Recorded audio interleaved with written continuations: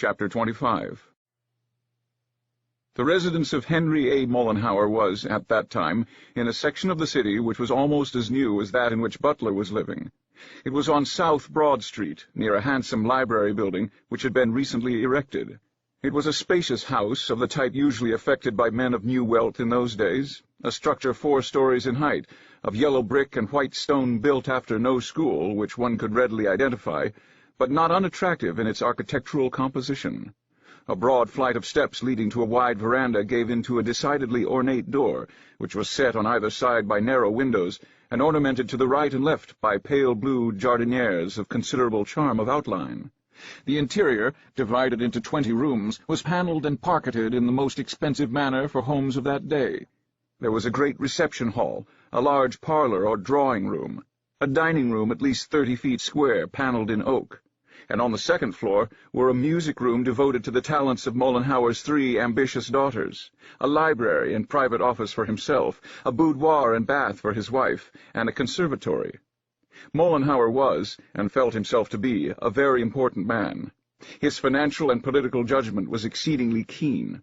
Although he was a German, or rather an American of German parentage, he was a man of a rather impressive American presence. He was tall and heavy and shrewd and cold. His large chest and wide shoulders supported a head of distinguished proportions, both round and long when seen from different angles. The frontal bone descended in a protruding curve over the nose and projected solemnly over the eyes, which burned with a shrewd, inquiring gaze. And the nose and mouth and chin below, as well as his smooth, hard cheeks, confirmed the impression that he knew very well what he wished in this world, and was very able without regard to let or hindrance to get it. It was a big face, impressive, well-modelled. He was an excellent friend of Edward Malia Butler's, as such friendships go, and his regard for Mark Simpson was as sincere as that of one tiger for another. He respected ability. He was willing to play fair when fair was the game. When it was not, the reach of his cunning was not easily measured. When Edward Butler and his son arrived on this Sunday evening, this distinguished representative of 1/3 of the city's interests was not expecting them. He was in his library reading and listening to one of his daughters playing the piano. His wife and his other 2 daughters had gone to church. He was of a domestic turn of mind. Still, Sunday evening being an excellent one for conference purposes generally in the world of politics, he was not without the thought that some or one other of his distinguished confrères might call, and when the combination footman and butler announced the presence of Butler and his son, he was well pleased. "So there you are," he remarked to Butler genially, extending his hand. "I'm certainly glad to see you. And Owen! How are you, Owen? What will you gentlemen have to drink, and what will you smoke? I know you'll have something. John," to the servitor, "see if you can find something for these gentlemen. I've just been listening to Caroline play, but I think you've frightened her off for the time being." He moved a chair into position for Butler, and indicated to Owen another on the other side of the table. In a moment his servant had returned with a silver tray of elaborate design, carrying whiskies and wines of various dates, and cigars in profusion.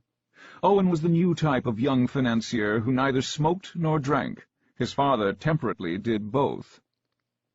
"It's a comfortable place you have here," said Butler, without any indication of the important mission that had brought him. "I don't wonder you stay at home Sunday evenings. What's new in the city?" "Nothing much so far as I can see," replied Mollenhauer pacifically. "Things seem to be running smooth enough. You don't know anything that we ought to worry about, do you?" "Well, yes," said Butler, draining off the remainder of a brandy and soda that had been prepared for him. "One thing. You haven't seen any evening paper, have you?" "No, I haven't," said Mollenhauer, straightening up. "Is there one out? What's the trouble, anyhow?" "Nothing, except Chicago's burning, and it looks as though we'll have a little money storm here in the morning." "You don't say. I didn't hear that. There's a paper out, is there? Well, well. Is it much of a fire?" "The city is burning down, so they say," put in Owen, who was watching the face of the distinguished politician with considerable interest. "Well, that is news. I must send out and get a paper. John!" he called. His manservant appeared. "See if you can get me a paper somewhere." The servant disappeared. "What makes you think that would have anything to do with us?" observed Mollenhauer, returning to Butler. "Well, there's one thing that goes with that I didn't know till a little while ago, and that is that our man Stenner is apt to be short in his accounts, unless things come out better than some people seem to think," suggested Butler calmly. That might not look so well before election, would it? His shrewd grey Irish eyes looked into Mollenhauer's, who returned his gaze. "Where did you get that?" queried Mr. Mollenhauer icily. "He hasn't deliberately taken much money, has he? How much has he taken, do you know?" "Quite a bit," replied Butler quietly. "Nearly 500,000, so I understand. Only I wouldn't say that it has been taken as yet. It's in danger of being lost." 500,000! exclaimed Mollenhauer in amazement, and yet preserving his usual calm. "You don't tell me. How long has this been going on? What has he been doing with the money?" "He's loaned a good deal, about $500,000 to this young Cowperwood in 3rd Street. That's been handling city loan. They've been investing it for themselves in one thing and another, mostly in buying up street railways." At the mention of street railways, Mollenhauer's impassive countenance underwent a barely perceptible change. "This fire, according to Cowperwood, is certain to produce a panic in the morning, and unless he gets considerable help, he doesn't see how he's to hold out." "If he doesn't hold out, there'll be $500,000 missing from the city treasury, which can't be put back. Stener's out of town, and Cowperwood's come to me to see what can be done about it. As a matter of fact, he's done a little business for me in times past, and he thought maybe I could help him now. That is, that I might get you and the senator to see the big bankers with me and help support the market in the morning. If we don't, he's going to fail, and he thought the scandal would hurt us in the election. He doesn't appear to me to be working any game, just anxious to save himself and do the square thing by me, by us, if he can." Butler paused. Mollenhauer, sly and secretive himself, was apparently not at all moved by this unexpected development. At the same time, never having thought of Stener as having any particular executive or financial ability, he was a little stirred and curious. So his treasurer was using money without his knowing it, and now stood in danger of being prosecuted. Cowperwood he knew of only indirectly, as one who had been engaged to handle city loan. He had profited by his manipulation of city loan. Evidently the banker had made a fool of Stener, and had used the money for street railway shares. He and Stener must have quite some private holdings, then. That did interest Mollenhauer greatly. $500,000, he repeated when Butler had finished. "That is quite a little money. If merely supporting the market would save Cowperwood, we might do that. Although, if it's a severe panic, I do not see how anything we can do will be of very much assistance to him. If he's in a very tight place, and a severe slump is coming, it will take a great deal more than our merely supporting the market to save him. I've been through that before. You don't know what his liabilities are?" "I do not," said Butler. "He didn't ask for money, you say? He wants me to lay 100,000 he has of mine, until he sees whether he can get through or not." "Stener is really out of town, I suppose." Mollenhauer was innately suspicious. "So Cowperwood says. We can send and find out." Mollenhauer was thinking of the various aspects of the case. Supporting the market would be all very well if that would save Cowperwood and the Republican Party and his treasurer. At the same time, Stener could then be compelled to restore the $500,000 to the city treasury and release his holdings to someone, preferably to him, Mollenhauer.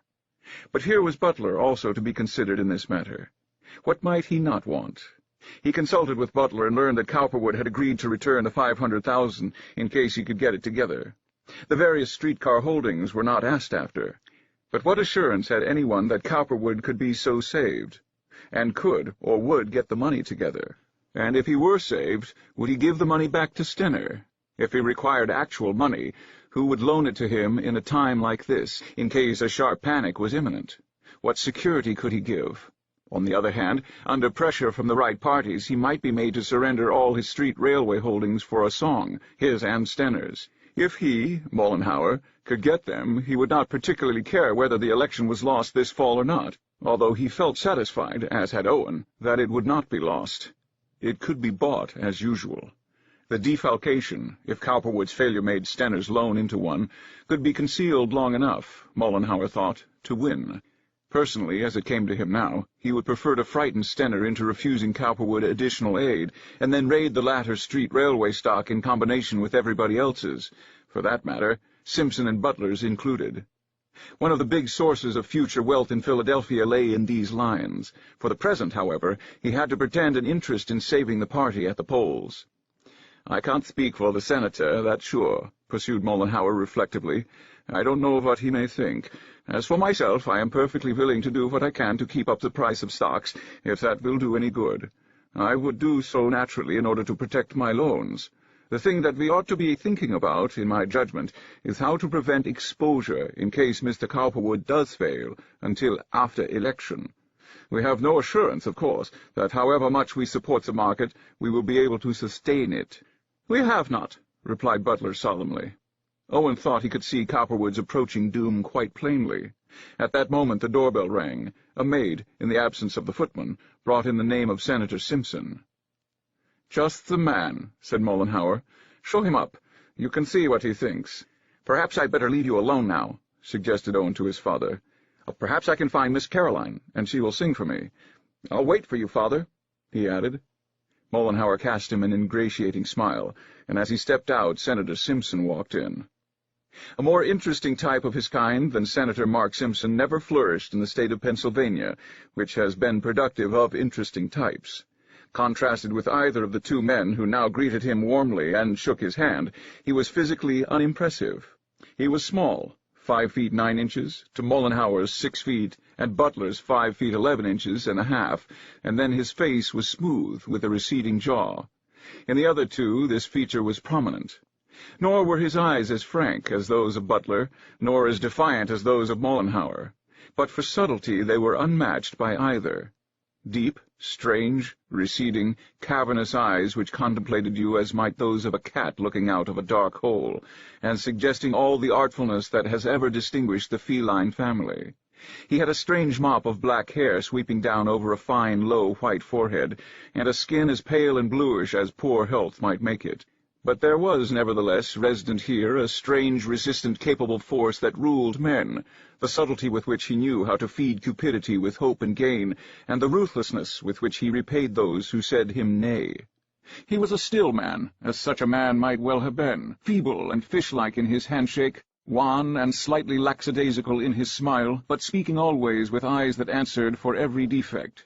"Evening, Mark. I'm glad to see you," was Butler's greeting. "How are you, Edward?" came the quiet reply. "Well, Senator, you're not looking any the worse for wear. Can I pour you something?" "Nothing tonight, Henry," replied Simpson. "I haven't long to stay. I just stopped by on my way home. My wife's over here at the Kavanaughs, and I have to stop by to fetch her." "Well, it's a good thing you dropped in, Senator, just when you did," began Mollenhauer, seating himself after his guest. "Butler has been telling me of a little political problem that has arisen since I last saw you. I suppose you've heard that Chicago is burning?" "Yes. Kavanaugh was just telling me. It looks to be quite serious. I think the market will drop heavily in the morning." "I wouldn't be surprised myself," put in Mollenhauer laconically. "Here's the paper now," said Butler as John, the servant, came in from the street bearing the paper in his hand. Mollenhauer took it and spread it out before them. It was among the earliest of the extras that were issued in this country, and contained a rather impressive spread of type, announcing that the conflagration in the Lake City was growing hourly worse since its inception the day before. "Well, that is certainly dreadful," said Simpson. "I'm very sorry for Chicago. I have many friends there. I shall hope to hear that it is not so bad as it seems." The man had a rather grandiloquent manner, which he never abandoned under any circumstances. "The matter that Butler was telling me about," continued Mollenhauer, "has something to do with this in a way. You know the habit our city treasurers have of loaning out their money at 2%? "Yes," said Simpson inquiringly. "Well, Mr. Stenner, it seems, has been loaning out a good deal of the city's money to this young Cowperwood in 3rd Street, who has been handling city loans." "You don't say," said Simpson, putting on an air of surprise. "Not much, I hope." The senator, like Butler and Mollenhauer, was profiting greatly by cheap loans from the same source to various designated city depositories. "Well, it seems that Stenner has loaned him as much as $500,000, and if by any chance Cowperwood shouldn't be able to weather this storm, Stenner is apt to be short that amount, and that wouldn't look so good as a voting proposition to the people in November, do you think? Cowperwood owes Mr. Butler here $100,000, and because of that he came to see him tonight. He wanted Butler to see if something couldn't be done through us to tide him over. If not," he waved one hand suggestively, "well, he might fail." Simpson fingered his strange, wide mouth with his delicate hand. "What have they been doing with the $500,000? he asked. "Oh, the boys must make a little something on the side," said Butler cheerfully. "I think they've been buying up street railways, for one thing." He stuck his thumbs in the armholes of his vest. Both Mollenhauer and Simpson smiled wan smiles. "Quite so," said Mollenhauer. Senator Simpson merely looked the deep things that he thought. He, too, was thinking how useless it was for anyone to approach a group of politicians with a proposition like this, particularly in a crisis such as bid fair to occur. He reflected that if he and Butler and Mollenhauer could get together and promise Cowperwood protection in return for the surrender of his street railway holdings, it would be a very different matter. It would be very easy in this case to carry the city treasury loan along in silence, and even issue more money to support it. But it was not sure, in the first place, that Cowperwood could be made to surrender his stocks, and in the second place, that either Butler or Mollenhauer would enter into any such deal with him, Simpson. Butler had evidently come here to say a good word for Cowperwood. Mollenhauer and himself were silent rivals. Although they worked together politically, it was toward essentially different financial ends. They were allied in no one particular financial proposition, any more than Mollenhauer and Butler were. And besides, in all probability, Cowperwood was no fool. He was not equally guilty with Stenner. The latter had loaned him money. The senator reflected on whether he should broach some such subtle solution of the situation as had occurred to him to his colleagues, but he decided not. Really, Mollenhauer was too treacherous a man to work with on a thing of this kind. It was a splendid chance, but dangerous. He had better go it alone. For the present, they should demand of Stenner that he get Cowperwood to return the $500,000 if he could. If not, Stenner could be sacrificed for the benefit of the party, if need be. Cowperwood stocks, with this tip as to his condition, would, Simpson reflected, offer a good opportunity for a little stock exchange work on the part of his own brokers. They could spread rumors as to Cowperwood's condition, and then offer to take his shares off his hands, for a song, of course. It was an evil moment that led Cowperwood to Butler. "Well, now," said the senator after a prolonged silence, "I might sympathize with Mr. Cowperwood in this situation, and I certainly don't blame him for buying up street railways if he can. But I really don't see what can be done for him very well in this crisis. I don't know about you gentlemen, but I am rather certain that I am not in a position to pick other people's chestnuts out of the fire if I wanted to, just now. It all depends on whether we feel that the danger to the party is sufficient to warrant our going down into our pockets and assisting him." At the mention of real money to be loaned, Mollenhauer pulled a long face. "I can't see I will be able to do very much for Mr. Cowperwood," he sighed. "Begad," said Butler with a keen sense of humor, "it looks to me as if I'd better be getting in my $100,000. That's the first business of the early morning." Neither Simpson nor Mollenhauer condescended on this occasion to smile even the wan smile they had smiled before. They merely looked wise and solemn. "But this matter of the city treasury now," said Senator Simpson after the atmosphere had been allowed to settle a little, "is something to which we shall have to devote a little thought. If Mr. Cowperwood should fail and the Treasury lose that much money, it would embarrass us no little. What lines are they," he added as an afterthought, "that this man has been particularly interested in?" "I really don't know," replied Butler, who did not care to say what Owen had told him on the drive over. "I don't see," said Mollenhauer, "unless we can make Stenner get the money back before this man Cowperwood fails, how we can save ourselves from considerable annoyance later.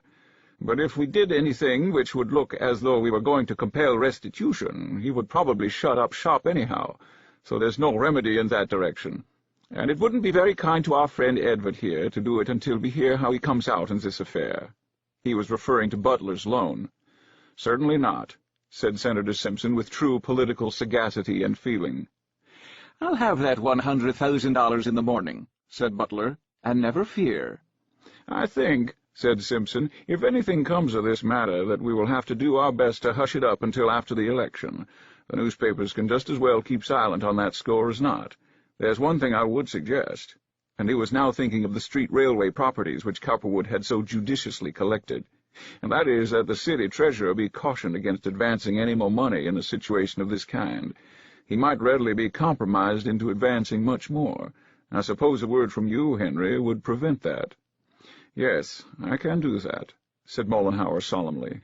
"My judgment would be," said Butler in a rather obscure manner, thinking of Cowperwood's mistake in appealing to these noble protectors of the public, "that it's best to let sleeping dogs run be themselves." Thus ended Frank Cowperwood's dreams of what Butler and his political associates might do for him in his hour of distress. The energies of Cowperwood after leaving Butler were devoted to the task of seeing others who might be of some assistance to him. He had left word with Mrs. Stenner that if any message came from her husband, he was to be notified at once. He hunted up Walter Lee of Drexel & Company, Avery Stone of J. Cook & Company, and President Davison of the Girard National Bank. He wanted to see what they thought of the situation and to negotiate a loan with President Davison covering all his real and personal property. "I can't tell you, Frank," Walter Lee insisted. "I don't know how things will be running by tomorrow noon. I'm glad to know how you stand. I'm glad you're doing what you're doing, getting all your affairs in shape. It will help a lot. I'll favor you all I possibly can, but if the chief decides on a certain group of loans to be called, they'll have to be called, that's all. I'll do my best to make things look better. If the whole of Chicago is wiped out, the insurance companies, well, some of them anyhow, are sure to go, and then look out. I suppose you'll call in all your loans?" "Not any more than I have to." "Well, that's just the way it is here, or will be." The two men shook hands. They liked each other. Lee was of the city's fashionable courtier, a society man to the manner born, but with a wealth of common sense and a great deal of worldly experience. "I'll tell you, Frank," he observed at parting, "I've always thought you were carrying too much street railway. It's great stuff if you can get away with it, but it's just in a pinch like this that you're apt to get hurt. You've been making money pretty fast out of that in city loans." He looked directly into his long-time friend's eyes, and they smiled. It was the same with Avery Stone, President Davison, and others. They had all already heard rumors of disaster when he arrived. They were not sure what the morrow would bring forth. It looked very unpromising.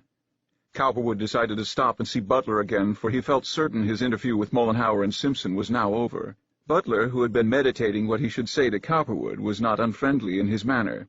"So you're back," he said when Cowperwood appeared. "Yes, Mr. Butler." "Well, I'm not sure that I've been able to do anything for you." "I'm afraid not," Butler said cautiously.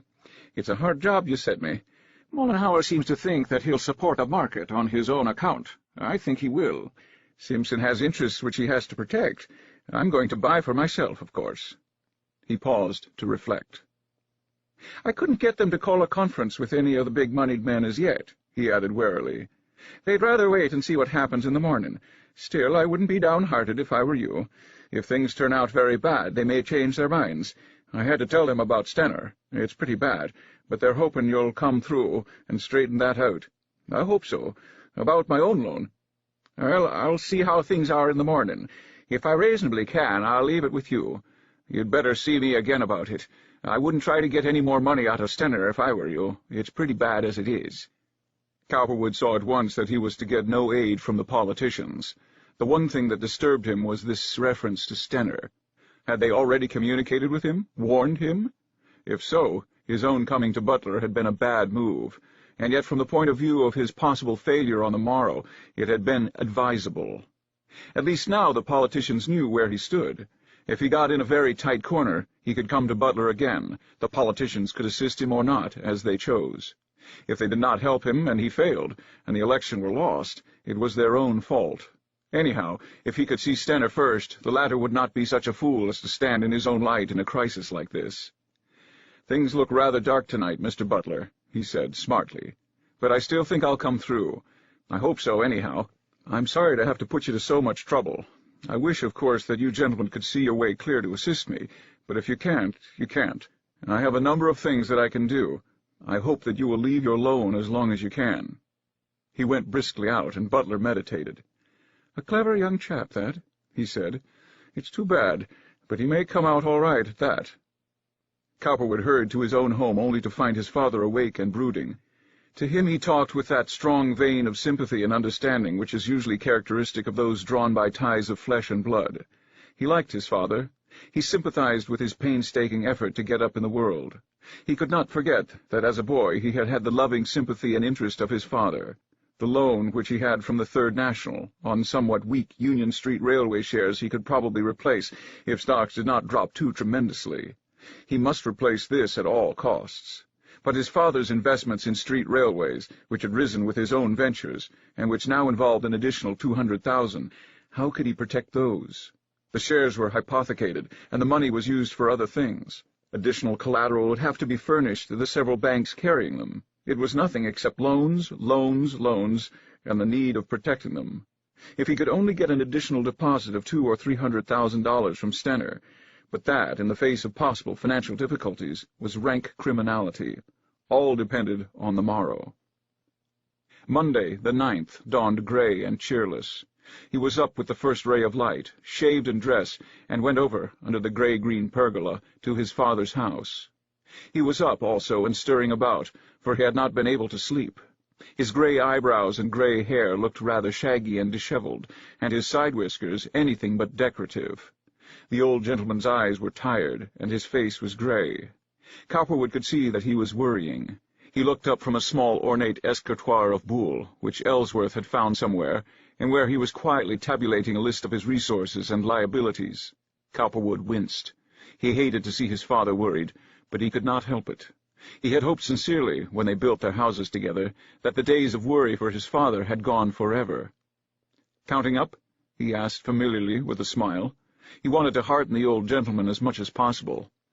"I was just running over my affairs again to see where I stood in case—" He looked quizzically at his son, and Frank smiled again.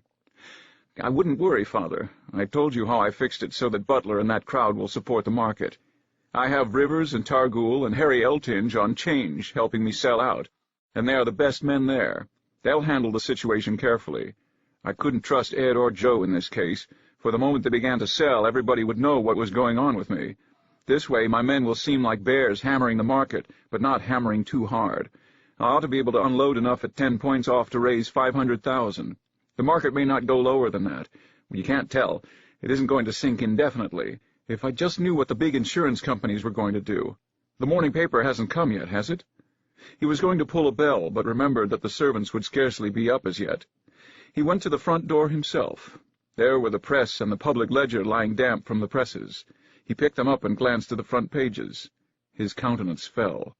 On one, the press, was spread a great black map of Chicago, the most funeral-looking thing, the black portion indicating the burned section. He had never seen a map of Chicago before in just this clear, definite way. That white portion was Lake Michigan, and there was the Chicago River dividing the city into 3 almost equal portions, the north side, the west side, the south side. He saw at once that the city was curiously arranged, somewhat like Philadelphia, and that the business section was probably an area of 2 or 3 miles square, set in the juncture of the 3 sides, and lying south of the main stem of the river, where it flowed into the lake after the southwest and northwest branches had united to form it. This was a significant central area, but according to this map it was all burned out. "Chicago in ashes," ran a great side-heading set in heavily leaded black type. It went on to detail the sufferings of the homeless, the number of the dead, the number of those whose fortunes had been destroyed. Then it descanted upon the probable effect in the East. Insurance companies and manufacturers might not be able to meet the great strain of all this. "Damn," said Cowperwood gloomily. "I wish I were out of this stock-jobbing business. I wish I'd never gotten into it." He returned to his drawing-room and scanned both accounts most carefully. Then, though it was still early, he and his father drove to his office. There were already messages awaiting him, a dozen or more, to cancel or sell. While he was standing there, a messenger boy brought him 3 more. One was from Stenner and said that he would be back by 12 o'clock, the very earliest he could make it. Cowperwood was relieved and yet distressed. He would need large sums of money to meet various loans before 3. Every hour was precious. He must arrange to meet Stenner at the station and talk to him before anyone else could see him. Clearly this was going to be a hard, dreary, strenuous day. 3rd Street, by the time he reached there, was stirring with other bankers and brokers called forth by the exigencies of the occasion. There was a suspicious hurrying of feet, that intensity which makes all the difference in the world between 100 people placid and 100 people disturbed. At the Exchange the atmosphere was feverish. At the sound of the gong the staccato uproar began. Its metallic vibrations were still in the air when the 200 men who composed this local organization, at its utmost stress of calculation, threw themselves upon each other in a gibbering struggle to dispose of or seize bargains of the hour. The interest was so varied that it was impossible to say at which pole it was best to sell or buy. Targool and Rivers had been delegated to stay at the center of things, Joseph and Edward to hover around on the outside and to pick up such opportunities of selling as might offer a reasonable return on the stock. The bears were determined to jam things down, and it all depended on how well the agents of Mollenhauer, Simpson, Butler, and others supported things in the street railway world, whether those stocks retained any strength or not. The last thing Butler had said the night before was that they would do the best they could. They would buy up to a certain point. Whether they would support the market indefinitely he would not say. He could not vouch for Mollenhauer and Simpson, nor did he know the condition of their affairs. While the excitement was at its highest, Cowperwood came in. As he stood in the door looking to catch the eye of Rivers, the change gong sounded and trading stopped. All the brokers and traders faced about to the little balcony where the Secretary of the Change made his announcements, and there he stood, the door open behind him, a small, dark, clerkly man of 38 or 40, whose spare figure and pale face bespoke the methodic mind that knows no venturous thought. In his right hand he held a slip of white paper. "The American Fire Insurance Company of Boston announces its inability to meet its obligations." The gong sounded again. Immediately the storm broke anew, more voluble than before, because if, after 1 hour of investigation on this Monday morning, one insurance company had gone down, what would 4 or 5 hours or a day or two bring forth? It meant that men who had been burned out in Chicago would not be able to resume business. It meant that all loans connected with this concern had been, or would be, called now. And the cries of frightened bulls offering 1,000 and 5,000 lot holdings in Northern Pacific, Illinois Central, Reading, Lakeshore, Wabash, in all the local streetcar lines, and in Cowperwood city loans at constantly falling prices, was sufficient to take the heart out of all concerned. He hurried to Arthur Rivers' side in the lull, but there was little he could say. "It looks as though the Mollenhauer and Simpson crowds aren't doing much for the market," he observed gravely. "They've had advances from New York," explained Rivers solemnly. "It can't be supported very well. There are 3 insurance companies over there on the verge of quitting, I understand. I expect to see them posted any minute."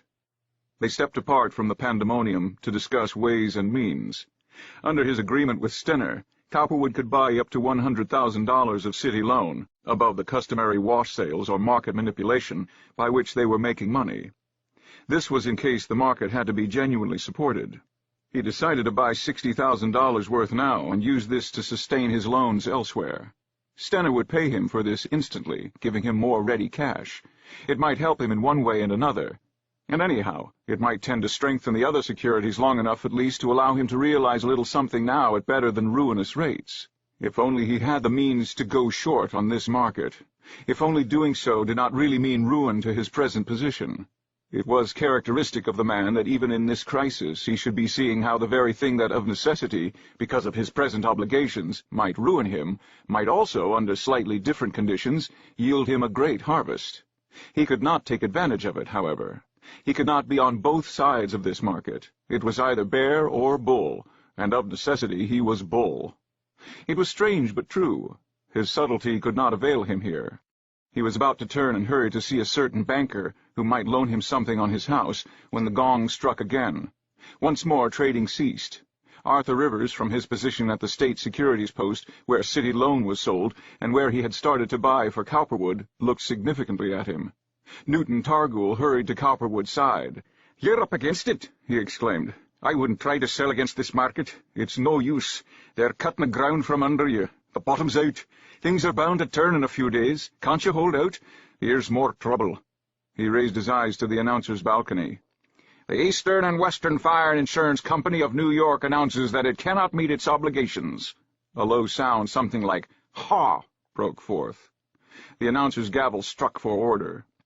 "The Erie Fire Insurance Company of Rochester announces that it cannot meet its obligations." Again that "ha!" Once more the gavel. "The American Trust Company of New York has suspended payment." "Ha!" The storm was on. "What do you think?" asked Targool. "You can't brave this storm. Can't you quit selling and hold out for a few days? Why not sell short?" "They ought to close this thing up," Cowperwood said shortly. "It would be a splendid way out. Then nothing could be done." He hurried to consult with those who, finding themselves in a similar predicament with himself, might use their influence to bring it about. It was a sharp trick to play on those who, now finding the market favorable to their designs in its falling condition, were harvesting a fortune. But what was that to him? Business was business. There was no use selling at ruinous figures, and he gave his lieutenants orders to stop. Unless the bankers favored him heavily, or the stock exchange was closed, or Stenner could be induced to deposit an additional $300,000 with him at once, he was ruined. He hurried down the street to various bankers and brokers, suggesting that they do this, close the exchange. At a few minutes before 12 o'clock he drove rapidly to the station to meet Stenner. but to his great disappointment the latter did not arrive. It looked as though he had missed his train. Cowperwood sensed something, some trick, and decided to go to the city hall and also to Stener's house. Perhaps he had returned and was trying to avoid him. Not finding him at his office, he drove direct to his house. Here he was not surprised to meet Stener just coming out, looking very pale and distraught. At the sight of Cowperwood, he actually blanched. "Why, hello, Frank," he exclaimed sheepishly. "Where do you come from?" "What's up, George?" asked Cowperwood. "I thought you were coming into Broad Street." "So I was," returned Stener foolishly, "but I thought I would get off at West Philadelphia and change my clothes. I've got a lot of things to tend to yet this afternoon.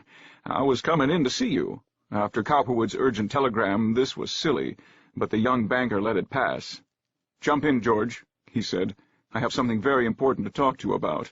I told you in my telegram about the likelihood of a panic. It's on. There isn't a moment to lose. Stocks are way down, and most of my loans are being called. I want to know if you won't let me have $350,000 for a few days at 4 or 5%. I'll pay it all back to you. I need it very badly. If I don't get it, I'm likely to fail. You know what that means, George. It will tie up every dollar I have. Those streetcar holdings of yours will be tied up with me. I won't be able to let you realize on them, and that will put those loans of mine from the Treasury in bad shape. You won't be able to put the money back, and you know what that means. We're in this thing together. I want to see you through safely, but I can't do it without your help.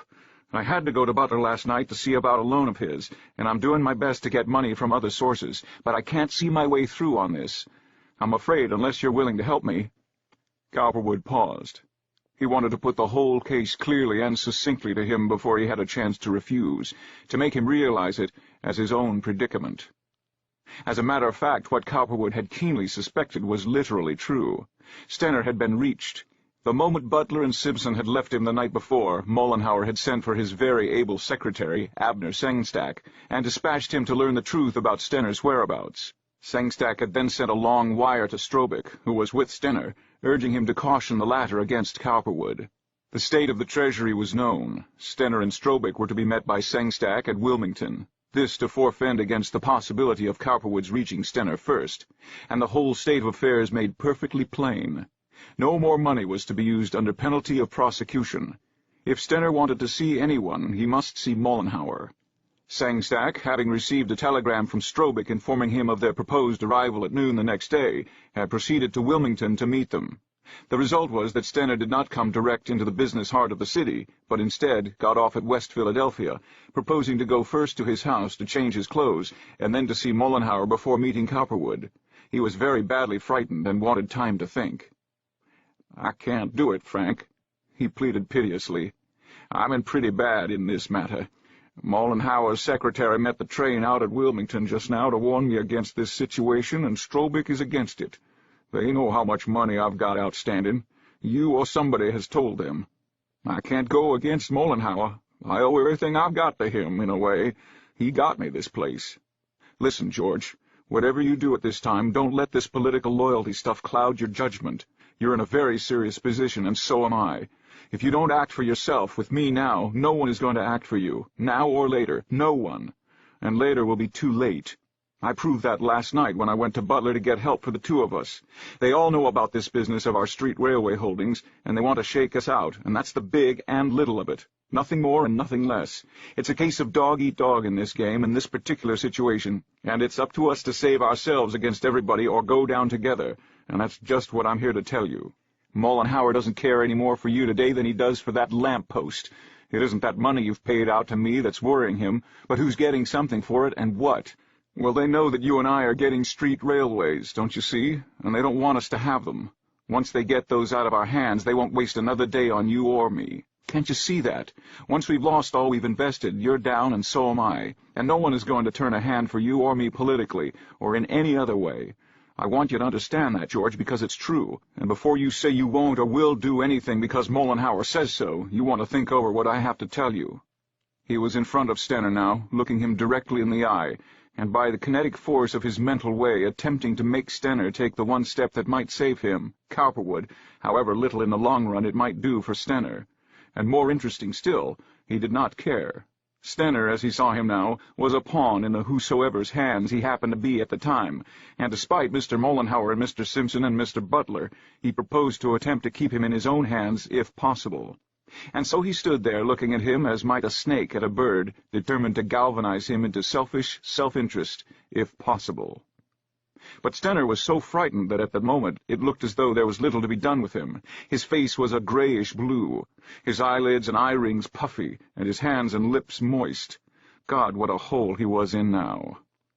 "Say, that's all right, Frank," he exclaimed desperately. "I know what you say is true. But look at me in my position. If I do give you this money, what can't they do to me and won't? If you only look at it from my point of view. If only you hadn't gone to Butler before you saw me. As though I could see you, George, when you were off duck shooting, and when I was wiring everywhere I knew to try to get in touch with you. How could I? The situation had to be met. Besides, I thought Butler was more friendly to me than he proved. But there's no use being angry with me now, George, for going to Butler as I did, and anyhow you can't afford to be now. We're in this thing together. It's a case of sink or swim for just us two, not anyone else, just us. Don't you get that? Butler couldn't or wouldn't do what I wanted him to do, get Mollenhauer and Simpson to support the market. Instead of that, they are hammering it. They have a game of their own. It's to shake us out. Can't you see that? Take everything that you and I have gathered. It is up to you and me, George, to save ourselves, and that's what I'm here for now. If you don't let me have $350,000, $300,000 anyhow, you and I are ruined. It will be worse for you, George, than for me, for I'm not involved in this thing in any way, not legally anyhow. But that's not what I'm thinking of. What I want to do is to save us both, put us on Easy Street for the rest of our lives, whatever they say or do, and it's in your power, with my help, to do that for both of us. Can't you see that? I want to save my business so then I can help you save your name and money." He paused, hoping this had convinced Stenner, but the latter was still shaking. "But what can I do, Frank?" he pleaded weakly. "I can't go against Mollenhauer. They can prosecute me if I do that. They can do it anyhow. I can't do that. I'm not strong enough. If they didn't know, if you hadn't told them, it might be different. But this way—" He shook his head sadly, his gray eyes filled with a pale distress. "George," replied Cowperwood, who realized now that only the sternest arguments would have any effect here, "don't talk about what I did. What I did I had to do. You're in danger of losing your head and your nerve and making a serious mistake here, and I don't want to see you make it. I have $500,000 of the city's money invested for you, partly for me and partly for you, but more for you than for me," which, by the way, was not true. "And here you are hesitating in an hour like this as to whether you will protect your interest or not. I can't understand it. This is a crisis, George. Stocks are tumbling on every side, everybody's stocks. You're not alone in this, neither am I. This is a panic brought on by a fire, and you can't expect to come out of a panic alive unless you do something to protect yourself. You say you owe your place to Mollenhauer and that you're afraid of what he'll do. If you look at your own situation and mine, you'll see that it doesn't make much difference what he does so long as I don't fail. If I fail, where are you? Who's going to save you from prosecution? Will Mollenhauer or anyone else come forward and put $500,000 in the Treasury for you? He will not. If Mollenhauer and the others have your interest at heart, why aren't they helping me on change today? I'll tell you why. They want your street railway holdings and mine, and they don't care whether you go to jail afterward or not. Now, if you're wise, you will listen to me. I've been loyal to you, haven't I? You've made money through me, lots of it. If you're wise, George, you'll go to your office and write me your check for $300,000 anyhow, before you do a single other thing. Don't see anybody and don't do anything till you've done that. You can't be hung any more for a sheep than you can for a lamb. No one can prevent you from giving me that check. You're the city treasurer. Once I have that, I can see my way out of this, and I'll pay it all back to you next week or the week after. This panic is sure to end in that time. With that put back in the Treasury, we can see them about the $500,000 a little later. In 3 months or less, I can fix it so that you can put that back. As a matter of fact, I can do it in 15 days once I'm on my feet again. Time is all I want. You won't have lost your holdings, and nobody will cause you any trouble if you put the money back. They don't care to risk a scandal any more than you do. Now, what'll you do, George? Mollenhauer can't stop you from doing this any more than I can make you. Your life is in your own hands. What will you do?" Stenner stood there ridiculously meditating when, as a matter of fact, his very financial blood was oozing away. Yet he was afraid to act. He was afraid of Mollenhauer, afraid of Cowperwood, afraid of life and of himself. The thought of panic, Loss was not so much a definite thing connected with his own property, his money, as it was with his social and political standing in the community. Few people have the sense of financial individuality strongly developed. They do not know what it means to be a controller of wealth, to have that which releases the sources of social action, its medium of exchange. They want money, but not for money's sake. They want it for what it will buy in the way of simple comforts, whereas the financier wants it for what it will control, for what it will represent in the way of dignity, force, power. Cowperwood wanted money in that way, Stenner not. That was why he had been so ready to let Cowperwood act for him, and now, when he should have seen more clearly than ever the significance of what Cowperwood was proposing, he was frightened, and his reason obscured by such things as Mollenhauer's probable opposition and rage, Cowperwood's possible failure, his own inability to face a real crisis. Cowperwood's innate financial ability did not reassure Stenner in this hour. The banker was too young, too new. Mollenhauer was older, richer. So was Simpson. So was Butler. These men with their wealth represented the big forces, the big standards in his world. And besides, did not Cowperwood himself confess that he was in great danger, that he was in a corner? That was the worst possible confession to make to Stenner, although under the circumstances it was the only one that could be made, for he had no courage to face danger. So it was that now Stenner stood by Cowperwood meditating, pale, flaccid, unable to see the main line of his interests quickly, unable to follow it definitely, surely, vigorously, while they drove to his office. Cowperwood entered it with him for the sake of continuing his plea. "Well, George," he said earnestly, "I wish you'd tell me. Time's short. We haven't a moment to lose. Give me the money, won't you, and I'll get out of this quick. We haven't a moment, I tell you. Don't let these people frighten you off. They're playing their own little game. You play yours." "I can't, Frank," said Stenner finally, very weakly, his sense of his own financial future overcome for the time being by the thought of Mollenhauer's hard, controlling face. "I'll have to think. I can't do it right now. Strobick just left me before I saw you, and—" "Good God, George!" exclaimed Cowperwood scornfully. "Don't talk about Strobick. What's he got to do with it? Think of yourself. Think of where you will be. It's your future, not Strobick's, that you have to think of." "I know, Frank," persisted Stenner weakly, "but really I don't see how I can. Honestly, I don't. You say yourself you're not sure whether you can come out of things all right, and 300,000 more is 300,000 more. I can't, Frank. I really can't. It wouldn't be right. Besides, I want to talk to Mollenhauer first anyhow."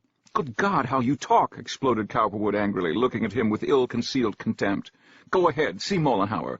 Let him tell you how to cut your own throat for his benefit. It won't be right to loan me $300,000 more, but it will be right to let the $500,000 you've loaned stand unprotected and lose it. That's right, isn't it? That's just what you propose to do, lose it, and everything else besides. I want to tell you what it is, George. You've lost your mind. You've let a single message from Mollenhauer frighten you to death, and because of that you're going to risk your fortune, your reputation, your standing, everything. Do you really realize what this means if I fail? You will be a convict, I tell you, George. You will go to prison. This fellow Mollenhauer, who was so quick to tell you what not to do now, will be the last man to turn a hand for you once you're down. Why, look at me. I've helped you, haven't I? Haven't I handled your affairs satisfactorily for you up to now? What in heaven's name has got into you? What have you to be afraid of?" Stenner was just about to make another weak rejoinder when the door from the outer office opened, and Albert Stiers, Stenner's chief clerk, entered. Stenner was too flustered to really pay any attention to Stiers for the moment, but Cowperwood took matters in his own hands. "What is it, Albert?" he asked familiarly. "Mr. Sengstack from Mr. Mollenhauer to see Mr. Stenner." At the sound of this dreadful name, Stenner wilted like a leaf. Cowperwood saw it. He realized that his last hope of getting the $300,000 was now probably gone. Still, he did not propose to give up as yet. "Well, George," he said, after Albert had gone out with instructions that Stenner would see Sengstack in a moment, "I see how it is. This man has got you mesmerized.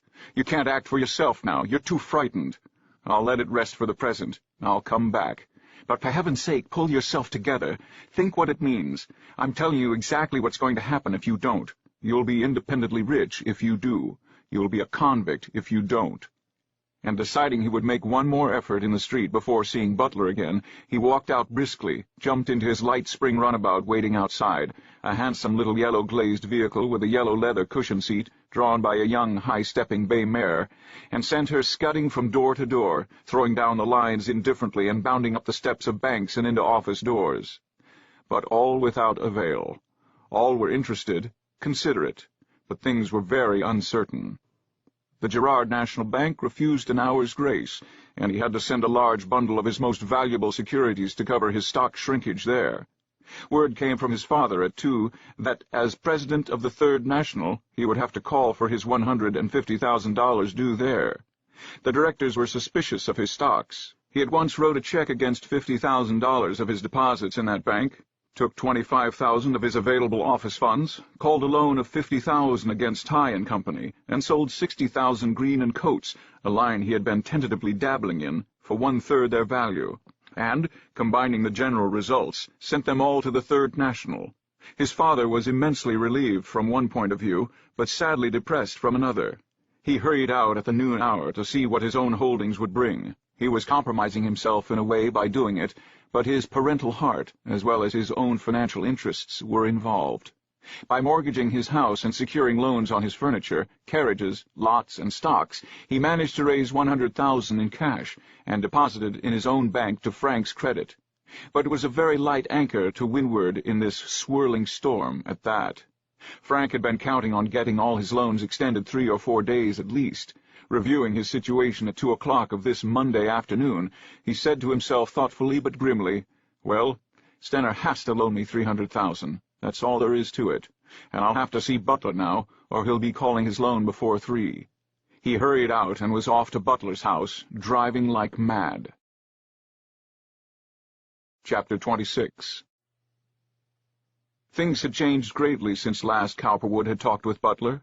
Although most friendly at the time, the proposition was made that he should combine with Mollenhauer and Simpson to sustain the market. Alas, now, on the Monday morning at 9 o'clock, an additional complication had been added to the already tangled situation which had changed Butler's attitude completely.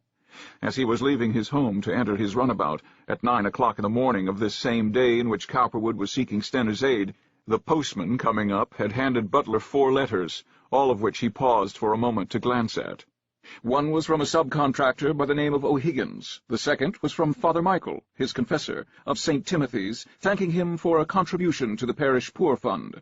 A third was from Drexel & Company, relating to a deposit, and the fourth was an anonymous communication, on cheap stationery, from someone who was apparently not very literate, a woman most likely, written in a scrawling hand which read, "Dear Sir, this is to warn you that your daughter, Eileen, is running around with a man that she shouldn't. Frank A. Cowperwood, the banker. If you don't believe it, watch the house at 931 North 10th Street. Then you can see for yourself." There was neither signature nor mark of any kind to indicate from whence it might have come. Butler got the impression strongly that it might have been written by someone living in the vicinity of the number indicated. His intuitions were keen at times. As a matter of fact, it was written by a girl, a member of St. Timothy's Church, who did live in the vicinity of the house indicated, and who knew Eileen by sight and was jealous of her airs and her position. She was a thin, anemic, dissatisfied creature, who had the type of brain which can reconcile the gratification of personal spite with a comforting sense of having fulfilled a moral duty. Her home was some 5 doors north of the unregistered Cowperwood domicile on the opposite side of the street, and by degrees, in the course of time, she made out, or imagined that she had, the significance of this institution, piecing fact to fancy, and fusing all with that keen intuition which is so closely related to fact. The result was eventually this letter, which now spread clear and grim before Butler's eyes. The Irish are a philosophic as well as a practical race. Their first and strongest impulse is to make the best of a bad situation, to put a better face on evil than it normally wears. On first reading these lines, the intelligence they conveyed sent a peculiar chill over Butler's sturdy frame. His jaw instinctively closed, and his gray eyes narrowed. Could this be true? If it were not, would the author of the letter say so practically? If you don't believe it, watch the house at 931 North 10th Street. Wasn't that in itself proof positive, the hard, matter-of-fact realism of it? And this was the man who had come to him the night before seeking aid, whom he had done so much to assist. There forced itself into his naturally slow-moving but rather accurate mind a sense of the distinction and charm of his daughter, a considerably sharper picture than he had ever had before, and at the same time a keener understanding of the personality of Frank Algernon Cowperwood. How was it he had failed to detect the real subtlety of this man? How was it he had never seen any sign of it, if there had been anything between Cowperwood and Eileen? Parents are frequently inclined, because of a time-flattered sense of security, to take their children for granted. Nothing ever has happened, so nothing ever will happen. They see their children every day, and through the eyes of affection. And despite their natural charm and their own strong parental love, the children are apt to become not only commonplaces, but ineffably secure against evil. Mary is naturally a good girl, a little wild, but what harm can befall her? John is a straightforward, steady-going boy. How could he get into trouble? The astonishment of most parents at the sudden accidental revelation of evil in connection with any of their children is almost invariably pathetic. My John, my Mary, impossible! But it is possible, very possible, decidedly likely. Some, through lack of experience or understanding, or both, grow hard and bitter on the instant. They feel themselves astonishingly abased in the face of notable tenderness and sacrifice. Others collapse before the grave manifestation of the insecurity and uncertainty of life, the mystic chemistry of our being. Still others, taught roughly by life, or endowed with understanding or intuition, or both, see in this the latest manifestation of that incomprehensible chemistry which we call life and personality, and, knowing that it is quite vain to hope to gainsay it, save by greater subtlety, put the best face they can upon the matter, and call a truce until they can think. We all know that life is unsolvable, we who think. The remainder imagine a vain thing, and are full of sound and fury, signifying nothing. So Edward Butler, being a man of much wit and hard, grim experience, stood there on his doorstep, holding in his big, rough hand his thin slip of cheap paper which contained such a terrific indictment of his daughter. There came to him now a picture of her as she was when she was a very little girl. She was his first baby girl, and how keenly he had felt about her all these years. She had been a beautiful child. Her red-gold hair had been pillowed on his breast many a time, and his hard, rough fingers had stroked her soft cheeks, lo, these thousands of times. Eileen, his lovely, dashing daughter of 23. He was lost in dark, strange, unhappy speculations, without any present ability to think or say or do the right thing. He did not know what the right thing was, he finally confessed to himself. Eileen, his Eileen. If her mother knew this, it would break her heart. She mustn't, and yet, mustn't she? The heart of a father. The world wanders into many strange bypaths of affection. The love of a mother for her children is dominant, leonine, selfish, and unselfish. It is concentric. The love of a husband for his wife, or of a lover for his sweetheart, is a sweet bond of agreement and exchange, fair trade in a lovely contest. The love of a father for his son or daughter, where it is love at all, is a broad, generous, sad, contemplative giving without thought of return, a hail and farewell to a troubled traveler whom he would do much to guard, a balanced judgment of weakness and strength, with pity for failure and pride in achievement. It is a lovely, generous, philosophic blossom, which rarely asks too much, and seeks only to give wisely and plentifully. That my boy may succeed, that my daughter may be happy. Who has not heard and dwelt upon these twin fervors of fatherly wisdom and tenderness? As Butler drove downtown, his huge, slow-moving, in some respects chaotic mind turned over as rapidly as he could all the possibilities in connection with this unexpected, sad, and disturbing revelation. Why had Cowperwood not been satisfied with his wife? Why should he enter into his, Butler's, home of all places, to establish a clandestine relationship of this character? Was Eileen in any way to blame? She was not without mental resources of her own. She must have known what she was doing. She was a good Catholic, or at least had been raised so. All these years she had been going regularly to confession and communion. True, of late Butler had noticed that she did not care so much about going to church, would sometimes make excuses, and stay at home on Sundays. But she had gone, as a rule. And now, his thoughts would come back to the end of a blind alley, and then he would start back, as it were, mentally, to the center of things, and begin all over again. He went up the stairs to his own office slowly, He went in and sat down, and thought and thought. 10 o'clock came, and 11. His son bothered him with an occasional matter of interest, but finding him moody, finally abandoned him to his own speculations. It was 12, and then 1, and he was still sitting there thinking when the presence of Cowperwood was announced.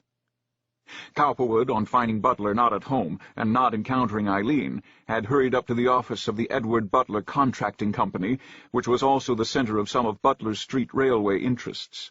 The floor space controlled by the company was divided into the usual official compartments, with sections for the bookkeepers, the road managers, the treasurer, and so on. Owen Butler and his father had small but attractively furnished offices in the rear, where they transacted all the important business of the company. During this drive, curiously, by reason of one of those strange psychologic intuitions which so often precede a human difficulty of one sort or another, he had been thinking of Eileen. He was thinking of the peculiarity of his relationship with her, and of the fact that now he was running to her father for assistance. As he mounted the stairs, he had a peculiar sense of the untoward, but he could not, in his view of life, give it countenance. One glance at Butler showed him that something had gone amiss. He was not so friendly, his glance was dark, and there was a certain sternness to his countenance which had never previously been manifested there in Cowperwood's memory.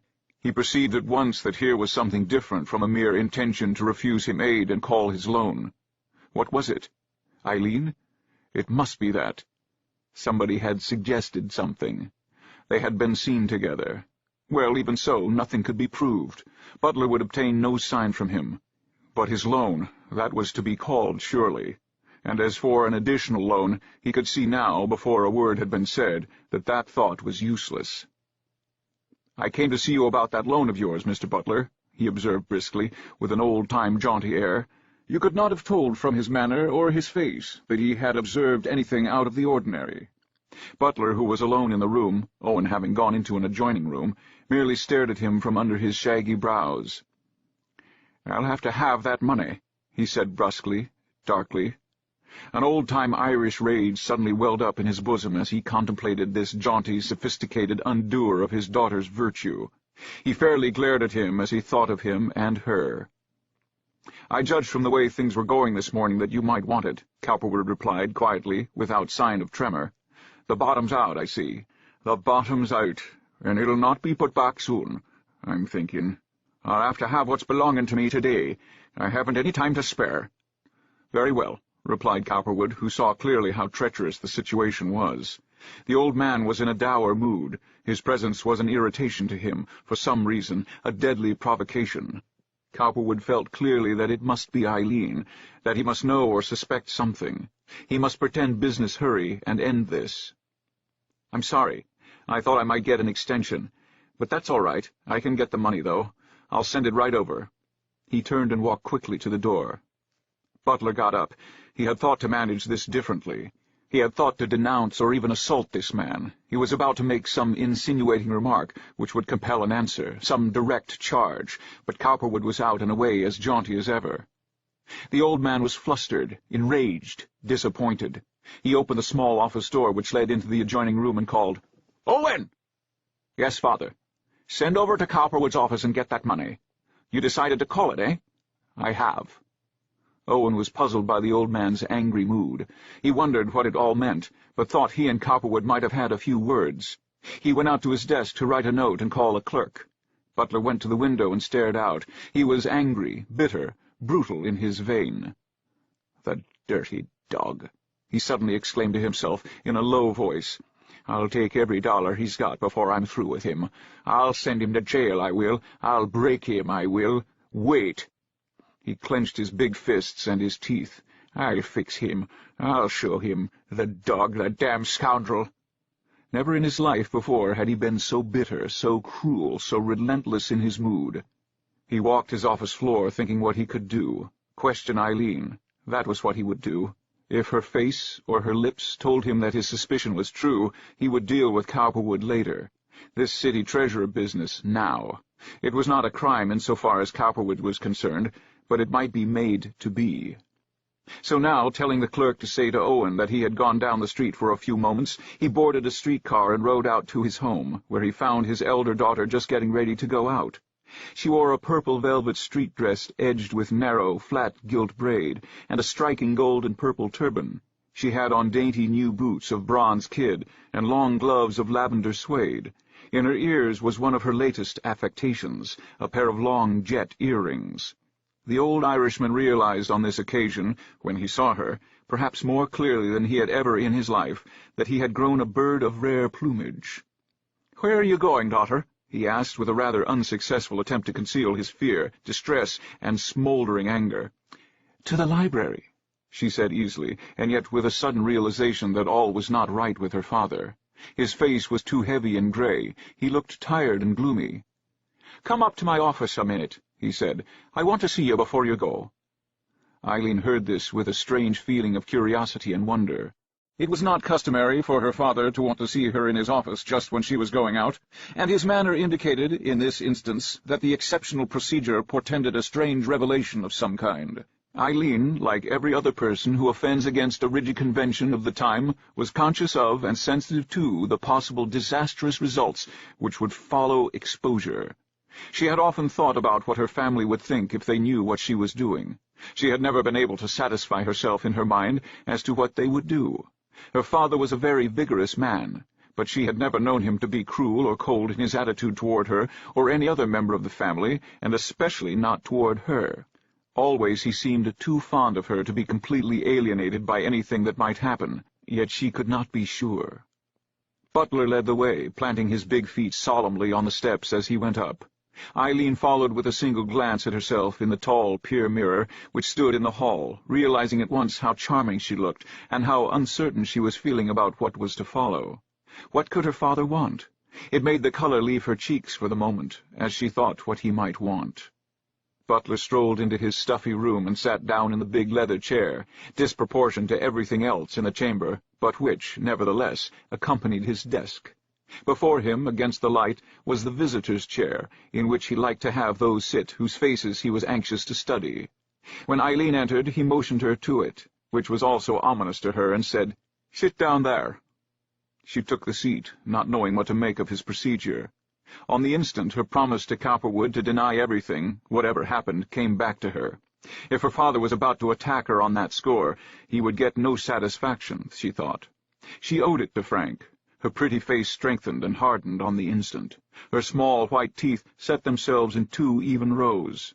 And her father saw quite plainly that she was consciously bracing herself for an attack of some kind.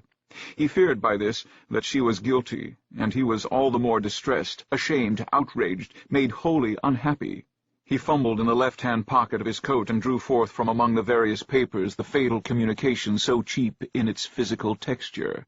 His big fingers fumbled almost tremulously as he fished the letter sheet out of the small envelope and unfolded it without saying a word. Eileen watched his face and his hands, wondering what it could be that he had here. He handed the paper over, small in his big fist, and said, "Read that." Eileen took it, and for a second was relieved to be able to lower her eyes to the paper. Her relief vanished in a second, when she realized how in a moment she would have to raise them again and look him in the face. "Dear Sir, this is to warn you that your daughter Eileen is running around with a man that she shouldn't, Frank A. Cowperwood, the banker. If you don't believe it, watch the house at 931 North 10th Street. Then you can see for yourself." In spite of herself, the color fled from her cheeks instantly, only to come back in a hot, defiant wave. "Why, what a lie!" she said, lifting her eyes to her father's. "To think that anyone should write such a thing of me! How dare they? I think it's a shame." Old Butler looked at her narrowly, solemnly. He was not deceived to any extent by her bravado. If she were really innocent, he knew she would have jumped to her feet in her defiant way. Protest would have been written all over her. As it was, she only stared haughtily. He read through her eager defiance to the guilty truth. "How do you know, daughter, that I haven't had the house watched?"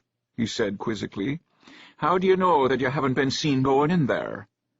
Only Eileen's solemn promise to her lover could have saved her from this subtle thrust. As it was, she paled nervously. But she saw Frank Cowperwood, solemn and distinguished, asking her what she would say if she were caught. "It's a lie," she said, catching her breath. "I wasn't at any house at that number, and no one saw me going in there. How can you ask me that, Father?" In spite of his mixed feelings of uncertainty and yet unshakable belief that his daughter was guilty, he could not help admiring her courage. She was so defiant as she sat there, so set in her determination to lie and thus defend herself. Her beauty helped her in his mood, raised her in his esteem. After all, what could you do with a woman of this kind? She was not a 10-year-old girl any more. As in a way he sometimes continued to fancy her. "You oughtn't to say that if it isn't true, Eileen," he said. "You oughtn't to lie. It's against your faith. Why would anybody write a letter like that if it wasn't so?" "But it's not so," insisted Eileen, pretending anger and outraged feeling. "And I don't think you have any right to sit there and say that to me. I haven't been there, and I'm not running around with Mr. Cowperwood. Why, I hardly know the man except in a social way." Butler shook his head solemnly. "It's a great blow to me, daughter. It's a great blow to me," he said. "I'm willing to take your word if you say so, but I can't help thinking what a sad thing it would be if you were lying to me. I haven't had the house watched. I only got this morning, and what's written here may not be so. I hope it isn't, but we'll not say any more about that now. If there is anything in it, and you haven't gone too far yet to save yourself, I want you to think of your mother and your sister and your brothers and be a good girl. Think of the church you was raised in, and the name we've got to stand up for in the world. Why, if you were doing anything wrong, and the people of Philadelphia got a hold of it, the city, big as it is, wouldn't be big enough to hold us. Your brothers have got a reputation to make, their work to do here. You and your sister want to get married sometime. How could you expect to look the world in the face and do anything at all if you're doing what this letter says you are, and it was told about you?" The old man's voice was thick with a strange, sad, alien emotion. He did not want to believe that his daughter was guilty, even though he knew she was. He did not want to face what he considered, in his vigorous religious way, to be his duty, that of reproaching her sternly. There were some fathers who would have turned her out, he fancied. There were others who might possibly kill Cowperwood after a subtle investigation. That course was not for him. If vengeance he was to have, it must be through politics and finance. He must drive him out. But as for doing anything desperate in connection with Eileen, he could not think of it. "Oh, father," returned Eileen with considerable histrionic ability in her assumption of pettishness, "how can you talk like this when you know I'm not guilty, when I tell you so?" The old Irishman saw through her make-believe with profound sadness, the feeling that one of his dearest hopes had been shattered. He had expected so much of her socially and matrimonially. Why, any one of a dozen remarkable young men might have married her, and she would have had lovely children to comfort him in his old age. "Well, we'll not talk any more about it now, daughter," he said wearily. "You've been so much to me during all these years, and I can scarcely believe anything wrong of you. I don't want to, God knows. You're a grown woman, though, now, and if you're doing anything wrong, I don't suppose I could do so much to stop you. I might turn you out, of course, as many a father would, but I wouldn't like to do anything like that. But if you are doing anything wrong," and he put up his hand to stop a proposed protest on the part of Eileen, "remember I'm certain to find out in the long run, and Philadelphia won't be big enough to hold me and the man that's done this thing to me. I'll get him," he said, getting up dramatically. "I'll get him, and when I do—" He turned a livid face to the wall, and Eileen saw clearly that Cowperwood, in addition to any other troubles which might beset him, had her father to deal with.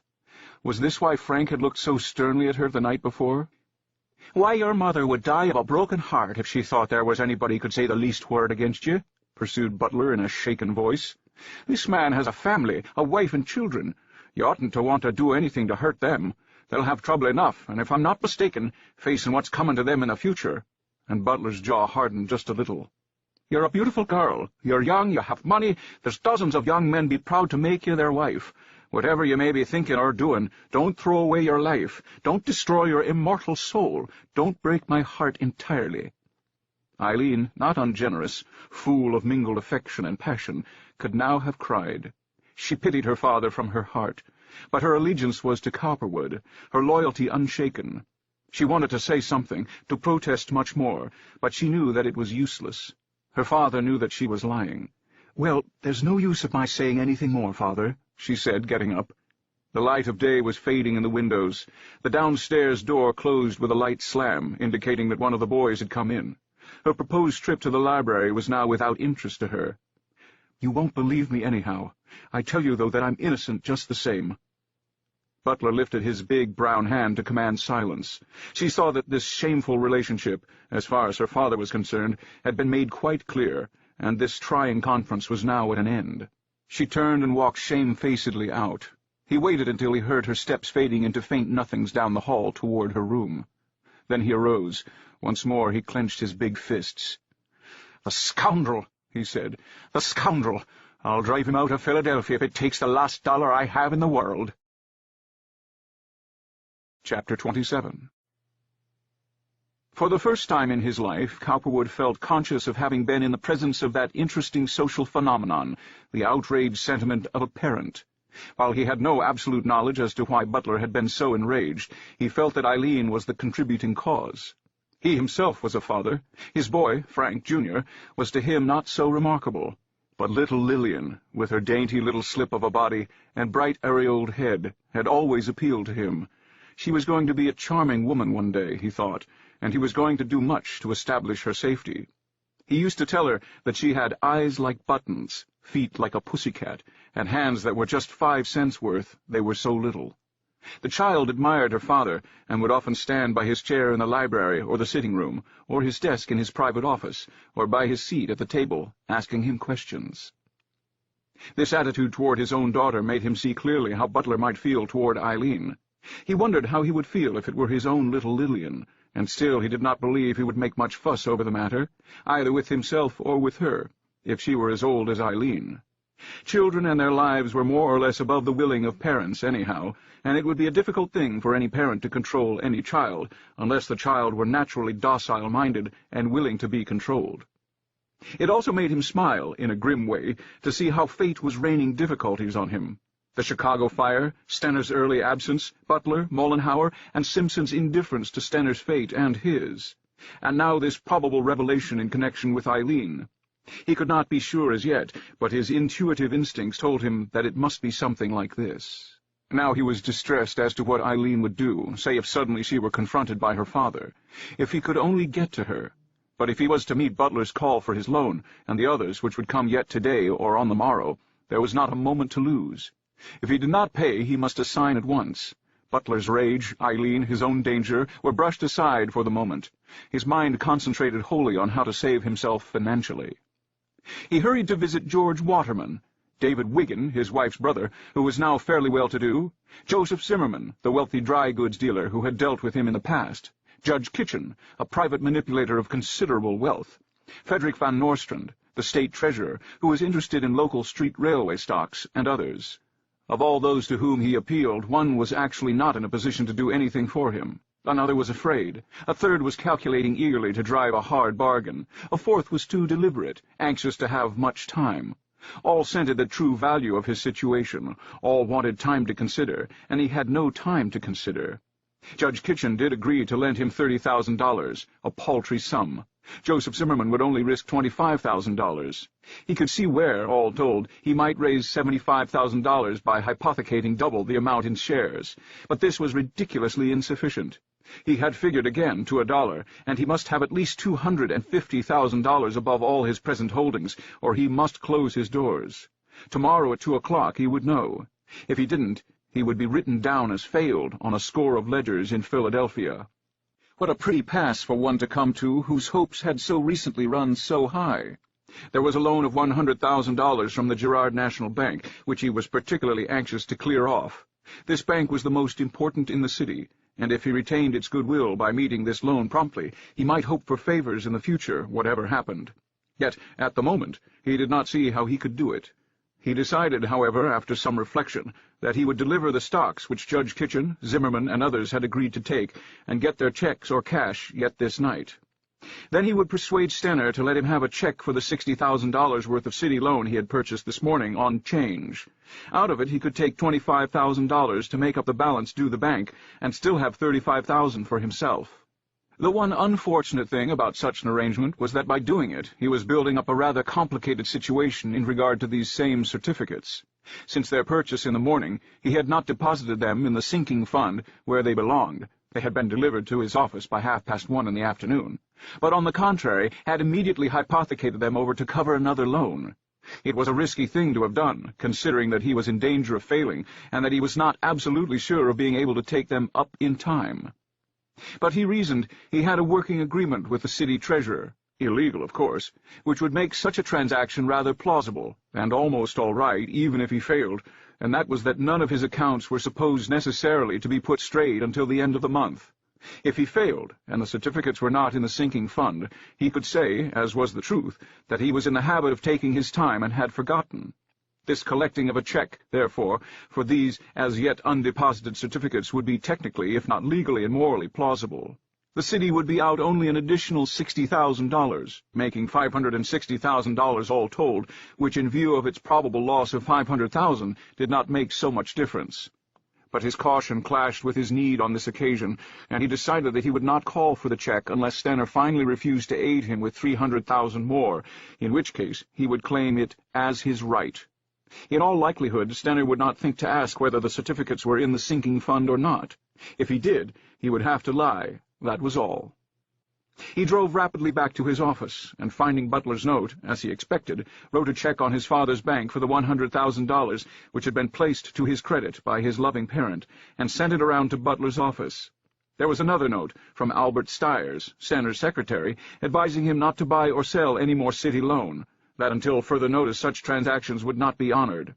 Cowperwood immediately sensed the source of this warning. Stenner had been in conference with Butler or Mollenhauer, and had been warned and frightened. Nevertheless, he got in his buggy again and drove directly to the city treasurer's office. Since Cowperwood's visit, Stenner had talked still more with Sengstack, Strobick, and others, all sent to see that a proper fear of things financial had been put in his heart. The result was decidedly one which spelled opposition to Cowperwood. Strobick was considerably disturbed himself. He and Wycroft and Harmon had also been using money out of the Treasury, much smaller sums, of course, for they had not Cowperwood's financial imagination, and were disturbed as to how they would return what they owed before the storm broke. If Cowperwood failed, and Stenner were short in his accounts, the whole budget might be investigated, and then their loans would be brought to light. The thing to do was to return what they owed, and then, at least, no charge of malfeasance would lie against them. "Go to Mollenhauer," Strobick had advised Stenner shortly after Cowperwood had left the latter's office, "and tell him the whole story. He put you here. He was strong for your nomination. Tell him just where you stand and ask him what to do. He'll probably be able to tell you. Offer him your holdings to help you out. You have to. You can't help yourself. Don't loan Cowperwood another damn dollar, whatever you do. He's got you in so deep now you can hardly hope to get out. Ask Mollenhauer if he won't help you to get Cowperwood to put that money back. He may be able to influence him." There was more in this conversation to the same effect, and then Stenner hurried as fast as his legs could carry him to Mollenhauer's office. He was so frightened that he could scarcely breathe, and he was quite ready to throw himself on his knees before the big German-American financier and leader. Oh, if Mr. Mollenhauer would only help him, if he could just get out of this without going to jail. "Oh, Lord, oh, Lord, oh, Lord," he repeated over and over to himself as he walked. "What shall I do?" The attitude of Henry A. Mollenhauer, grim, political boss that he was, trained in a hard school, was precisely the attitude of every such man in all such trying circumstances. He was wondering, in view of what Butler had told him, just how much he could advantage himself in this situation. If he could, he wanted to get control of whatever street railway stock Stenner now had, without in any way compromising himself. Stenner's shares could easily be transferred on change through Mollenhauer's brokers to a dummy, who would eventually transfer them to himself, Mollenhauer. Stenner must be squeezed thoroughly, though this afternoon, and as for his $500,000 indebtedness to the Treasury, Mollenhauer did not see what could be done about that. If Cowperwood could not pay it, the city would have to lose it, but the scandal must be hushed up until after election. Stenner, unless the various party leaders had more generosity than Moeller imagined, would have to suffer exposure, arrest, trial, confiscation of his property, and possibly sentence to the penitentiary, though this might easily be commuted by the governor, once public excitement died down. He did not trouble to think whether Cowperwood was criminally involved or not. 100 to 1 he was not. Trust a shrewd man like that to take care of himself. But if there was any way to shoulder the blame onto Cowperwood, and so clear the treasurer and the skirts of the party, he would not object to that. He wanted to hear the full story of Stenner's relations with the broker first. Meanwhile, the thing to do was to seize what Stenner had to yield. The troubled city treasurer, on being shown into Mr. Mollenhauer's presence, at once sank feebly in a chair and collapsed. He was entirely done for mentally. His nerve was gone, his courage exhausted like a breath. "Well, Mr. Stenner?" queried Mr. Mollenhauer impressively, pretending not to know what brought him. "I came about this matter of my loans to Mr. Cowperwood." "Well, what about them?"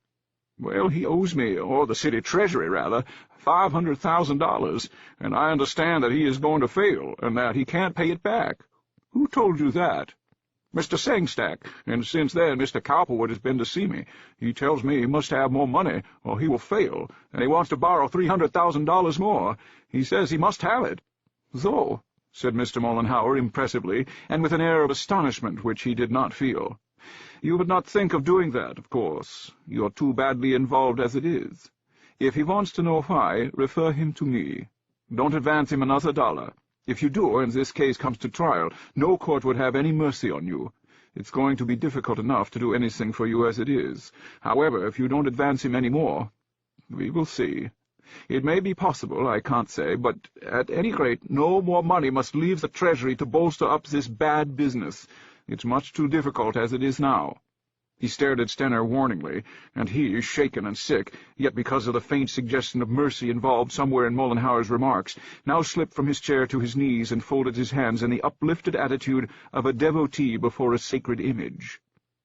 "Oh, Mr. Mollenhauer," he choked, beginning to cry, "I didn't mean to do anything wrong. Strobrick and Wycroft told me it was all right. Well, you sent me to Cowperwood in the first place. I only did what I thought the others had been doing. Mr. Bowe did it, just like I have been doing. He dealt with Tighe Company. I have a wife and 4 children, Mr. Mollenhauer. My youngest boy is only 7 years old. Think of them, Mr. Mollenhauer. Think of what my arrest will mean to them. I don't want to go to jail. I didn't think I was doing anything very wrong. Honestly, I didn't. I'll give up all I've got. You can have all my stocks and houses and lots, anything, if you'll only get me out of this. You won't let them send me to jail, will you?" His fat white lips were trembling, wobbling nervously, and big hot tears were coursing down his previously pale but now flushed cheeks. He presented one of those almost unbelievable pictures which are yet so intensely human and so true. If only the great financial and political giants would for once accurately reveal the details of their lives. Mollenhauer looked at him calmly, meditatively. How often had he seen weaklings no more dishonest than himself, but without his courage and subtlety, pleading to him in this fashion, not on their knees exactly, but intellectually so. Life to him, as to every other man of large practical knowledge and insight, was an inexplicable tangle. What were you going to do about the so-called morals and precepts of the world? This man Stenner fancied that he was dishonest, and that he, Mollenhauer, was honest. He was here, self-convicted of sin, pleading to him, Mollenhauer, as he would to a righteous, unstained saint. As a matter of fact, Mollenhauer knew that he was simply shrewder, more far-seeing, more calculating, not less dishonest. Stenner was lacking in force and brains, not morals. This lack was his principal crime. There were people who believed in some esoteric standard of right, some ideal of conduct absolutely and very far removed from practical life, but he had never seen them practice it save to their own financial, not moral, he would not say that, destruction. They were never significant, practical men who clung to these fatuous ideals. They were always poor, nondescript, negligible dreamers. He could not have made Stenner understand all this if he had wanted to, and he certainly did not want to. It was too bad about Mrs. Stenner and the little Stenners. No doubt she had worked hard, as had Stenner, to get up in the world and be something, just a little more than miserably poor, and now this unfortunate complication had to arise to undo them, this Chicago fire. What a curious thing that was! If any one thing more than another made him doubt the existence of a kindly, overruling providence, it was the unheralded storms out of clear skies, financial, social, anything you choose, that so often brought ruin and disaster to so many. "Get up, Stenner," he said calmly after a few moments. "You mustn't give way to your feelings like this. You must not cry. These troubles are never unraveled by tears. You must do a little thinking for yourself. Perhaps your situation isn't so bad."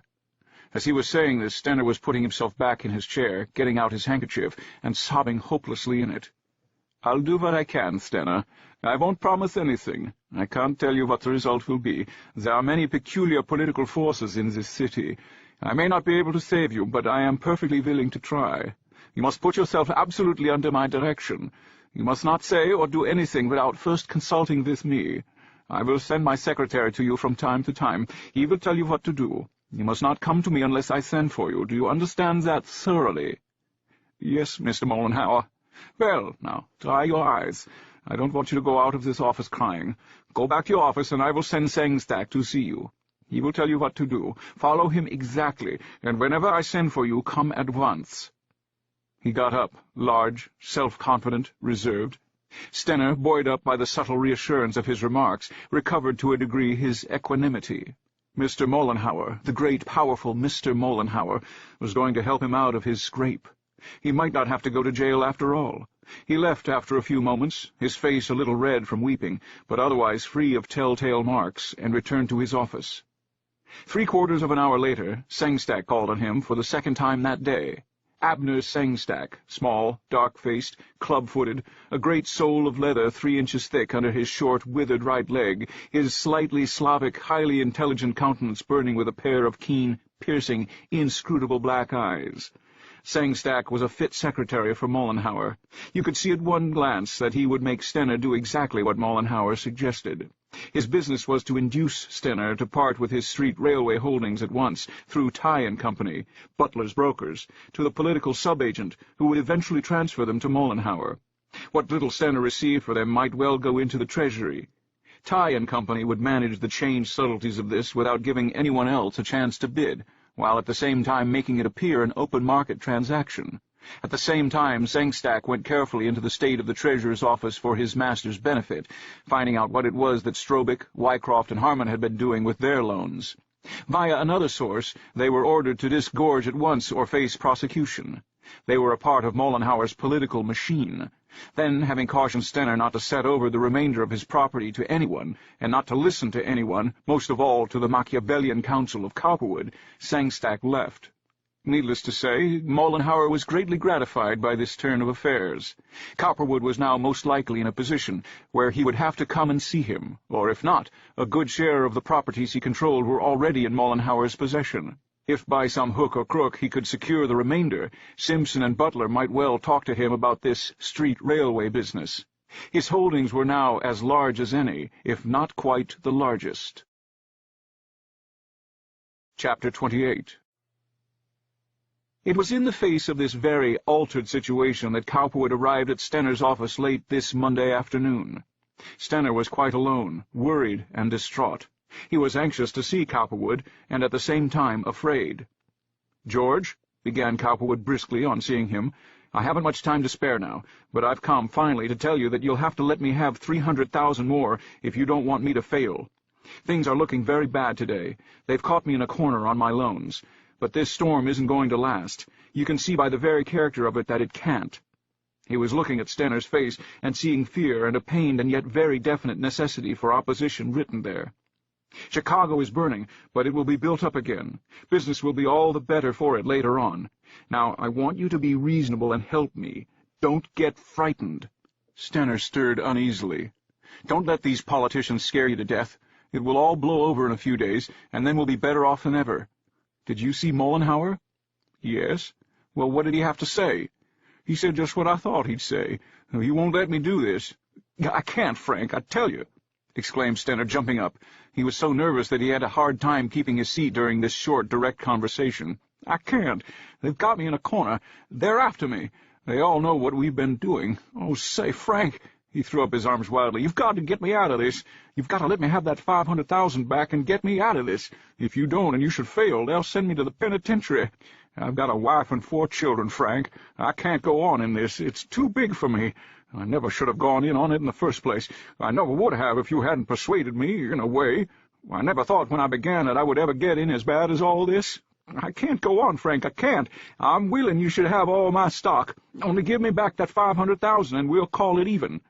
His voice rose nervously as he talked, and he wiped his wet forehead with his hand and stared at Cowperwood pleadingly, foolishly. Cowperwood stared at him in return for a few moments with a cold, fishy eye. He knew a great deal about human nature, and he was ready for and expectant of any queer shift in an individual's attitude, particularly in time of panic. But this shift of Stenner's was quite too much. "Whom else have you been talking to, George, since I saw you? Whom have you seen? What did Sangstack have to say?" "He says just what Mollenhauer does, that I mustn't loan any more money under any circumstances, and he says I ought to get that 500,000 back as quickly as possible." "And you think Mollenhauer wants to help you, do you?" inquired Cowperwood, finding it hard to efface the contempt which kept forcing itself into his voice. I think it does, yes. Well, I don't know who else will, Frank, if he don't. He's one of the big political forces in this town. Listen to me, began Cowperwood, eyeing him fixedly. Then he paused. What did he say you should do about your holdings? Sell them through Tighe Company and put the money back in the Treasury if you won't take them. Sell them to whom? Asked Cowperwood, thinking of Stenner's last words. To anyone on 'change who'll take them, I suppose. I don't know. I thought so, said Cowperwood, comprehendingly. I might have known as much. They're working you, George. They're simply trying to get your stocks away from you. Mollenhauer's leading you on. He knows I can't do what you want, give you back the $500,000. He wants you to throw your stocks on the market so that he can pick them up. Depend on it, that's all arranged for already. When you do, he's got me in his clutches, or he thinks he has, he and Butler and Simpson. They want to get together on this local street railway situation, and I know it. I feel it. I've felt it coming all along. Mollenhauer hasn't any more intention of helping you than he has of flying. Once you've sold your stocks, he's through with you. Mark my word. Do you think he'll turn a hand to keep you out of the penitentiary once you're out of this street railway situation? He will not. And if you think so, you're a bigger fool than I take you to be, George. Don't go crazy. Don't lose your head. Be sensible. Look the situation in the face. Let me explain it to you. If you don't help me now, if you don't let me have $300,000 by tomorrow noon at the very latest, I'm through, and so are you. There is not a thing the matter with our situation. Those stocks of ours are as good today as they ever were. Why, great heavens, man, the railways are there behind them. They're paying.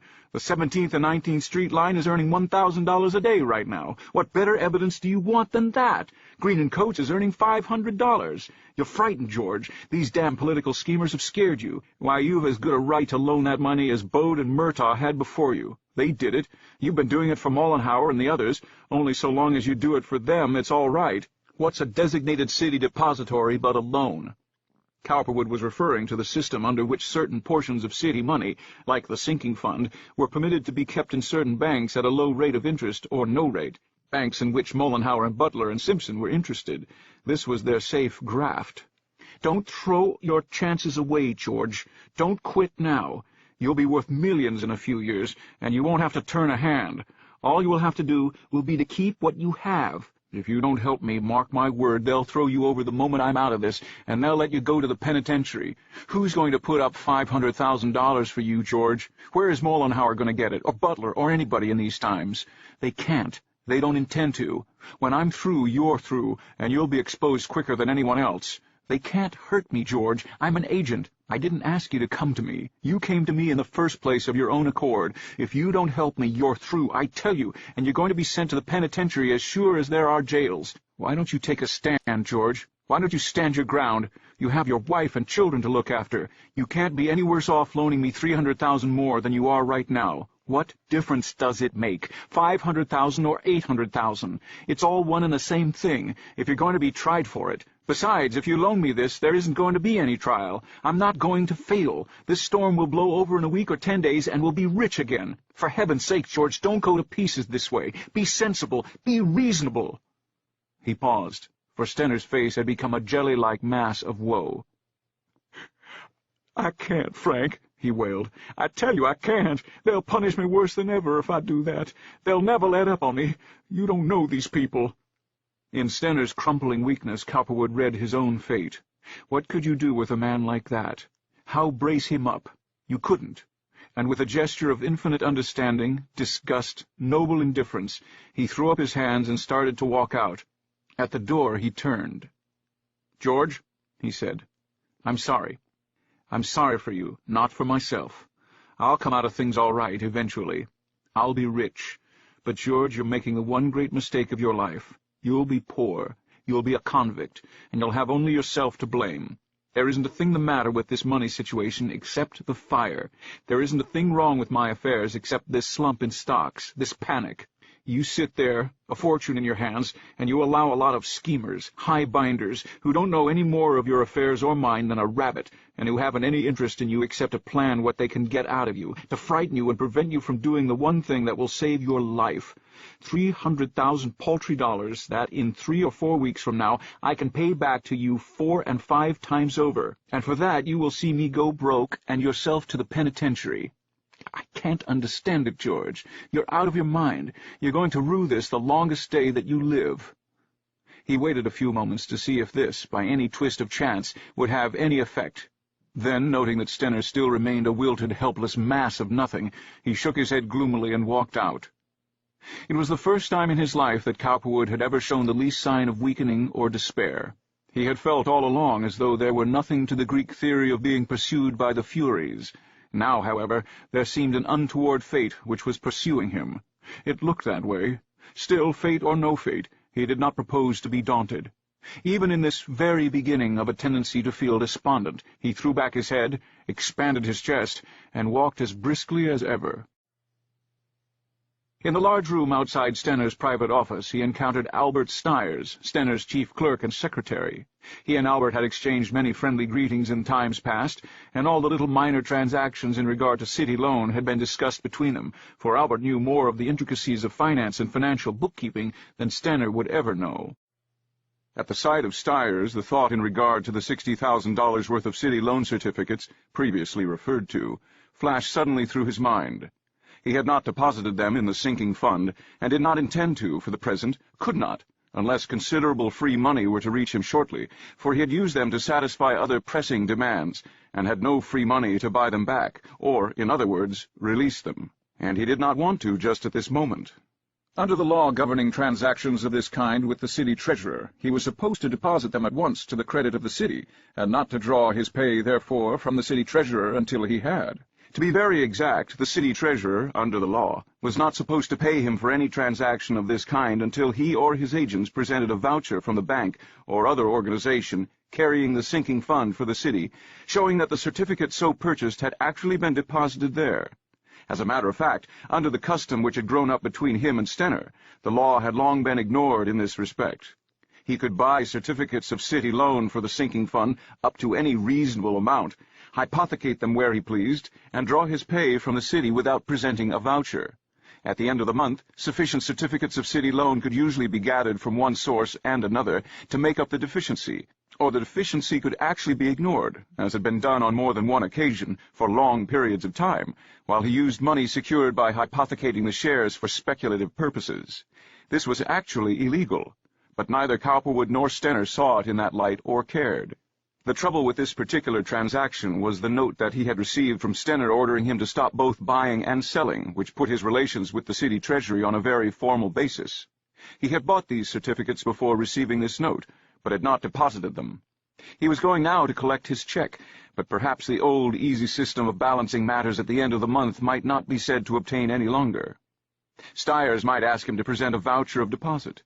If so, he could not now get this check for $60,000, for he did not have the certificates to deposit. If not, he might get the money, but also it might constitute the basis of some subsequent legal action. If he did not eventually deposit the certificates before failure, some charge such as that of larceny might be brought against him. Still, he said to himself, he might not really fail even yet. If any of his banking associates should, for any reason, modify their decision in regard to calling his loans, he would not. Would Stenner make a row about this if he so secured this check? Would the city officials pay any attention to him if he did? Could you get any district attorney to take cognizance of such a transaction if Stenner did complain? No, not in all likelihood. And anyhow, nothing would come of it. No jury would punish him in the face of the understanding existing between him and Stenner as agent or broker and principal. And once he had the money, it was 100 to 1 Stenner would think no more about it. It would go in among the various unsatisfied liabilities, and nothing more would be thought about it. Like lightning, the entire situation flashed through his mind. He would risk it. He stopped before the chief clerk's desk. "Albert," he said in a low voice, "I bought $60,000 worth of city loan for the sinking fund this morning. Will you give my boy a check for it in the morning, or better yet, will you give it to me now? I got your note about no more purchases. I'm going back to the office. You can just credit the sinking fund with 800 certificates from 75 to 80. I'll send you the itemized list later." "Certainly, Mr. Cowperwood, certainly," replied Albert with alacrity. "Stocks are getting an awful knock, aren't they? I hope you're not very much troubled by it." "Not very, Albert," replied Cowperwood, smiling, the while the chief clerk was making out his check. He was wondering if by any chance Stenner would appear and attempt to interfere with this. It was a legal transaction. He had a right to the check, provided he deposited the certificates, as was his custom, with the trustee of the fund. He waited tensely while Albert wrote, and finally, with the check actually in his hand, breathed a sigh of relief. Here, at least, was $60,000, and tonight's work would enable him to cash the $75,000 that had been promised him. Tomorrow, once more, he must see Lee, Kitchen, J. Cook and Company, Edward Clark and Company, all the long list of people to whom he owed loans, and find out what could be done. If he could only get time. If he could get just a week. Chapter 29. But time was not a thing to be had in this emergency.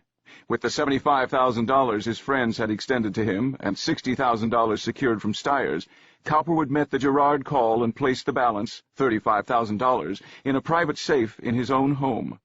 He then made a final appeal to the bankers and financiers, but they refused to help him.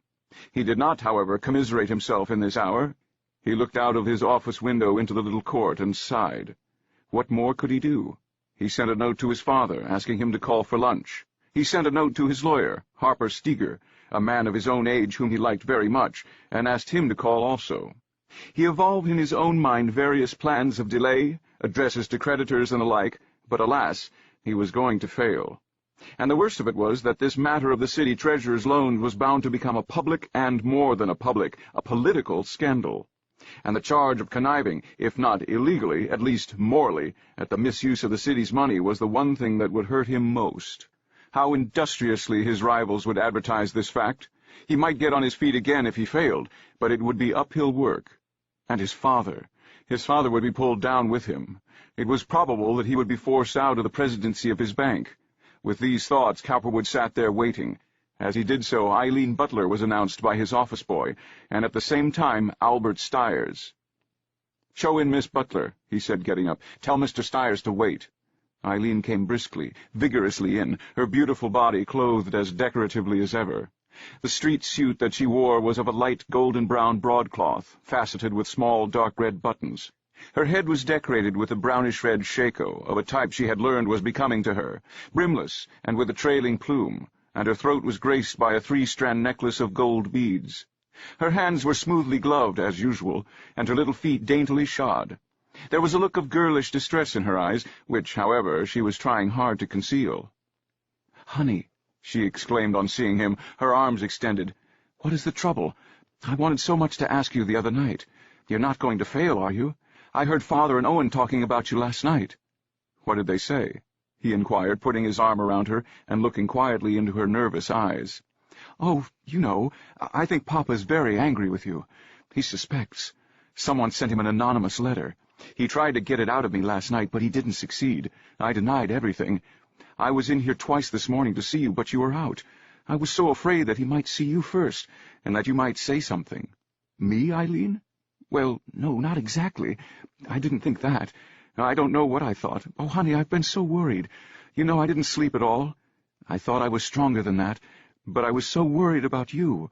You know, he put me in a strong light by his desk, where he could see my face, and then he showed me the letter. I was so astonished for a moment, I hardly know what I said or how I looked." "What did you say?" "Why, I said, 'What a shame, it isn't so.'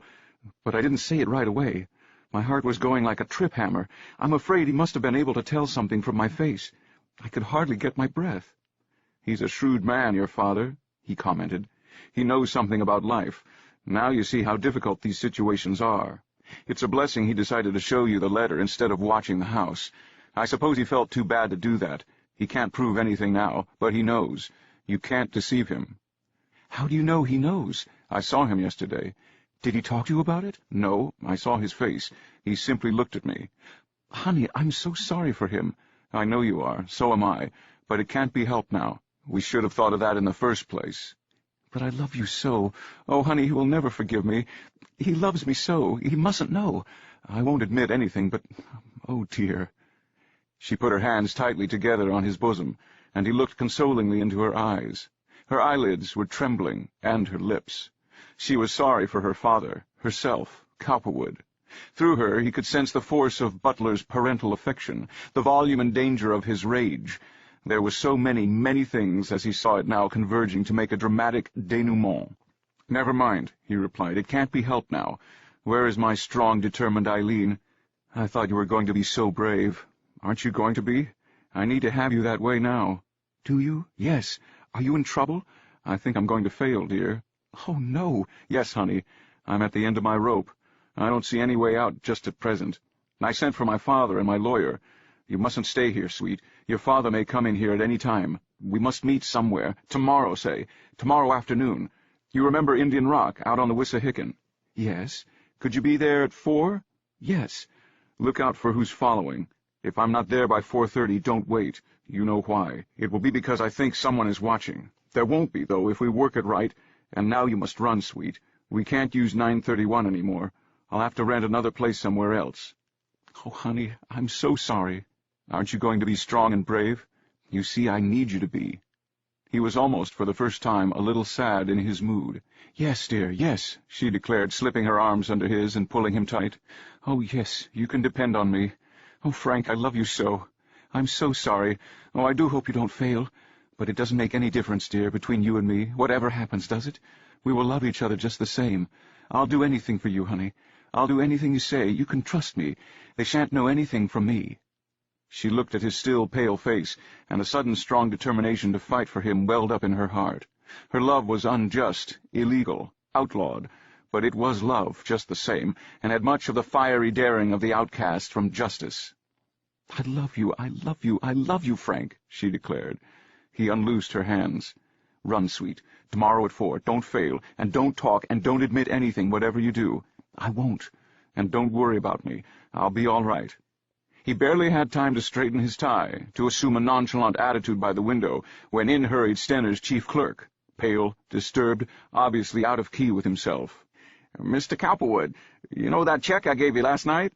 Mr. Stener says it's illegal, that I shouldn't have given it to you, and that he will hold me responsible. He says I can be arrested for compounding a felony, and that he will discharge me and have me sent to prison if I don't get it back. Oh, Mr. Cowperwood, I'm only a young man.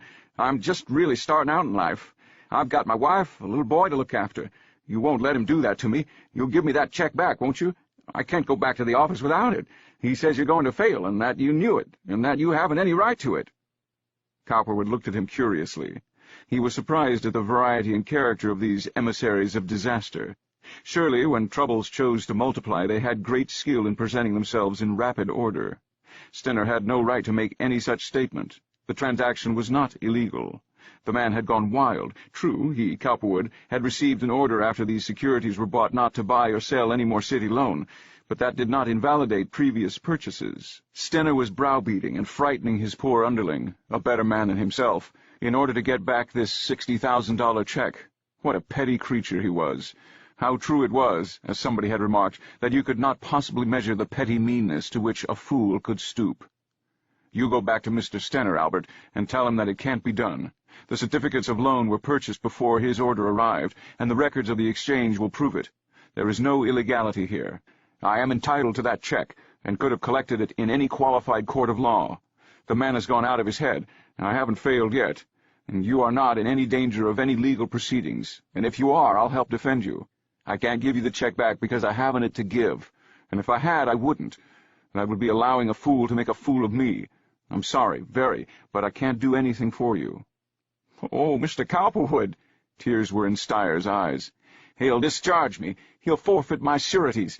I'll be turned out into the street. I have only a little property of my own, outside of my salary. He wrung his hands, and Cowperwood shook his head sadly. This isn't as bad as you think, Albert. He won't do what he says. He can't. It's unfair and illegal. You can bring suit and recover your salary. I'll help you in that as much as I'm able. But I can't give you back this $60,000 check because I haven't it to give. I couldn't if I wanted to. It isn't here anymore. I've paid for the securities I bought with it. The securities are not here. They're in the sinking fund, or will be. He paused, wishing he had not mentioned that fact.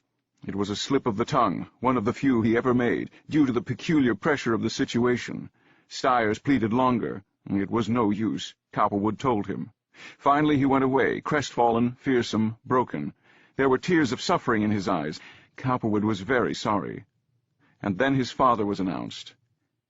The elder Cowperwood brought a haggard face. He and Frank had had a long conversation the evening before, lasting until early morning, but it had not been productive of much save uncertainty.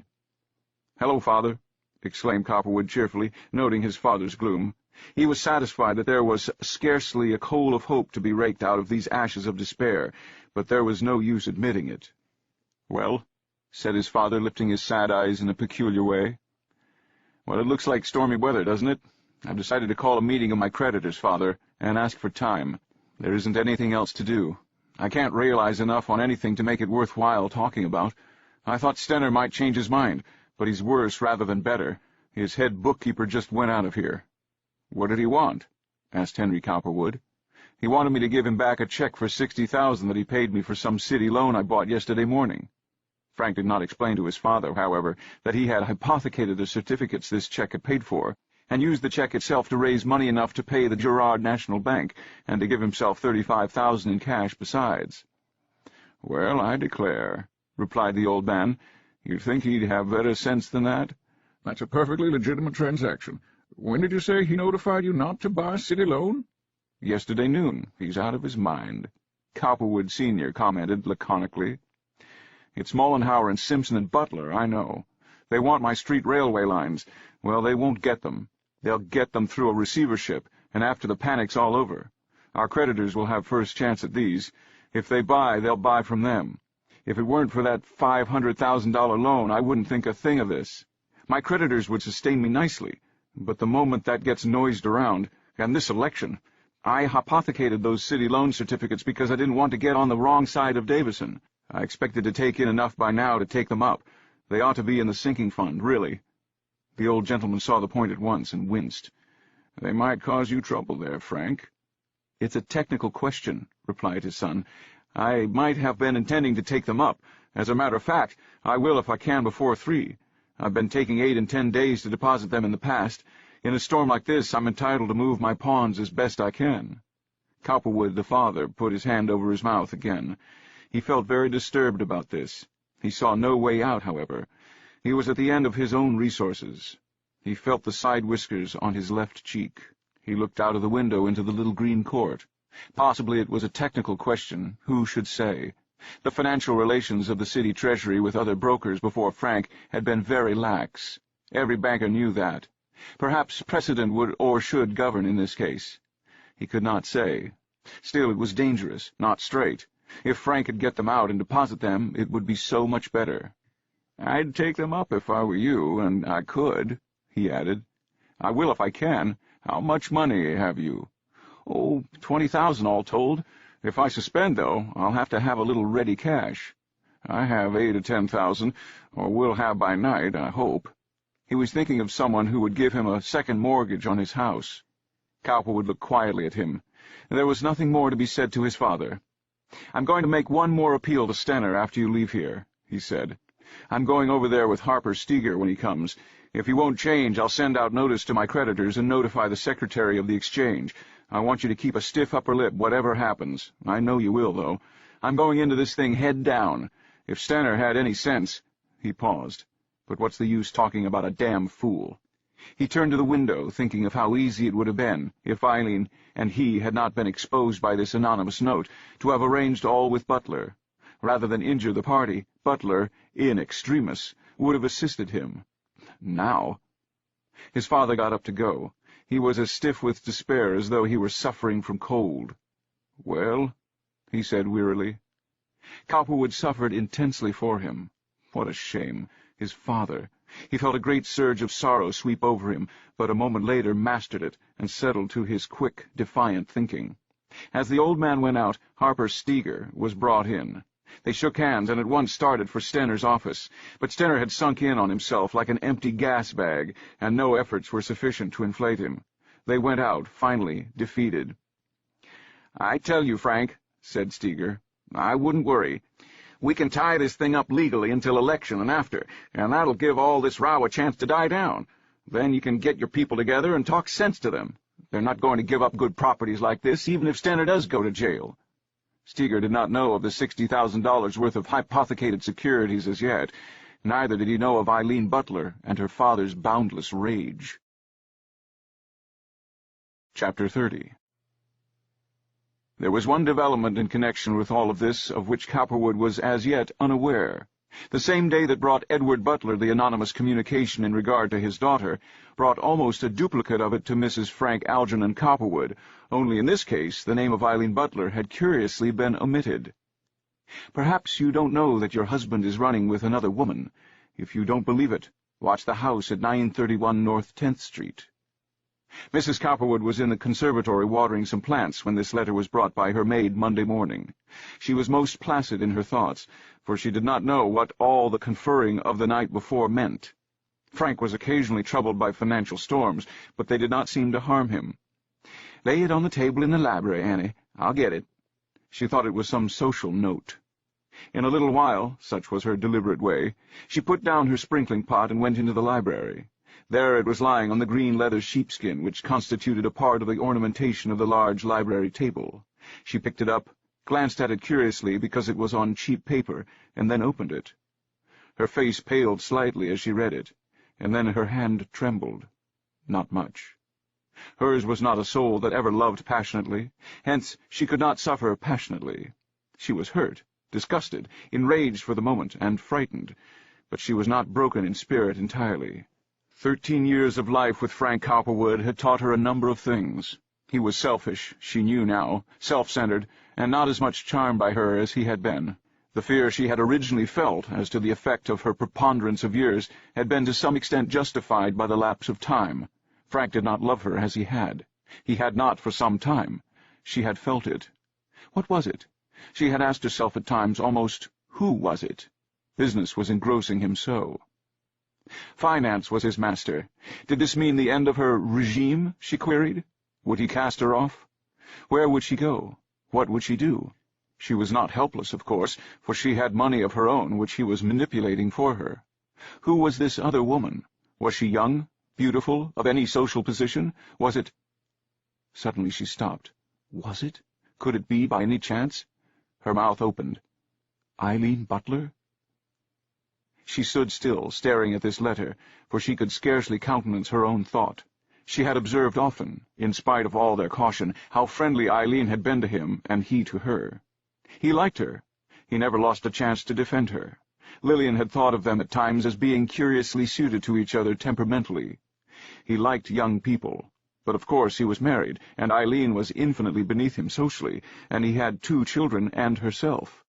And his social and financial position was so fixed and stable that he did not dare trifle with it. Still she paused. For 40 years and 2 children and some slight wrinkles, and the suspicion that we may be no longer loved as we once were, is apt to make any woman pause, even in the face of the most significant financial position. Where would she go if she left him? What would people think? What about the children? Could she prove this liaison? Could she entrap him in a compromising situation? Did she want to? She saw now that she did not love him as some women love their husbands. She was not wild about him. In a way, she had been taking him for granted all these years, had thought that he loved her enough not to be unfaithful to her, at least fancied that he was so engrossed with the more serious things of life that no petty liaison such as this letter indicated would trouble him or interrupt his great career. Apparently this was not true. What should she do? What say? How act? Her none too brilliant mind was not of much service in this crisis. She did not know very well how either to plan or to fight. The conventional mind is at best a petty piece of machinery. It is oyster-like in its functioning, or perhaps better, clam-like. It has its little siphon of thought processes forced up or down into the mighty ocean of fact and circumstance. But it uses so little, pumps so faintly, that the immediate contiguity of the vast mass is not disturbed. Nothing of the subtlety of life is perceived. No least inkling of its storms or terrors is ever discovered, except through accident. When some crude, suggestive fact, such as this letter proved to be, suddenly manifests itself in the placid flow of events, there is great agony or disturbance and clogging of the so-called normal processes. The siphon does not work right. It sucks in fear and distress. There is great grinding of maladjusted parts, not unlike sand in a machine, and life, as is so often the case, ceases or goes lamely ever after. Mrs. Cowperwood was possessed of a conventional mind. She really knew nothing about life, and life could not teach her.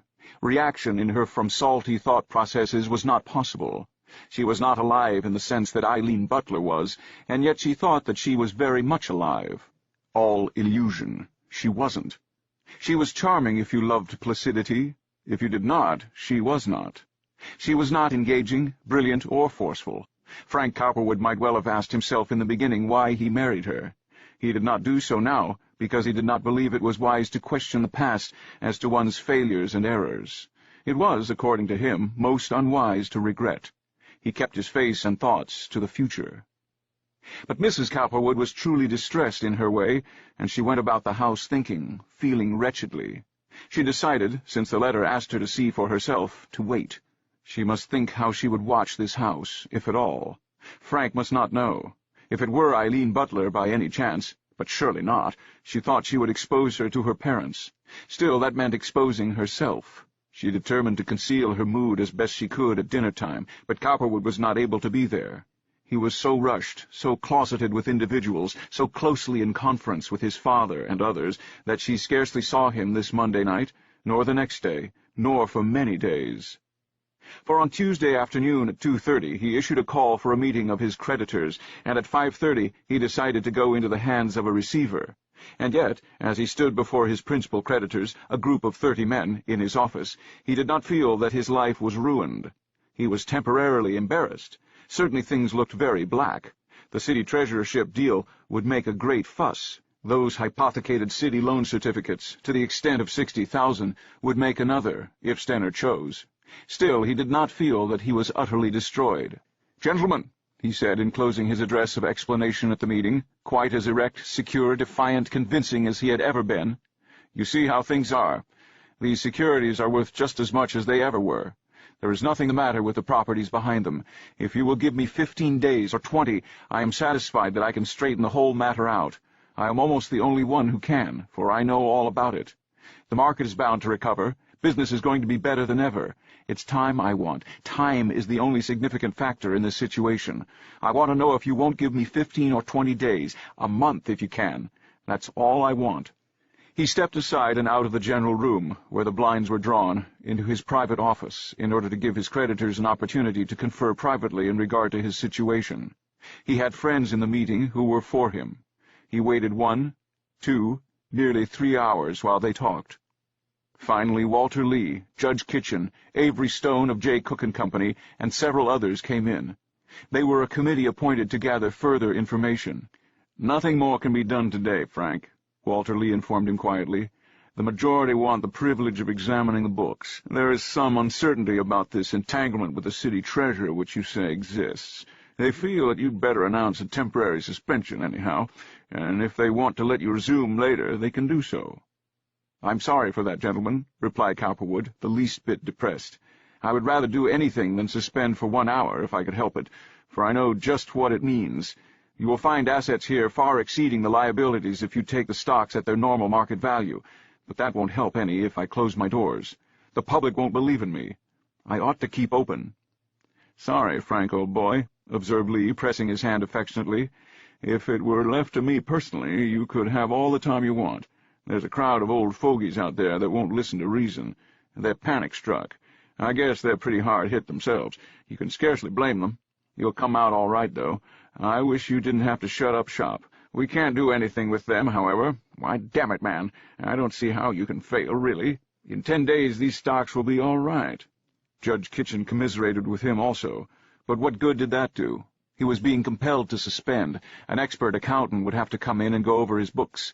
Butler might spread the news of this city treasury connection. Stenner might complain of this last city loan transaction. A half-dozen of his helpful friends stayed with him until 4 o'clock in the morning, but he had to suspend just the same. And when he did that, he knew he was seriously crippled, if not ultimately defeated, in his race for wealth and fame. When he was really and finally quite alone in his private bedroom, he stared at himself in the mirror. His face was pale and tired, he thought, but strong and effective. "Pshaw," he said to himself. "I'm not whipped. I'm still young. I'll get out of this in some way yet. Certainly I will. I'll find some way out." And so, cogitating heavily, wearily, he began to undress. Finally he sank upon his bed, and in a little while, strange as it may seem, with all the tangle of trouble around him, slept. He could do that, sleep and gurgle most peacefully, the while his father paced the floor in his room, refusing to be comforted. All was dark before the older man, the future hopeless. Before the younger man was still hope. And in her room Lillian Cowperwood turned and tossed in the face of this new calamity. For it had suddenly appeared from news from her father and Frank and Anna and her mother-in-law that Frank was about to fail, or would, or had. It was almost impossible to say just how it was. Frank was too busy to explain. The Chicago fire was to blame. There was no mention as yet of the city treasurership. Frank was caught in a trap and was fighting for his life. In this crisis, for the moment, she forgot about the note as to his infidelity, or rather ignored it. She was astonished, frightened, dumbfounded, confused. Her little placid, beautiful world was going around in a dizzy ring. The charming, ornate ship of their fortune was being blown most ruthlessly here and there. She felt it a sort of duty to stay in bed and try to sleep, but her eyes were quite wide, and her brain hurt her. Hours before, Frank had insisted that she should not bother about him, that she could do nothing, and she had left him, wondering more than ever what and where was the line of her duty. To stick by her husband, convention told her, and so she decided. Yes, religion dictated that, also custom. There were the children. They must not be injured. Frank must be reclaimed if possible. He would get over this, but what a blow. Chapter 31. The suspension of the banking house of Frank A. Cowperwood & Company created a great stir on 'Change and in Philadelphia generally. It was so unexpected, and the amount involved was comparatively so large. Actually, he failed for $1,250,000, and his assets, under the depressed condition of stock values, barely totaled $750,000. There had been considerable work done on the matter of his balance sheet before it was finally given to the public. But when it was, stocks dropped an additional 3 points generally, and the papers the next day devoted notable headlines to it. Cowperwood had no idea of failing permanently. He merely wished to suspend temporarily, and later, if possible, to persuade his creditors to allow him to resume. There were only two things which stood in the way of this: the matter of the $500,000 borrowed from the city treasury at a ridiculously low rate of interest, which showed plainer than words what had been going on, and the other, the matter of the $60,000 check. His financial wit had told him there were ways to assign his holdings in favor of his largest creditors, which would tend to help him later to resume, and he had been swift to act. Indeed, Harper Steger had drawn up documents which named J. Cook & Company, Edward Clark & Company, Drexel & Company, and others as preferred. He knew that even though dissatisfied holders of smaller shares in his company brought suit and compelled readjustment or bankruptcy later, the intention shown to prefer some of his most influential aides was important. They would like it, and might help him later when all this was over. Besides, suits in plenty are an excellent way of tiding over a crisis of this kind until stocks and common sense are restored, and he was for many suits. Harper Steger smiled once rather grimly, even in the whirl of the financial chaos where smiles were few, as they were figuring it out. "Frank," he said, "you're a wonder. You'll have a network of suits spread here shortly, which no one can break through. They'll all be suing each other." Cowperwood smiled. "I only want a little time, that's all," he replied. Nevertheless, for the first time in his life, he was a little depressed, for now this business, to which he had devoted years of active work and thought, was ended. The thing that was troubling him most in all of this was not the $500,000 which was owing the city treasury, and which he knew would stir political and social life to the center once it was generally known. That was a legal or semi-legal transaction, at least, but rather the matter of the $60,000 worth of unrestored city loan certificates, which he had not been able to replace in the sinking fund, and could not now, even though the necessary money should fall from heaven. The fact of their absence was a matter of source. He pondered over the situation a good deal. The thing to do, he thought, if he ever went to Mollenhauer or Simpson, or both — he had never met either of them, but in view of Butler's desertion they were his only recourse — was to say that, although he could not at present return the $500,000, if no action were taken against him now, which would prevent his resuming his business on a normal scale a little later, he would pledge his word that every dollar of the involved $500,000 would eventually be returned to the Treasury. If they refused, and injury was done him, he proposed to let them wait until he was good and ready, which in all probability would be never. But really it was not quite clear how action against him was to be prevented, even by them. The money was down on his books as owing the city treasury, and it was down on the city treasury's books as owing from him. Besides, there was a local organization known as the Citizens Municipal Reform Association, which occasionally conducted investigations in connection with public affairs. His defalcation would be sure to come to the ears of this body, and a public investigation might well follow. Various private individuals knew of it already, his creditors, for instance, who were now examining his books. This matter of seeing Mollenhauer or Simpson, or both, was important anyhow, he thought. But before doing so, he decided to talk it over with Harper Steger. So several days after he had closed his doors, he sent for Steger and told him all about the transaction, except that he did not make it clear that he had not intended to put the certificates in the sinking fund unless he survived quite comfortably.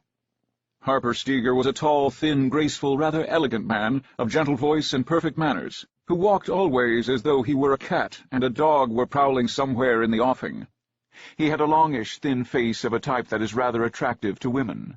His eyes were blue, his hair brown, with a suggestion of sandy red in it. He had a steady, inscrutable gaze, which sometimes came to you over a thin, delicate hand, which he laid meditatively over his mouth. He was cruel to the limit of the word, not aggressively, but indifferently, for he had no faith in anything. He was not poor. He had not even been born poor. He was just innately subtle, with a rather constructive thought, which was about the only thing that compelled him to work, that he ought to be richer than he was, more conspicuous. Cowperwood was an excellent avenue toward legal prosperity. Besides, he was a fascinating customer. Of all his clients, Steger admired Cowperwood most. "Let them proceed against you," he said on this occasion, his brilliant legal mind taking in all the phases of the situation at once. "I don't see that there is anything more here than a technical charge. If it ever came to anything like that, which I don't think it will, the charge would be embezzlement or perhaps larceny as bailee. In this instance, you were the bailee, and the only way out of that would be to swear that you had received the check with Stener's knowledge and consent. Then it would only be a technical charge of irresponsibility on your part, as I see it, and I don't believe any jury would convict you on the evidence of how this relationship was conducted. Still, it might. You never can tell what a jury is going to do. All this would have to come out at a trial, however. The whole thing, it seems to me, would depend on which of you two, yourself or Stener, the jury would be inclined to believe, and on how anxious this city crowd is to find a scapegoat for Stener. This coming election is the rub. If this panic had come at any other time—" Cowperwood waved for silence. He knew all about that. "It all depends on what the politicians decide to do. I'm doubtful. The situation is too complicated. It can't be hushed up." They were in his private office at his house. "What will be," he added. "What would that mean, Harper, legally, if I were tried on a charge of larceny as bailee, as you put it, and convicted? How many years in the penitentiary at the outside?" Steger thought a minute, rubbing his chin with his hand. "Let me see," he said. "That is a serious question, isn't it? The law says 1 to 5 years at the outside. But the sentences usually average from 1 to 3 years in embezzlement cases. Of course, in this case—" "I know all about that," interrupted Cowperwood irritably. "My case isn't any different from the others, and you know it. Embezzlement is embezzlement if the politicians want to have it so." And he fell to thinking, and Steger got up and strolled about leisurely. He was thinking also. "And would I have to go to jail at any time during the proceedings, before a final adjustment of the case by the higher courts?" Cowperwood added, directly, grimly, after a time. "Yes, there is one point in all legal procedure of the kind," replied Steger, cautiously, now rubbing his ear and trying to put the matter as delicately as possible. "You can avoid jail sentences all through the earlier parts of a case like this, but if you are once tried and convicted, it's pretty hard to do anything. As a matter of fact, it becomes absolutely necessary, then, to go to jail for a few days, 5 or so, pending the motion for a new trial and the obtaining of a certificate of reasonable doubt. It usually takes that long." The young banker sat there staring out of the window, and Steger observed. "It is a bit complicated, isn't it?" "Well, I should say so," returned Frank, and he added to himself, "Jail. 5 days in prison. That would be a terrific slap, all things considered. 5 days in jail, pending the obtaining of a certificate of reasonable doubt, if one could be obtained. He must avoid this. Jail, the penitentiary. His commercial reputation would never survive that." Chapter 32. The necessity of a final conference between Butler, Mollenhauer, and Simpson was speedily reached, for this situation was hourly growing more serious. Rumors were floating about in 3rd Street that, in addition to having failed for so large an amount as to have further unsettled the already panicky financial situation induced by the Chicago fire, Cowperwood and Stener, or Stener working with Cowperwood, or the other way round, had involved the city treasury to the extent of $500,000. And the question was, how was the matter to be kept quiet until after election, which was still 3 weeks away? Bankers and brokers were communicating odd rumors to each other about a check that had been taken from the city treasury after Cowperwood knew he was to fail, and without Stener's consent. Also that there was danger that it would come to the ears of that very uncomfortable political organization known as the Citizens' Municipal Reform Association, of which a well-known iron manufacturer of great probity and moral rectitude, one Skelton C. Wheat, was president. Wheat had for years been following on the trail of the dominant Republican administration in a vain attempt to bring it to a sense of some of its political iniquities. He was a serious and austere man, one of those solemn, self-righteous souls who see life through a peculiar veil of duty, and who, undisturbed by notable animal passions of any kind, go their way of upholding the theory of the 10 Commandments over the order of things as they are. The committee in question had originally been organized to protest against some abuses in the tax department, but since then, from election to election, it had been drifting from one subject to another, finding an occasional evidence of its worthwhileness in some newspaper comment and the frightened reformation of some minor political official who ended, usually, by taking refuge behind the skirts of some higher political power, in the last reaches Messrs. Butler, Mollenhauer, and Simpson. Just now it was without important fuel or ammunition, and this assignment of Cowperwood, with its attendant crime, so far as the city treasury was concerned, threatened, as some politicians and bankers saw it, to give it just the club it was looking for.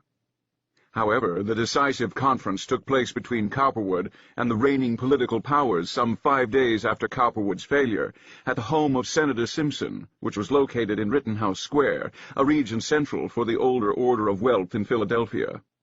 Simpson was a man of no little refinement artistically, of Quaker extraction, and of great wealth-breeding judgment, which he used largely to satisfy his craving for political predominance. He was most liberal where money would bring him a powerful or necessary political adherent. He fairly showered offices, commissionerships, trusteeships, judgeships, political nominations, and executive positions generally, on those who did his bidding faithfully and without question. Compared with Butler and Mollenhauer, he was more powerful than either, for he represented the state and the nation. When the political authorities who were trying to swing a national election were anxious to discover what the state of Pennsylvania would do, so far as the Republican Party was concerned, it was to Senator Simpson that they appealed. In the literal sense of the word, he knew. The senator had long since graduated from state to national politics, and was an interesting figure in the United States Senate at Washington, where his voice in all the conservative and moneyed councils of the nation was of great weight. The house that he occupied, of Venetian design and 4 stories in height, bore many architectural marks of distinction, such as the floriated window, the door with the semi-pointed arch, and medallions of colored marble set in the walls.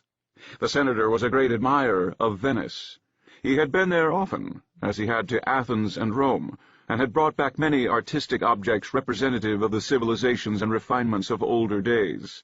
He was fond, for one thing, of the stern sculptured heads of the Roman emperors, and the fragments of gods and goddesses, which are the best testimony of the artistic aspirations of Greece. In the entresol of this house was one of his finest treasures, a carved and floriated base bearing a tapering monolith some 4 feet high, crowned by the head of a peculiarly goatish Pan, by the side of which were the problematic remains of a lovely nude nymph, just the little feet broken off at the ankles. The base on which the feet of the nymph and the monolith stood was ornamented with carved ox skulls intertwined with roses. In his reception hall were replicas of Caligula, Nero, and other Roman emperors, and on his stair walls reliefs of dancing nymphs in procession, and priests bearing offerings of sheep and swine to the sacrificial altars. There was a clock in some corner of the house which chimed the quarter, the half, the 3/4, and the hour in strange euphonious and pathetic notes.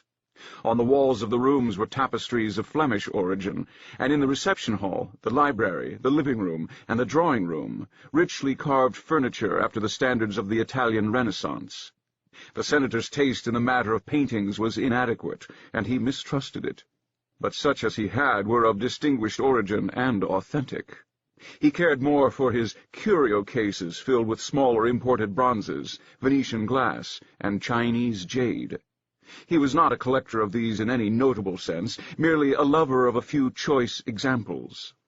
Handsome tiger and leopard skin rugs, a fur of a muskox for his divan, and tanned and brown-stained goat and kid skins for his tables, gave a sense of elegance and reserved profusion.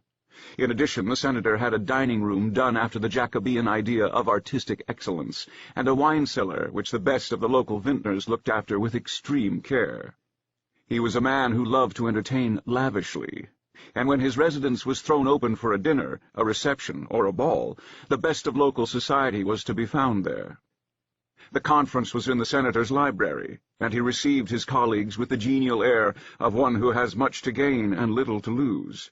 There were whiskies, wines, cigars on the table, and while Mollenhauer and Simpson exchanged the commonplaces of the day awaiting the arrival of Butler, they lighted cigars and kept their inmost thoughts to themselves.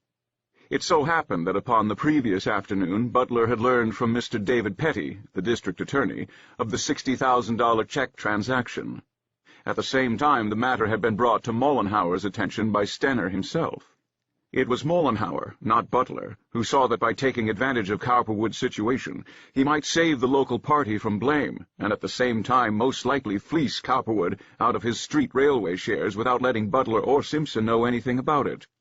The thing to do was to terrorize him with a private threat of prosecution. Butler was not long in arriving and apologized for the delay. Concealing his recent grief behind as jaunty an air as possible, he began with, "It's a lively life I'm leading, what with every bank in the city wanting to know how their loans are going to be taken care of." He took a cigar and struck a match. "It does look a little threatening," said Senator Simpson, smiling. "Sit down. I've just been talking with Avery Stone of J. Cook & Company, and he tells me that the talk in 3rd Street about Stenner's connection with this Cowperwood failure is growing very strong, and that the newspapers are bound to take up the matter shortly, unless something is done about it. I am sure that the news will also reach Mr. Wheat of the Citizens Reform Association very shortly. We ought to decide now, gentlemen, what we propose to do. One thing, I am sure, is to eliminate Stenner from the ticket as quietly as possible. This really looks to me as if it might become a very serious issue, and we ought to be doing what we can now to offset its effect later." Mollenhauer pulled a long breath through his cigar, and blew it out in a rolling steel-blue cloud. He studied the tapestry on the opposite wall, but said nothing. "There is one thing sure," continued Senator Simpson after a time, seeing that no one else spoke, "and that is, if we do not begin a prosecution on our own account within a reasonable time, someone else is apt to, and that would put rather a bad face on the matter. My own opinion would be that we wait until it is very plain that prosecution is going to be undertaken by someone else, possibly the Municipal Reform Association, but that we stand ready to step in and act in such a way as to make it look as though we had been planning to do it all the time. The thing to do is to gain time, and so I would suggest that it be made as difficult as possible to get at the treasurer's books. An investigation there, if it begins at all, as I think is very likely, should be very slow in producing the facts." The senator was not at all for mincing words with his important confrère when it came to vital issues. He preferred, in his grandiloquent way, to call a spade a spade. "Now that sounds like very good sense to me," said Butler, sinking a little lower in his chair for comfort's sake, and concealing his true mood in regard to all this. "The boys could easily make that investigation last 3 weeks, I should think. They're slow enough with everything else, if my memory doesn't fail me." At the same time he was cogitating as to how to inject the personality of Cowperwood and his speedy prosecution, without appearing to be neglecting the general welfare of the local party too much. "Yes, that isn't a bad idea," said Mollenhauer solemnly, blowing a ring of smoke, and thinking how to keep Cowperwood's especial offense from coming up at this conference, and until after he had seen him. "We ought to map out our program very carefully," continued Senator Simpson, "so that if we are compelled to act, we can do so very quickly. I believe myself that this thing is certain to come to an issue within a week, if not sooner, and we have no time to lose. If my advice were followed now, I should have the mayor write the treasurer a letter asking for information, and the treasurer write the mayor his answer, and also have the mayor, with the authority of the Common Council, suspend the treasurer for the time being. I think we have the authority to do that. Or at least take over his principal duties, but without, for the time being, anyhow, making any of these transactions public, until we have to, of course. We ought to be ready with these letters to show to the newspapers at once, in case this action is forced upon us. I could have those letters prepared, if you gentlemen have no objection, put in Mollenhauer quietly but quickly. Well, that strikes me as sensible, said Butler easily. It's about the only thing we can do under the circumstances, unless we could find someone else to blame it on, and I have a suggestion to make in that direction. Maybe we're not as helpless as we might be, all things considered. There was a slight gleam of triumph in his eye as he said this, at the same time that there was a slight shadow of disappointment in Mollenhauer's. So Butler knew, and probably Simpson too. "Just what do you mean?" asked the senator, looking at Butler interestedly. He knew nothing of the $60,000 check transaction. He had not followed the local treasury dealings very closely, nor had he talked to either of his confreres since the original conference between them. There haven't been any outside parties mixed up with this, have there? His own shrewd political mind was working. "No, I wouldn't call him an outside party exactly, Senator," went on Butler suavely. "It's Cowperwood himself I'm thinking of. There's something that has come up since I saw you gentlemen last that makes me think that perhaps that young man isn't as innocent as he might be. It looks to me as though he was the ringleader in this business, as though he had been leading Stenner on against his will. I've been looking into the matter on me own account, and as far as I can make out, this man Stenner isn't as much to blame as I thought. From all I can learn, Cowperwood's been threatening Stenner with one thing and another if he didn't give him more money, and only the other day he got a big sum on false pretenses, which might make him equally guilty with Stenner. There's $60,000 of city loan certificates that has been paid for that aren't in the sinking fund, and since the reputation of the party's in danger this fall, I don't see that we need to have any particular consideration for him." He paused, strong in the conviction that he had sent a most dangerous arrow flying in the direction of Cowperwood, as indeed he had.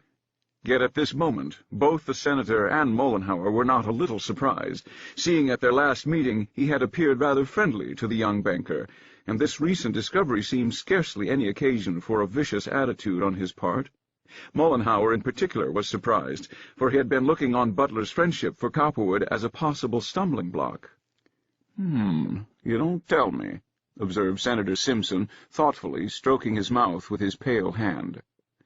"Yes, I can confirm that," said Mollenhauer quietly, seeing his own little private plan of browbeating Cowperwood out of his street railway shares going glimmering.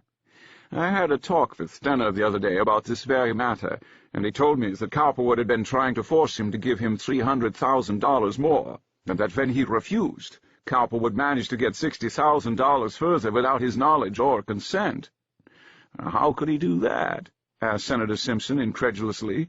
Mollenhauer explained the transaction. "Oh," said the senator, when Mollenhauer had finished. "Well, that indicates a rather sharp person, doesn't it? And the certificates are not in the sinking fund, eh?" "They're not," chimed in Butler with considerable enthusiasm. "Well, I must say," said Simpson, rather relieved in his manner, "this looks like a rather good thing than not to me. A scapegoat, possibly. We need something like this. I see no reason under the circumstances for trying to protect Mr. Cowperwood. We might as well try to make a point of that, if we have to. The newspapers might just as well talk loud about that as anything else. They are bound to talk, and if we give them the right angle, I think that the election might well come and go before the matter could be reasonably cleared up, even though Mr. Wheat does interfere.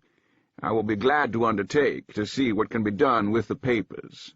"Well, that being the case," said Butler, "I don't see that there's so much more we can do now, but I do think it will be a mistake if Cowperwood isn't punished with the other one.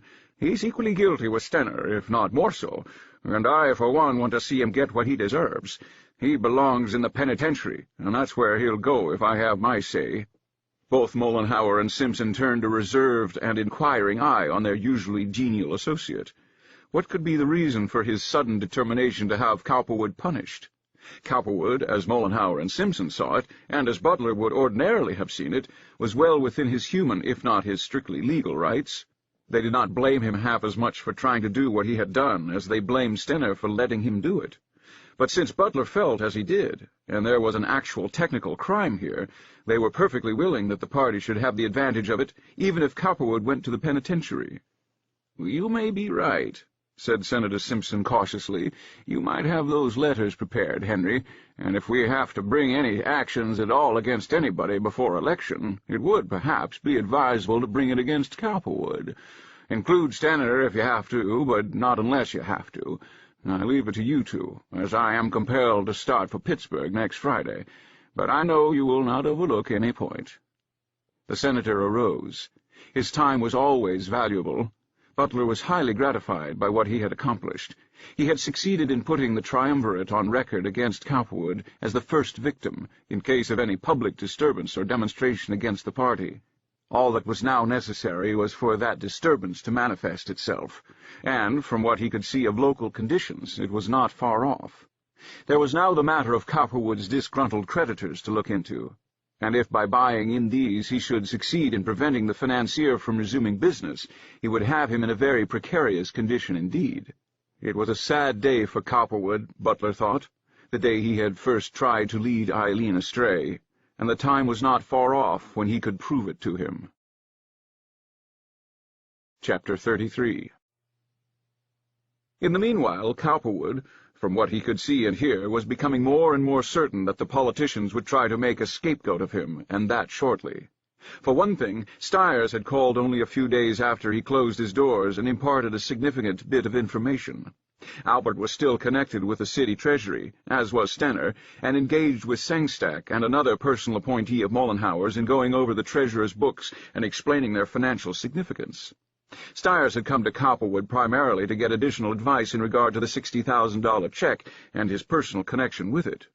Stenner, it seemed, was now threatening to have his chief clerk prosecuted, saying that he was responsible for the loss of the money and that his bondsman could be held responsible.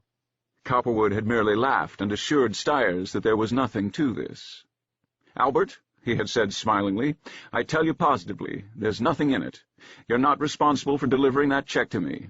I'll tell you what you do now. Go and consult my lawyer, Steger. It won't cost you a cent, and he'll tell you exactly what to do. Now go on back and don't worry any more about it. I'm sorry this move of mine has caused you so much trouble, but it's 100 to 1 you couldn't have kept your place with a new city treasurer anyhow. And if I see any place where you can possibly fit in later, I'll let you know." Another thing that made Cowperwood pause and consider at this time was a letter from Eileen, detailing a conversation which had taken place at the Butler dinner table one evening when Butler, the elder, was not at home. She related how her brother Owen, in effect, had stated that they, the politicians, her father, Mollenhauer, and Simpson, were going to get him yet, meaning Cowperwood, for some criminal financial manipulation of something, she could not explain what, a check or something. Eileen was frantic with worry. Could they mean the penitentiary, she asked in her letter? Her dear lover, her beloved Frank. Could anything like this really happen to him? His brow clouded, and he set his teeth with rage when he read her letter. He would have to do something about this, see Mollenhauer or Simpson, or both, and make some offer to the city. He could not promise them money for the present, only notes, but they might take them. Surely they could not be intending to make a scapegoat of him over such a trivial and uncertain matter as this check transaction, when there was the $500,000 advanced by Stenner, to say nothing of all the past shady transaction of former city treasurers. How rotten, how political, but how real and dangerous. But Simpson was out of the city for a period of 10 days, and Mollenhauer, having in mind the suggestion made by Butler in regard to utilizing Cowperwood's misdeed for the benefit of the party, had already moved as they had planned. The letters were ready and waiting. Indeed, since the conference, the smaller politicians, taking their cue from the overlords, had been industriously spreading the story of the $60,000 check, and insisting that the burden of guilt for the Treasury defalcation, if any, lay on the banker. The moment Mollenhauer laid eyes on Cowperwood, he realized, however, that he had a powerful personality to deal with. Cowperwood gave no evidence of fright. He merely stated in his bland way that he had been in the habit of borrowing money from the city treasury at a low rate of interest, and that this panic had involved him so that he could not possibly return it at present. "I have heard rumors, Mr. Mollenhauer," he said, "to the effect that some charge is to be brought against me as a partner with Mr. Stenner in this matter. But I am hoping that the city will not do that, and I thought I might enlist your influence to prevent it. My affairs are not in a bad way at all, if I had a little time to arrange matters. I'm making all of my creditors an offer of 50 cents on the dollar now, and giving notes at 1, 2, and 3 years. But in this matter of the city treasury loans, if I could come to terms, I would be glad to make it 100 cents, only I would want a little more time. Stocks are bound to recover, as you know, and barring my losses at this time, I will be all right. I realize that the matter has gone pretty far already. The newspapers are likely to start talking at any time, unless they are stopped by those who can control them." He looked at Mollenhauer in a complimentary way. "But if I could be kept out of the general proceedings as much as possible, my standing would not be injured, and I would have a better chance of getting on my feet. It would be better for the city, for then I could certainly pay it what I owe it." He smiled his most winsome and engaging smile, and Mollenhauer, seeing him for the first time, was not unimpressed. Indeed, he looked at this young financial David with an interested eye. If he could have seen a way to accept this proposition of Cowperwood's, so that the money offered would have been eventually payable to him, and if Cowperwood had had any reasonable prospect of getting on his feet soon, he would have considered carefully what he had to say. For then Cowperwood could have assigned his recovered property to him. As it was, there was small likelihood of this situation ever being straightened out.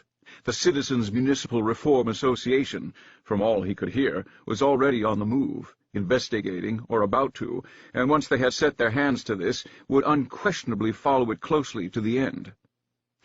"The trouble with this situation, Mr. Cowperwood," he said affably, "is that it has gone so far that it is practically out of my hands. I really have very little to do with it. I don't suppose, though, really, it is this matter of the $500,000 loan that is worrying you so much, as it is this other matter of the $60,000 check you received the other day. Mr. Stenner insists that you secured that illegally, and he is very much wrought up about it. The mayor and the other city officials know of it now, and they may force some action. I don't know." Mollenhauer was obviously not frank in his attitude, a little bit evasive in his sly reference to his official tool, the mayor, and Cowperwood saw it. It irritated him greatly, but he was tactful enough to be quite suave and respectful. "I did get a check for $60,000, that's true," he replied with apparent frankness. "The day before I assigned. It was for certificates I had purchased, however, on Mr. Stenner's order, and was due me. I needed the money, and asked for it. I don't see that there is anything illegal in that." "Not if the transaction was completed in all its details," replied Mollenhauer blandly. "As I understand it, the certificates were bought for the sinking fund, and they are not there. How do you explain that?" "An oversight, merely," replied Cowperwood innocently, and quite as blandly as Mollenhauer. "They would have been there if I had not been compelled to assign so unexpectedly.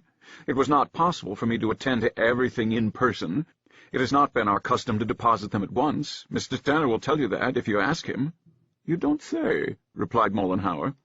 "He did not give me that impression. However, they are not there, and I believe that that makes some difference legally. I have no interest in the matter, one way or the other, more than that of any other good Republican. I don't see exactly what I can do for you. What did you think I could do?" "I don't believe you can do anything for me, Mr. Mollenhauer," replied Cowperwood a little tartly, "unless you are willing to deal quite frankly with me. I am not a beginner in politics in Philadelphia. I know something about the powers in command. I thought that you could stop any plan to prosecute me in this matter, and give me time to get on my feet again. I'm not any more criminally responsible for that $60,000 than I am for the $500,000 that I had as loan before it, not as much so. I did not create this panic. I did not set Chicago on fire. Mr. Stenner and his friends have been reaping some profit out of dealing with me. I certainly was entitled to make some effort to save myself after all these years of service, and I can't understand why I should not receive some courtesy at the hands of the present city administration after I have been so useful to it. I certainly have kept city loan at par, and as for Mr. Stenner's money, he has never wanted for his interest on that, and more than his interest." "Quite so," replied Mollenhauer, looking Cowperwood in the eye steadily, and estimating the force and accuracy of the man at their real value.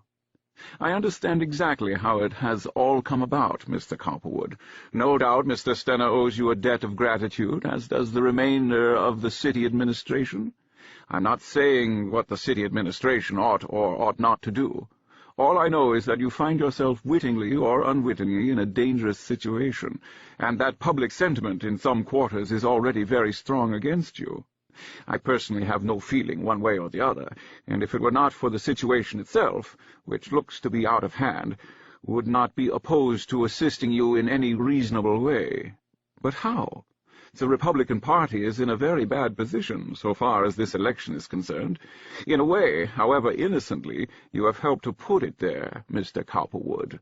Mr. Butler, for some reason to which I am not a party, seems deeply and personally incensed, and Mr. Butler is a great power here." Cowperwood began to wonder whether by any chance Butler had indicated the nature of his social offense against himself, but he could not bring himself to believe that. It was not probable. "I sympathize with you greatly, Mr. Cowperwood, but what I suggest is that you first see Mr. Butler and Mr. Simpson. If they agree to any program of aid, I will not be opposed to joining. But apart from that, I do not know exactly what I can do. I am only one of those who have a slight say in the affairs of Philadelphia." At this point Mollenhauer rather expected Cowperwood to make an offer of his own holdings, but he did not. Instead, he said, "I'm very much obliged to you, Mr. Mollenhauer, for the courtesy of this interview. I believe you would help me if you could. I shall just have to fight it out the best way I can. Good day." And he bowed himself out. He saw clearly how hopeless was his quest. In the meanwhile, finding that the rumors were growing in volume and that no one appeared to be willing to take steps to straighten the matter out, Mr. Skelton C. Wheat, president of the Citizens' Municipal Reform Association, was, at last, and that by no means against his will, compelled to call together the committee of 10 estimable Philadelphians of which he was chairman, in a local committee hall on Market Street, and lay the matter of the Cowperwood failure before it. "It strikes me, gentlemen," he announced, "that this is an occasion when this organization can render a signal service to the city and the people of Philadelphia, and prove the significance and the merit of the title originally selected for it, by making such a thoroughgoing investigation as will bring to light all the facts in this case, and then by standing vigorously behind them insist that such nefarious practices as we are informed were indulged in this case shall cease. I know it may prove to be a difficult task. The Republican Party and its local and state interests are certain to be against us. Its leaders are unquestionably most anxious to avoid comment and to have their ticket go through undisturbed, and they will not contemplate with any equanimity our opening activity in this matter. But if we persevere, great good will surely come of it. There is too much dishonesty in public life as it is. There is a standard of right in these matters which cannot permanently be ignored, and which must eventually be fulfilled. I leave this matter to your courteous consideration." Mr. Wheat sat down, and the body before him immediately took the matter which he proposed under advisement. It was decided to appoint a subcommittee to investigate, to quote the statement eventually given to the public, the peculiar rumors now affecting one of the most important and distinguished offices of our municipal government, and to report at the next meeting, which was set for the following evening at 9 o'clock. The meeting adjourned, and the following night at 9 reassembled, 4 individuals of very shrewd financial judgment having meantime been about the task assigned them. They drew up a very elaborate statement, not wholly in accordance with the facts, but as nearly as so could be ascertained in so short a space of time. "It appears," read the report, after a preamble which explained why the committee had been appointed, "that it has been the custom of city treasurers for years, when loans have been authorized by councils, to place them in the hands of some favorite broker for sale, the broker accounting to the treasurer for the moneys received by such sales at short periods, generally the first of each month. In the present case, Frank A. Cowperwood has been acting as such broker for the city treasurer. But even this vicious and unbusinesslike system appears not to have been adhered to in the case of Mr. Cowperwood.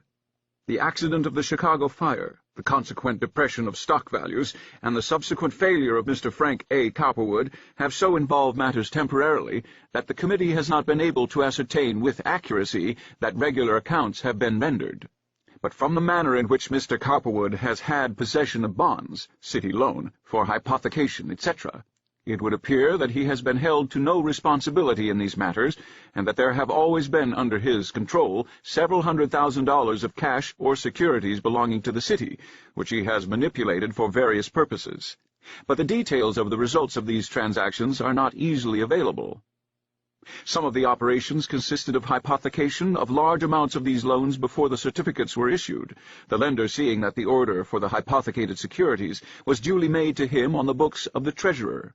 Such methods appear to have been occurring for a long time, and it being incredible that the city treasurer could be unaware of the nature of the business, there is indication of a complicity between him and Mr. Cowperwood to benefit by the use of the city credit in violation of the law.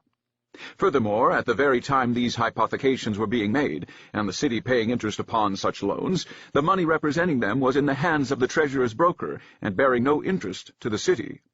The payment of municipal warrants was postponed, and they were being purchased at a discount in large amounts by Mr. Cowperwood with the very money that should have been in the city treasury. The bona fide holders of the orders for certificates of loans are now unable to obtain them, and thus the city's credit is injured to a greater extent than the present defalcation, which amounts to over $500,000. An accountant is now at work on the treasurer's books, and a few days should make clear the whole modus operandi. It is hoped that the publicity thus obtained will break up such vicious practices. There was appended to this report a quotation from the law governing the abuse of a public trust, and the committee went on to say that, unless some taxpayer chose to initiate proceedings for the prosecution of those concerned, the committee itself would be called upon to do so, although such action hardly came within the object for which it was formed. This report was immediately given to the papers. Though some sort of a public announcement had been anticipated by Cowperwood and the politicians, this was, nevertheless, a severe blow. Stenner was beside himself with fear. He broke into a cold sweat when he saw the announcement, which was conservatively headed, Meeting of the Municipal Reform Association. All of the papers were so closely identified with the political and financial powers of the city that they did not dare to come out openly and say what they thought. The chief facts had already been in the hands of the various editors and publishers for a week and more, but word had gone around from Mollenhauer, Simpson, and Butler to use the soft pedal for the present. It was not good for Philadelphia, for local commerce, etc., to make a row. The fair name of the city would be smirched. It was the old story. At once the question was raised as to who was really guilty, the city treasurer or the broker, or both. How much money had actually been lost? Where had it gone? Who was Frank Algernon Cowperwood anyway? Why was he not arrested? How did he come to be identified so closely with the financial administration of the city? And though the day of what later was termed yellow journalism had not arrived, and the local papers were not given to such vital personal comment as followed later, it was not possible, even bound as they were, hand and foot, by the local political and social magnates, to avoid comment of some sort. Editorials had to be written. Some solemn, conservative references to the shame and disgrace which one single individual could bring to a great city and a noble political party had to be ventured upon. That desperate scheme to cast the blame on Cowperwood temporarily, which had been concocted by Mollenhauer, Butler, and Simpson, to get the odium of the crime outside the party lines for the time being, was now lugged forth and put in operation. It was interesting and strange to note how quickly the newspapers, and even the Citizens' Municipal Reform Association, adopted the argument that Cowperwood was largely, if not solely, to blame. Stenner had loaned him the money, it is true, had put bond issues in his hands for sale, it is true, but somehow everyone seemed to gain the impression that Cowperwood had desperately misused the treasurer. The fact that he had taken a $60,000 check for certificates, which were not in the sinking fund, was hinted at, though until they could actually confirm this for themselves, both the newspapers and the committee were too fearful of the state libel laws to say so. In due time there were brought forth several noble municipal letters, purporting to be a stern call on the part of the mayor, Mr. Jacob Borchardt, on Mr. George W. Stenner for an immediate explanation of his conduct, and the latter's reply, which were at once given to the newspapers and the Citizens' Municipal Reform Association. These letters were enough to show, so the politicians figured, that the Republican Party was anxious to purge itself of any miscreant within its ranks, and they also helped to pass the time until after election. Office of the Mayor of the City of Philadelphia. George W. Stenner, Esquire, City Treasurer. October 18th, 1871. Dear Sir, Information has been given me that certificates of city loan to a large amount, issued by you for sale on account of the city, and, I presume, after the usual requisition from the mayor of the city, have passed out of your custody, and that the proceeds of the sale of said certificates have not been paid into the city treasury. I have also been informed that a large amount of the city's money has been permitted to pass into the hands of some one or more brokers or bankers doing business on 3rd Street, and that said brokers or bankers have since met with financial difficulties, whereby, and by reason of the above generally, the interests of the city are likely to be very seriously affected. I have therefore to request that you will promptly advise me of the truth or falsity of these statements, so that such duties as devolve upon me as the chief magistrate of the city, in view of such facts, if they exist, may be intelligently discharged. Yours respectfully, Jacob Borchardt, Mayor of Philadelphia. Office of the Treasurer of the City of Philadelphia, October 19th, 1871. Honorable Jacob Borchardt. Dear Sir, I have to acknowledge the receipt of your communication of the 21st instant, and to express my regret that I cannot, at this time, give you the information you ask. There is undoubtedly an embarrassment in the city treasury, owing to the delinquency of the broker, who, for several years past, has negotiated the city loans, and I have been, since the discovery of this fact, and still am occupied in endeavoring to avert or lessen the loss with which the city is threatened. I am, very respectfully, George W. Stenner. Office of the Mayor of the City of Philadelphia, October 21, 1871. George W. Stenner, Esquire. City Treasurer. Dear Sir, under the existing circumstances, you will consider this as a notice of withdrawal and revocation of any requisition or authority by me for the sale of loan, so far as the same has not been fulfilled. Applications for loans, authorized and not issued, may for the present be made at this office. Very respectfully, Jacob Borchardt, Mayor of Philadelphia. And did Mr. Jacob Borchardt write the letters to which his name was attached? He did not. Mr. Abner Sengstack wrote them in Mr. Mollenhauer's office, and Mr. Mollenhauer's comment, when he saw them, was that he thought they would do. That they were very good, in fact. And did Mr. George W. Stenner, City Treasurer of Philadelphia, write that very politic reply? He did not. Mr. Stenner was in a state of complete collapse, even crying at one time at home in his bathtub. Mr. Abner Sengstack wrote that also, and had Mr. Stenner sign it. And Mr. Mollenhauer's comment on that, before it was sent, was that he thought it was all right. It was a time when all the little rats and mice were scurrying to cover because of the presence of a great, fiery-eyed public cat somewhere in the dark, and only the older and wiser rats were able to act.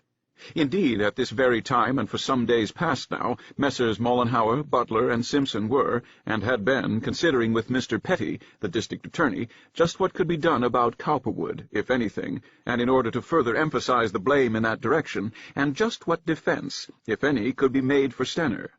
Butler, of course, was strong for Cowperwood's prosecution. Petty did not see that any defense could be made for Stenner, since various records of streetcar stocks purchased for him were spread upon Cowperwood's books. But for Cowperwood, let me see, he said. They were speculating, first of all, as to whether it might not be good policy to arrest Cowperwood, and if necessary try him, since his mere arrest would seem to the general public, at least, positive proof of his greater guilt, to say nothing of the virtuous indignation of the administration, and in consequence might tend to divert attention from the evil nature of the party until after election. So finally, on the afternoon of October 26, 1871, Edward Strobick, president of the Common Council of Philadelphia, appeared before the mayor, as finally ordered by Mollenhauer, and charged by affidavit that Frank A. Cowperwood, as broker, employed by the treasurer to sell the bonds of the city, had committed embezzlement and larceny as bailey. It did not matter that he charged George W. Stenner with embezzlement at the same time. Cowperwood was the scapegoat they were after. Chapter 34. The contrasting pictures presented by Cowperwood and Stenner at this time are well worth a moment's consideration. Stenner's face was grayish-white, his lips blue. Cowperwood, despite various solemn thoughts concerning a possible period of incarceration which this hue and cry now suggested, and what that meant to his parents, his wife and children, his business associates, and his friends, was as calm and collected as one might assume his great mental resources would permit him to be. During all this whirl of disaster, he had never once lost his head or his courage. That thing, conscience, which obsesses and rides some people to destruction, did not trouble him at all. He had no consciousness of what is currently known as sin. There were just two faces to the shield of life from the point of view of his peculiar mind, strength and weakness, right and wrong. He did not know about those. They were bound up in metaphysical abstrusities about which he did not care to bother. Good and evil? Those were toys of clerics, by which they made money. And as for social favor or social ostracism, which, on occasion, so quickly followed upon the heels of disaster of any kind, well, what was social ostracism? Had either he or his parents been of the best society as yet? And since not, and despite this present mix-up, might not the future hold social restoration and position for him? It might. Morality and immorality? He never considered them. But strength and weakness, oh yes. If you had strength, you could protect yourself always and be something. If you were weak, pass quickly to the rear and get out of the range of the guns. He was strong, and he knew it, and somehow he always believed in his star. Something, he could not say what, it was the only metaphysics he bothered about, was doing something for him. It had always helped him. It made things come out right at times. It put excellent opportunities in his way. Why had he been given so fine a mind? Why always favored financially, personally? He had not deserved it, earned it. Accident, perhaps? But somehow he thought that he would always be protected. These institutions, the hunches to act which he frequently had, could not be so easily explained. Life was a dark, insoluble mystery, but whatever it was, strength and weakness were its two constituents. Strength would win, weakness lose. He must rely on swiftness of thought, accuracy, his judgment, and on nothing else. He was really a brilliant picture of courage and energy, moving about briskly in a jaunty, dapper way, his mustaches curled, his clothes pressed, his nails manicured, his face clean-shaven and tinted with health. In the meantime, Cowperwood had gone personally to Skelton C. Wheat and tried to explain his side of the situation, alleging that he had done no differently from many others before him, but Wheat was dubious. He did not see how it was that the $60,000 worth of certificates were not in the sinking fund.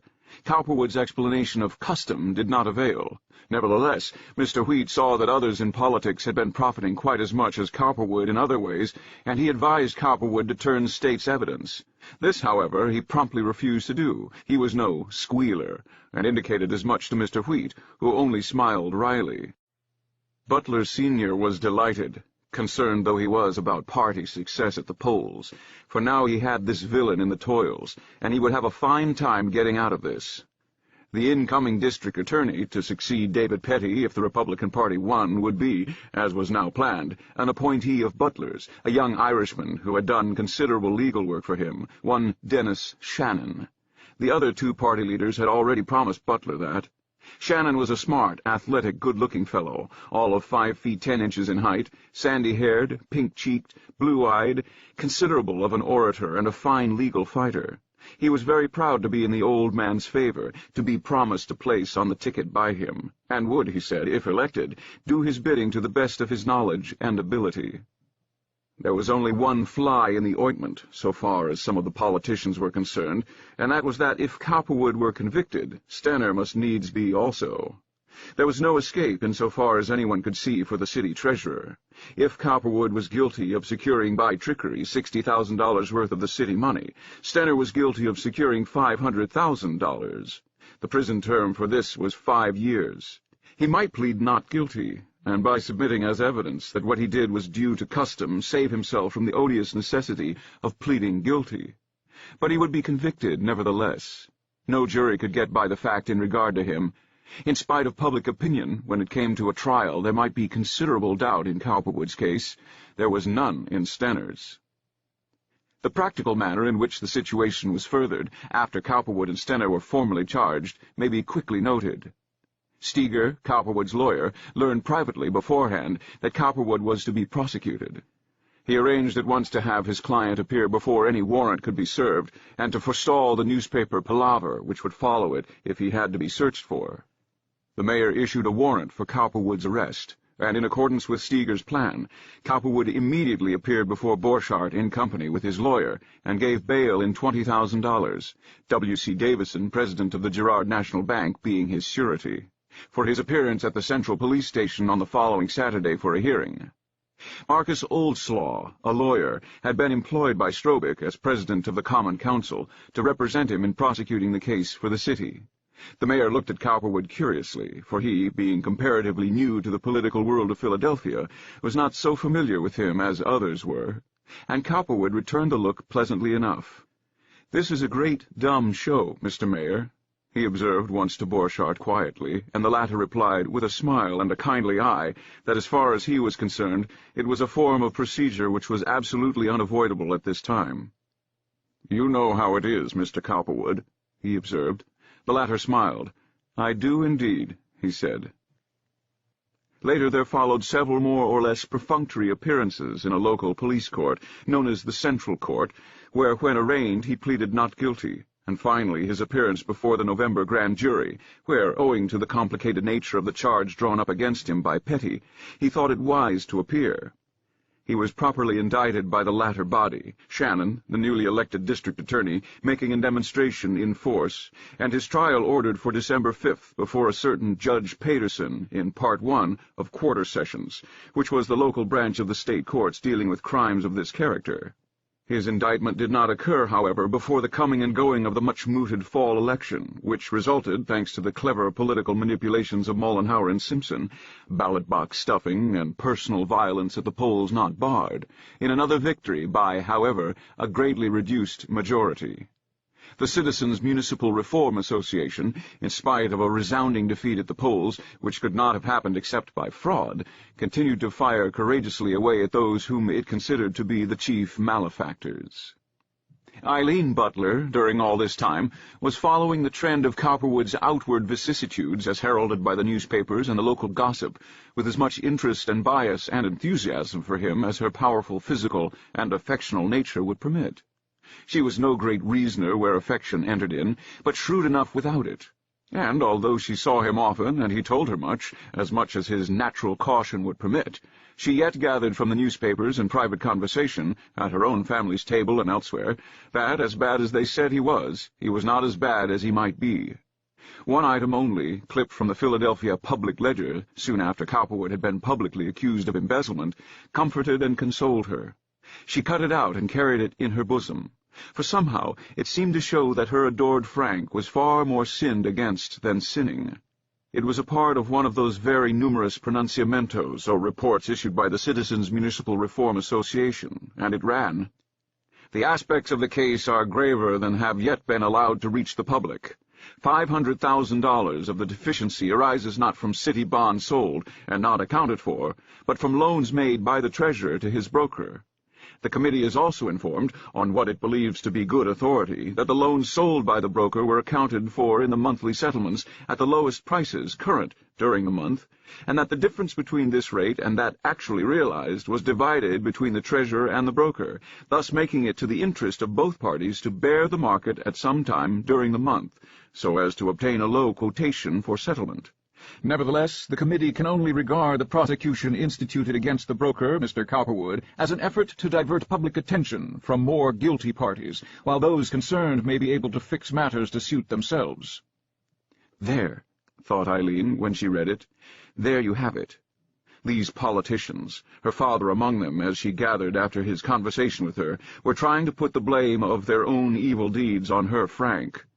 He was not nearly as bad as he was painted. The report said so. She gloated over the words, "an effort to divert public attention from more guilty parties."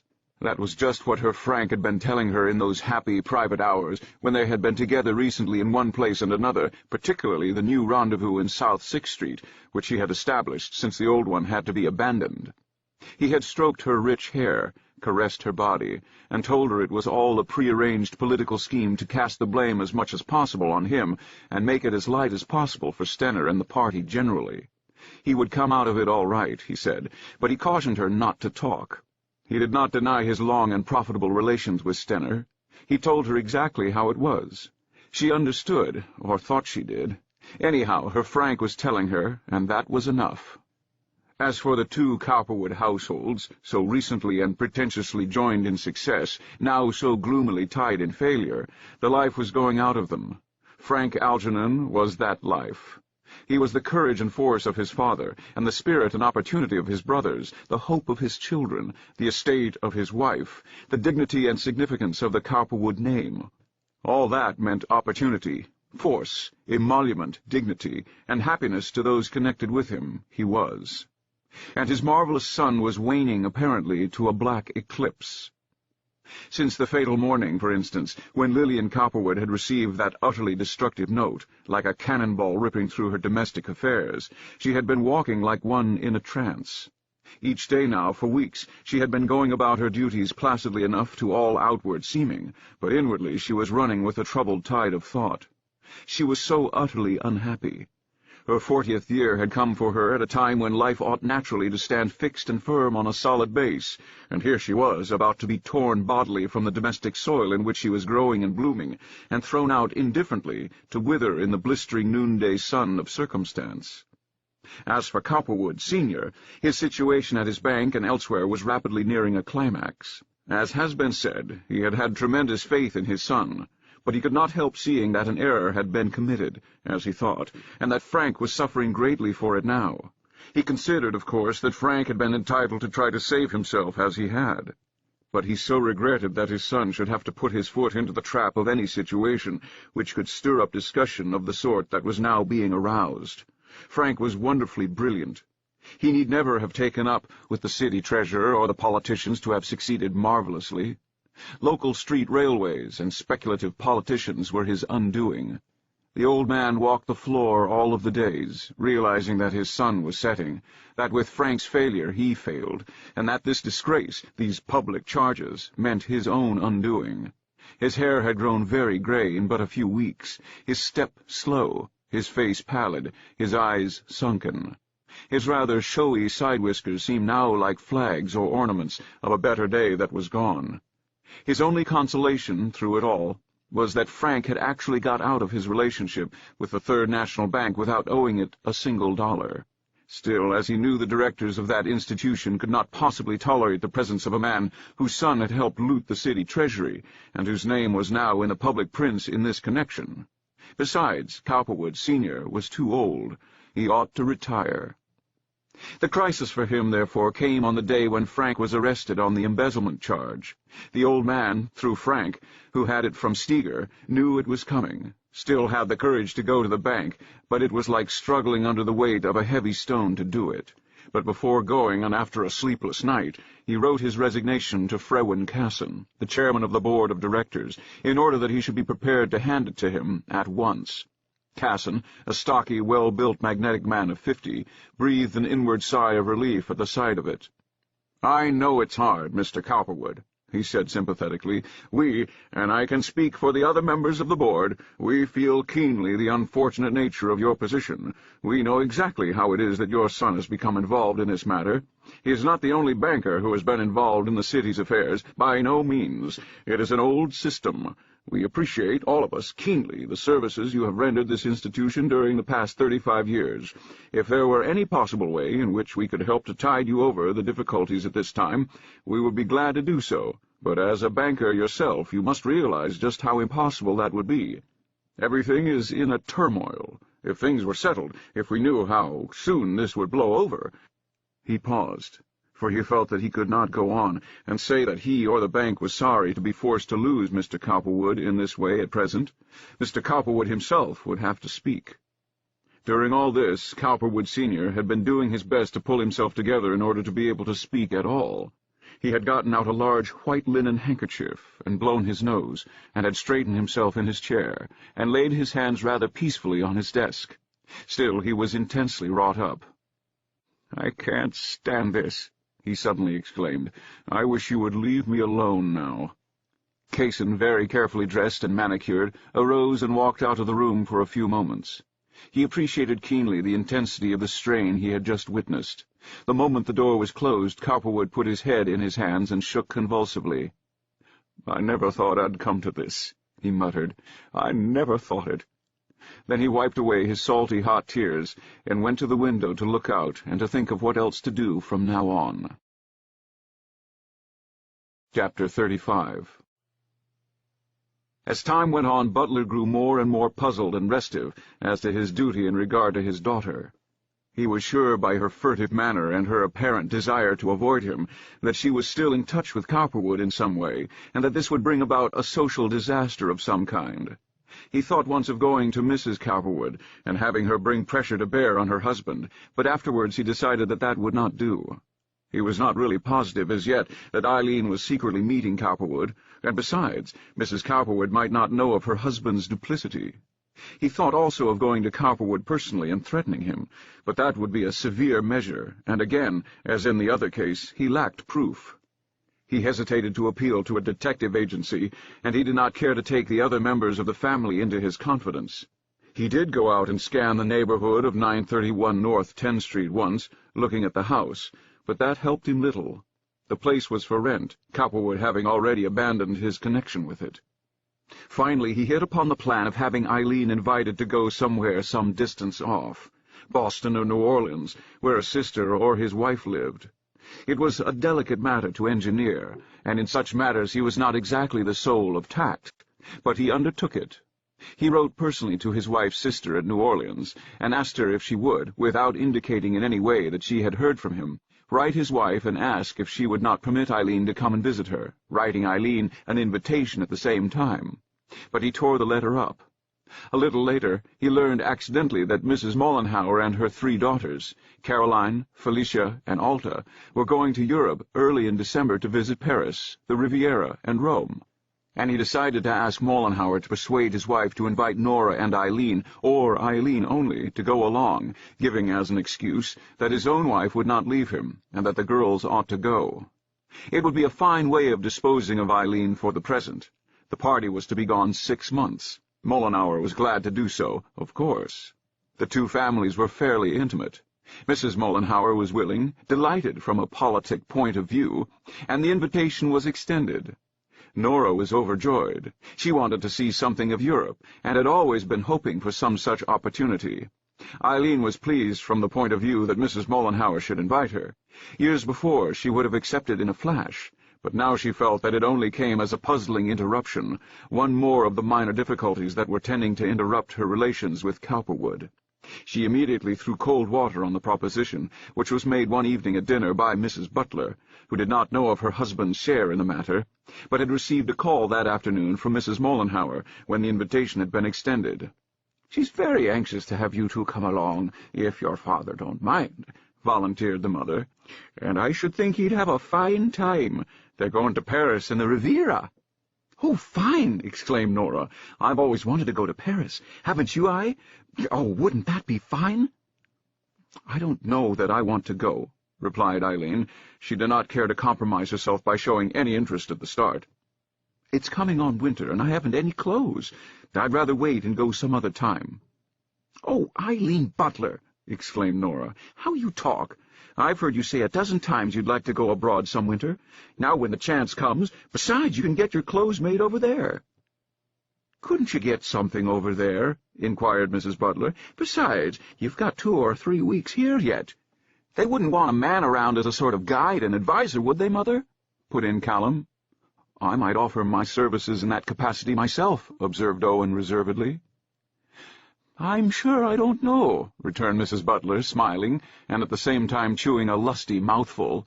"You'll have to ask them, my sons." Eileen still persisted. She did not want to go. It was too sudden. It was this.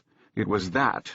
Just then old Butler came in and took his seat at the head of the table. Knowing all about it, he was most anxious to appear not to. "You wouldn't object, Edward, would you?" queried his wife, explaining the proposition in general. "Object?" he echoed, with a well-simulated but rough attempt at gaiety. "A fine thing I'd be doing for myself, objecting. I'd be glad if I could get shut out of the whole pack of you for a time." "What talk ye have," said his wife. "A fine mess you'd make of it living alone." "I'd not be alone, believe me," replied Butler. "There's many a place I'd be welcome in this town, no thanks to ye." And there's many a place you wouldn't have been if it hadn't been for me. I'm telling you that," retorted Mrs. Butler genially. "And that's not stretching the truth much, either," he answered fondly. Eileen was adamant. No amount of argument both on the part of Nora and her mother had any effect whatever. Butler witnessed the failure of his plan with considerable dissatisfaction, but he was not through. When he was finally convinced that there was no hope of persuading her to accept the Mollenhauer proposition, he decided, after a while, to employ a detective. At that time, the reputation of William A. Pinkerton, of detective fame, and of his agency was great. The man had come up from poverty through a series of vicissitudes to a high standing in his peculiar, and to many, distasteful profession. But to anyone in need of such, in themselves calamitous services, his very famous and decidedly patriotic connection with the Civil War and Abraham Lincoln was a recommendation. He, or rather his service, had guarded the latter all during his stormy incumbency at the Executive Mansion. There were offices for the management of the company's business in Philadelphia, Washington, and New York, to say nothing of other places. Butler was familiar with the Philadelphia sign, but did not care to go to the office there.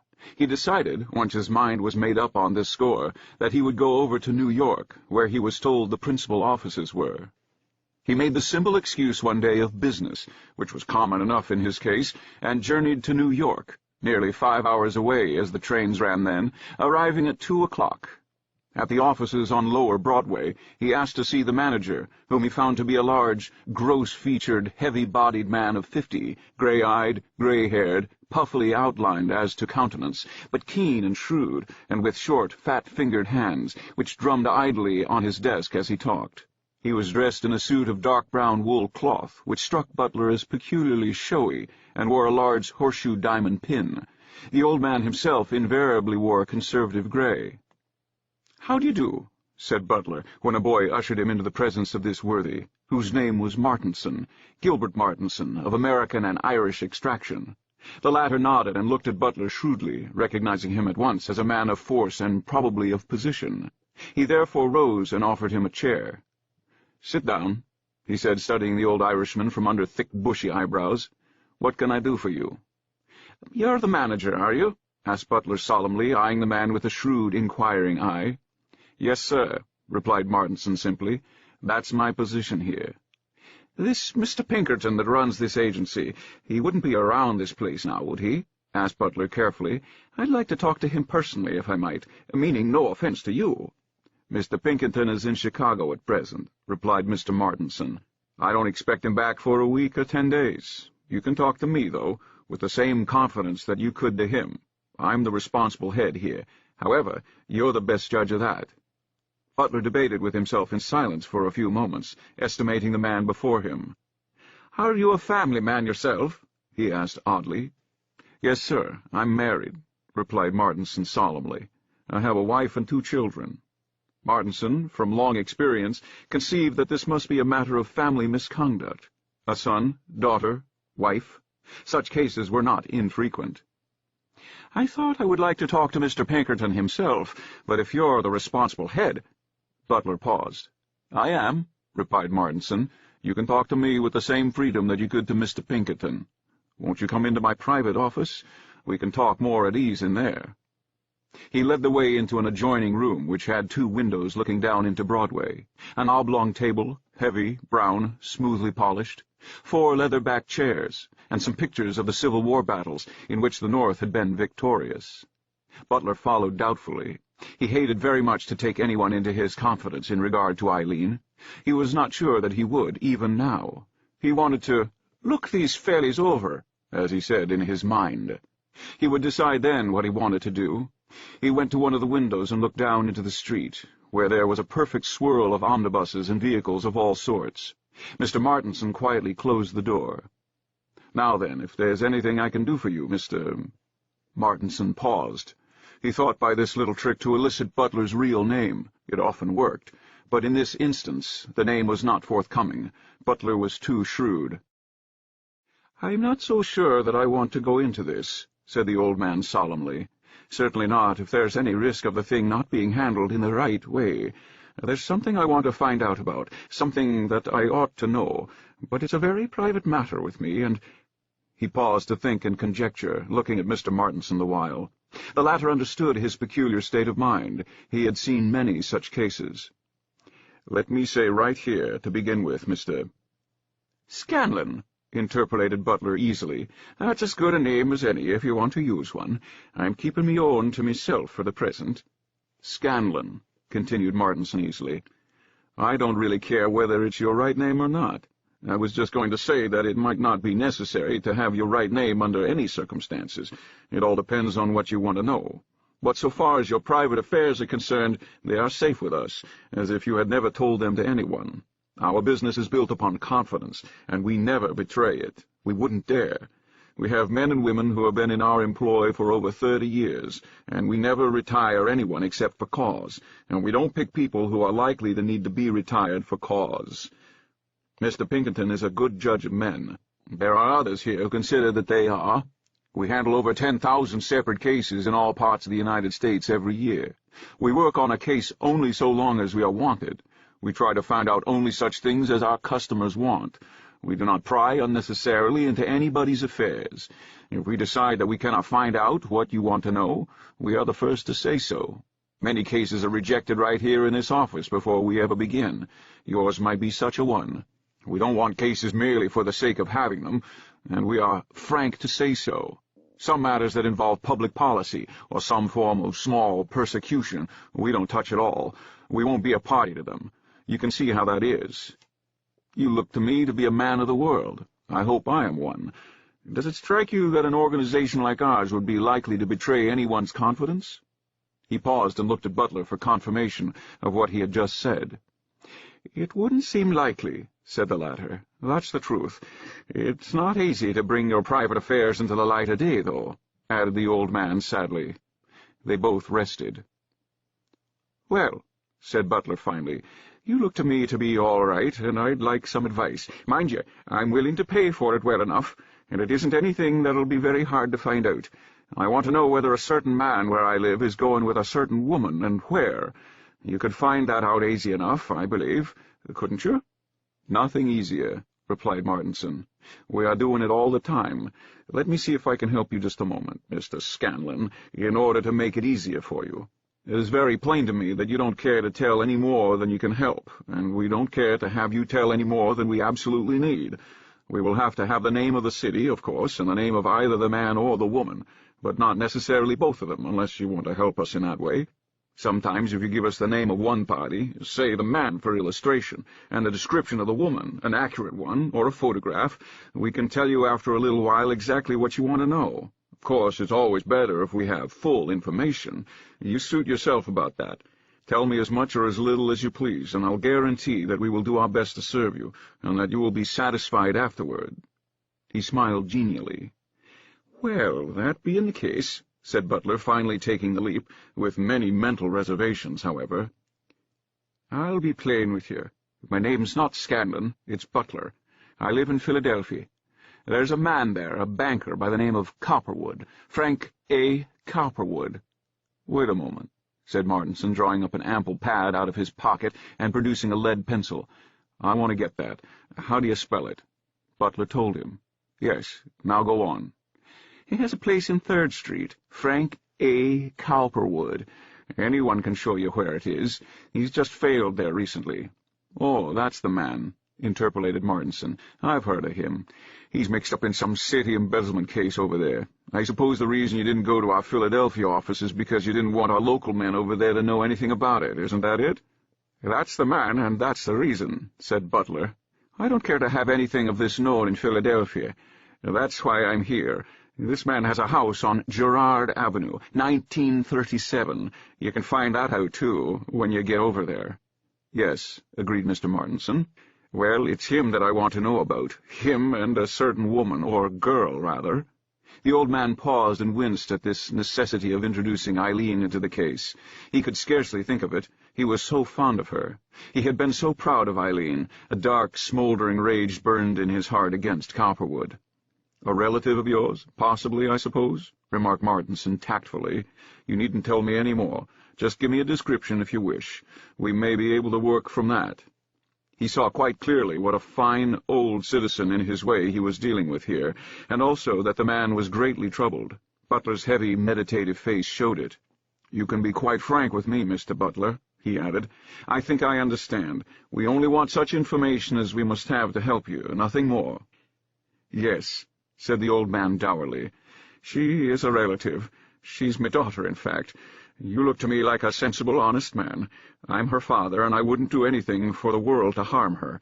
It's trying to save her I am. It's him I want." He suddenly closed one big fist forcefully. Martinson, who had 2 daughters of his own, observed the suggestive movement. "I understand how you feel, Mr. Butler," he observed. "I am a father myself. We'll do all we can for you.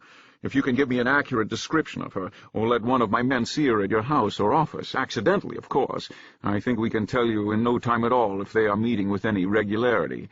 That's all you want to know, is it? Just that?" "That's all," said Butler solemnly. "Well, that oughtn't to take any time at all, Mr. Butler. 3 or 4 days, possibly, if we have any luck. A week, 10 days, 2 weeks. It depends on how long you want us to shadow him in case there is no evidence the first few days." "I want to know however long it takes," replied Butler bitterly. "I want to know if it takes a month or 2 months or 3 to find out. I want to know." The old man got up as he said this, very positive, very rugged. "And don't send me men that haven't sense. Lots of it, please. I want men that are fathers, if you've got 'em, and that have sense enough to hold their tongues, not boys." "I understand, Mr. Butler," Martinson replied. "Depend on it, you'll have the best we have, and you can trust them. They'll be discreet. You can depend on that. The way I'll do will be to assign just one man to the case at first, as someone you can see for yourself whether you like or not. I'll not tell him anything. You can talk to him. If you like him, tell him, and he'll do the rest. Then, if he needs any more help, he can get it. What is your address?" Butler gave it to him. "And there'll be no talk about this?" "None whatever, I assure you. And when'll he be coming along?" "Tomorrow, if you wish. I have a man I could send tonight." "He isn't here now, or I'd have him talk with you. I'll talk to him, though, and make everything clear. You needn't worry about anything. Your daughter's reputation will be safe in his hands." "Thank you kindly," commented Butler, softening the least bit in a gingerly way. "I'm much obliged to you. I'll take it as a great favor and pay you well." "Never mind about that, Mr. Butler," replied Martinson. "You're welcome to anything this concern can do for you at its ordinary rates." He showed Butler to the door, and the old man went out. He was feeling very depressed over this, very shabby. To think he should have to put detectives on the track of his Eileen, his daughter. Chapter 36. The very next day there called at Butler's office a long, preternaturally solemn man of noticeable height and angularity, dark-haired, dark-eyed, sallow, with a face that was long and leathery, and particularly hawk-like, who talked with Butler for over an hour and then departed. That evening he came to the Butler house around dinner-time, and being shown into Butler's room, was given a look at Eileen by a ruse. Butler sent for her, standing in the doorway just far enough to one side to yield a good view of her. The detective stood behind one of the heavy curtains, which had already been put up for the winter, pretending to look out into the street. "Did anyone drive Sissy this morning?" asked Butler of Eileen, inquiring after a favorite family horse. Butler's plan, in case the detective was seen, was to give the impression that he was a horseman, who had come either to buy or to sell. His name was Jonas Alderson, and he looked sufficiently like a horse-trader to be one. "I don't think so, Father," replied Eileen. "I didn't. I'll find out." "Never mind. What I want to know is, did you intend using her tomorrow?" "No, not if you want her. Jerry suits me just as well." "Very well, then. Leave her in the stable." Butler quietly closed the door. Eileen concluded at once that it was a horse conference. She knew he would not dispose of any horse in which she was interested without first consulting her, and so she thought no more about it. After she was gone, Alderson stepped out and declared that he was satisfied. "That's all I need to know," he said. "I'll let you know in a few days if I find out anything."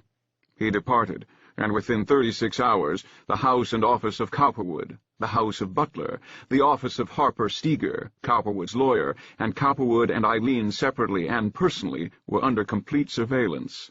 It took 6 men to do it at first, and eventually a 7th, when the second meeting place, which was located in South 6th Street, was discovered. All the detectives were from New York. In a week all was known to Alderson. It had been agreed between him and Butler that if Eileen and Cowperwood were discovered to have any particular rendezvous, Butler was to be notified some time when she was there, so that he might go immediately and confront her in person if he wished. He did not intend to kill Cowperwood, and Alderson would have seen to it that he did not, in his presence at least, but he would give him a good tongue-lashing, fell him to the floor, in all likelihood, and march Eileen away. There would be no more lying on her part as to whether she was or was not going with Cowperwood. She would not be able to say after that what she would or would not do. Butler would lay down the law to her. She would reform, or he would send her to a reformatory. Think of her influence on her sister, or on any good girl, knowing what she knew, or doing what she was doing. She would go to Europe after this, or any place he chose to send her. In working out his plan of action, it was necessary for Butler to take Alderson into his confidence, and the detective made plain his determination to safeguard Cowperwood's person. "We couldn't allow you to strike any blows or do any violence," Alderson told Butler when they first talked about it. "It's against the rules. You can go in there on a search warrant, if you have to have one. I can get that for you without anybody's knowing anything about your connection with the case. We can say it's for a girl from New York. But you'll have to go in the presence of my men. They won't permit any trouble. You can get your daughter all right. We'll bring her away, and him too, if you say so. But you'll have to make some charge against him if we do. Then there's the danger of the neighbors seeing. You can't always guarantee you won't collect a crowd that way." Butler had many misgivings about the matter. It was fraught with great danger of publicity. Still, he wanted to know. He wanted to terrify Eileen if he could, to reform her drastically. Within a week, Alderson learned that Eileen and Cowperwood were visiting an apparently private residence, which was anything but that.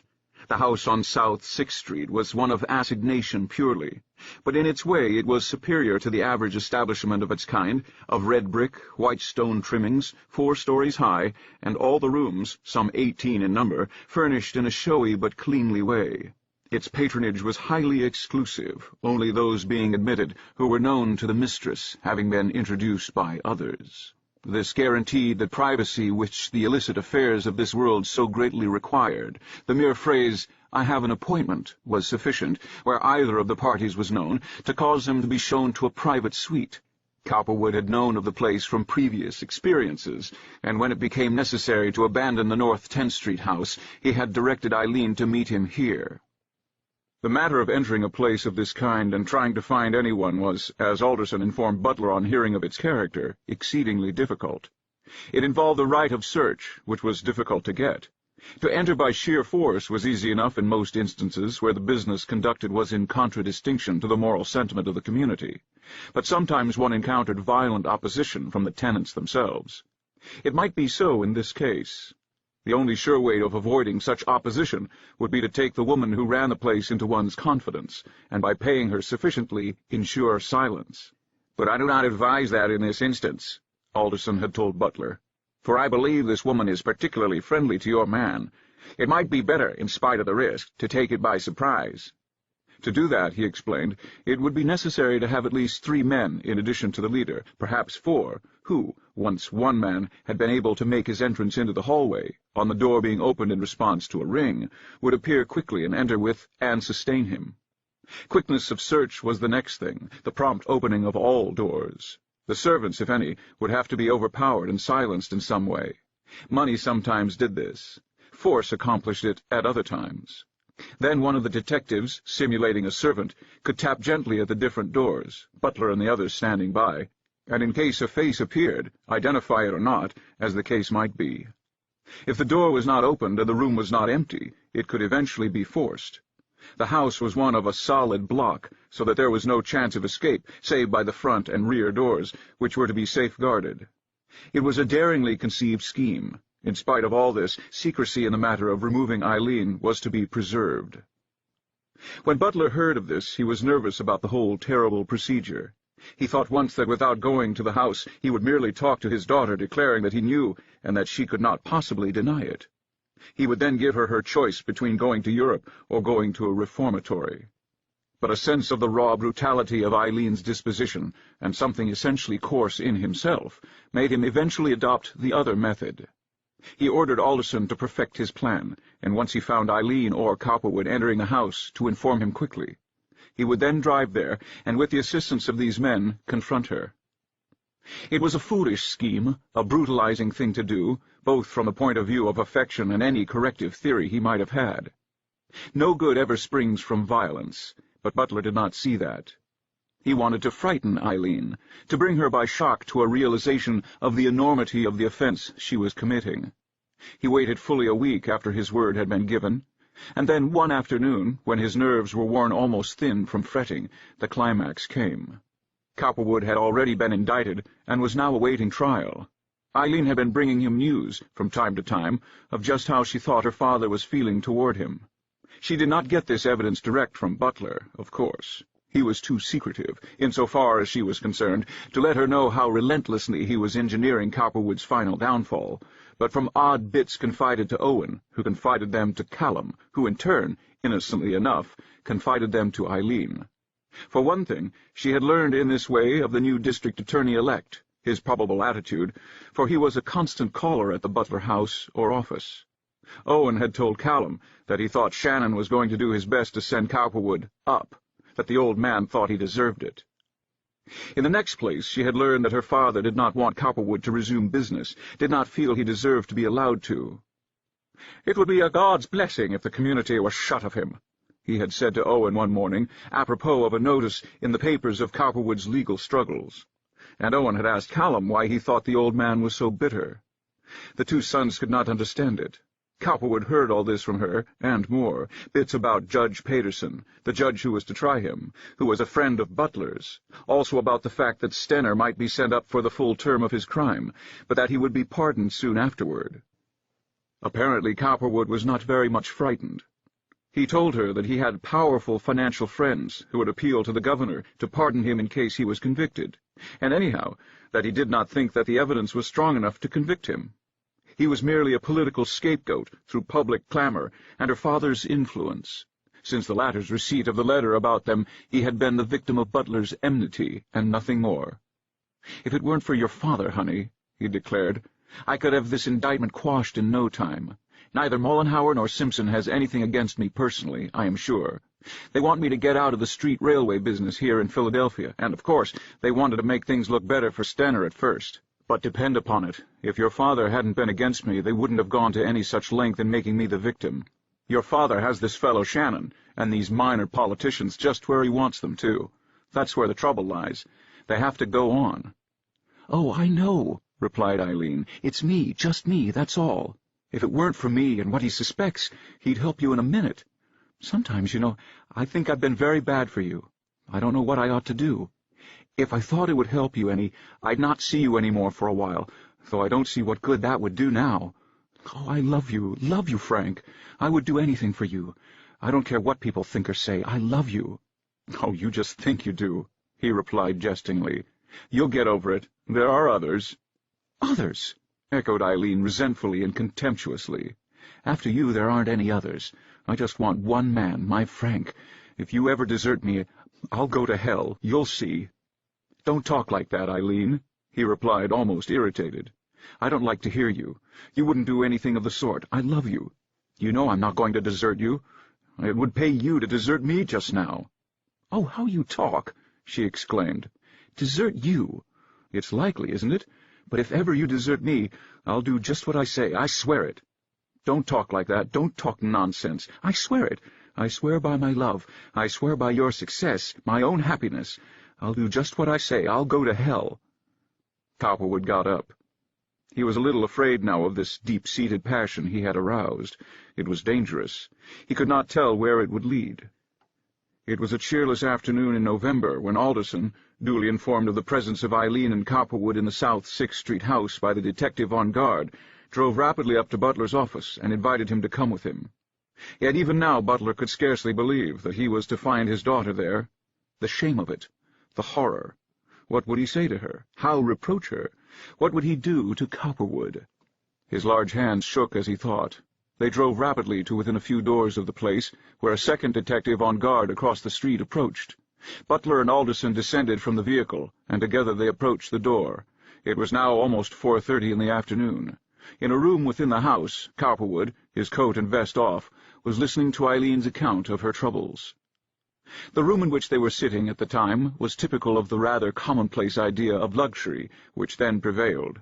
Most of the sets of furniture put on the market for general sale by the furniture companies were, when they approached in any way the correct idea of luxury, imitations of one of the Louis periods. The curtains were always heavy, frequently brocaded, and not infrequently red. The carpets were richly flowered in high colors, with a thick velvet nap. The furniture, of whatever wood it might be made, was almost invariably heavy, floriated, and cumbersome. This room contained a heavily constructed bed of walnut, with washstand, bureau, and wardrobe to match. A large square mirror in a gold frame was hung over the washstand. Some poor engravings of landscapes and several nude figures were hung in gold frames on the wall. The gilt-framed chairs were upholstered in pink and white flowered brocade, with polished brass tacks. The carpet was of thick Brussels, pale cream and pink in hue, with large blue jardinières containing flowers woven in as ornaments. The general effect was light, rich, and a little stuffy. "You know I get desperately frightened sometimes," said Eileen. "Father might be watching us, you know. I've often wondered what I'd do if he caught us. I couldn't lie out of this, could I?" "You certainly couldn't," said Cowperwood, who never failed to respond to the incitement of her charms. She had such lovely, smooth arms, a full, luxuriously tapering throat and neck. Her golden red hair floated like an aureole about her head, and her large eyes sparkled. The wondrous vigor of a full womanhood was hers, errant, ill-balanced, romantic, but exquisite. "But you might as well not cross that bridge until you come to it," he continued. "I myself have been thinking that we had better not go on with this for the present. That letter ought to have been enough to stop us for the time." He came over to where she stood by the dressing-table, adjusting her hair. "You're such a pretty minx," he said. He slipped his arm about her and kissed her pretty mouth. "Nothing sweeter than you this side of paradise," he whispered in her ear. While this was enacting, Butler and the extra detective had stepped out of sight, to one side of the front door of the house, while Alderson, taking the lead, rang the bell. A negro servant appeared. "Is Miss Davis in?" he asked genially, using the name of the woman in control. "I'd like to see her." "Just come in," said the maid, unsuspectingly, and indicated a reception room on the right. Alderson took off his soft, wide-brimmed hat and entered. When the maid went upstairs, he immediately returned to the door and let in Butler and 2 detectives. The 4 stepped into the reception room unseen. In a few moments, the madam, as the current word characterized this type of woman, appeared. She was tall, fair, rugged, and not at all unpleasant to look upon. She had light blue eyes and a genial smile. Long contact with the police and the brutalities of sex in her early life had made her wary, a little afraid of how the world would use her. This particular method of making a living being illicit, and she having no other practical knowledge at her command, she was as anxious to get along peacefully with the police and the public generally as any struggling tradesman in any walk of life might have been. She had on a loose, blue-flowered peignoir, or dressing-gown, open at the front, tied with blue ribbons and showing a little of her expensive underwear beneath. A large opal ring graced her left middle finger, and turquoises of vivid blue were pendant from her ears. She wore yellow silk slippers with bronze buckles, and altogether her appearance was not out of keeping with the character of the reception-room itself, which was a composite of gold-flowered wallpaper, blue and cream-colored Brussels carpet, heavily gold-framed engravings of reclining nudes, and a gilt-framed pier-glass which rose from the floor to the ceiling. Needless to say, Butler was shocked to the soul of him by this suggestive atmosphere which was supposed to include his daughter in its destructive reaches. Alderson motioned one of his detectives to get behind the woman, between her and the door, which he did. "Sorry to trouble you, Mrs. Davis," he said, "but we are looking for a couple who are in your house here. We're after a runaway girl. We don't want to make any disturbance, merely to get her and take her away." Mrs. Davis paled and opened her mouth. "Now don't make any noise or try to scream, or we'll have to stop you. My men are all around the house. Nobody can get out. Do you know anybody by the name of Cowperwood?" Mrs. Davis, fortunately from one point of view, was not of a particularly nervous nor yet contentious type. She was more or less philosophic. She was not in touch with the police here in Philadelphia, hence subject to exposure. What good would it do to cry out, she thought. The place was surrounded. There was no one in the house at the time to save Cowperwood and Eileen. She did not know Cowperwood by his name, nor Eileen by hers. They were a Mr. and Mrs. Montague to her. "I don't know anybody by that name," she replied nervously. "Isn't there a girl here with red hair?" asked one of Alderson's assistants, "and a man with a gray suit and a light brown mustache? They came in here half an hour ago. You remember them, don't you?" "There's just one couple in the house, but I'm not sure whether they're the ones you want. I'll ask them to come down if you wish. Well, I wish you wouldn't make any disturbance. This is terrible." "We'll not make any disturbance," replied Alderson, "if you don't. Just you be quiet. We merely want to see the girl and take her away. Now you stay where you are. What room are they in?" "In the second one in the rear upstairs. Won't you let me go, though? It will be so much better. I'll just tap and ask them to come out." "No, we'll tend to that. You stay where you are. You're not going to get into any trouble. You just stay where you are," insisted Alderson. He motioned to Butler, who, however, now that he had embarked on his grim task, was thinking that he had made a mistake. What good would it do him to force his way in and make her come out, unless he intended to kill Cowperwood? If she were made to come down here, that would be enough. She would then know that he knew all.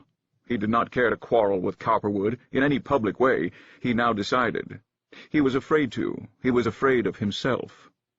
"Let her go," he said grimly, doggedly referring to Mrs. Davis. "But watch her. Tell the girl to come downstairs to me."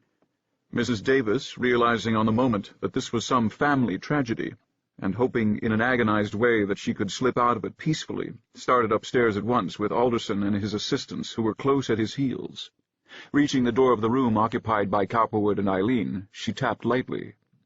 At the time, Eileen and Cowperwood were sitting in a big armchair. At the first knock, Eileen blanched and leapt to her feet. Usually not nervous, today, for some reason, she anticipated trouble. Cowperwood's eyes instantly hardened. "Don't be nervous," he said. "No doubt it's only the servant. I'll go." He started, but Eileen interfered. "Wait," she said. Somewhat reassured, she went to the closet, and taking down a dressing gown, slipped it on. Meanwhile the tap came again.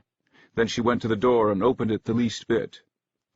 "Mrs. Montague," exclaimed Mrs. Davis, in an obviously nervous, forced voice.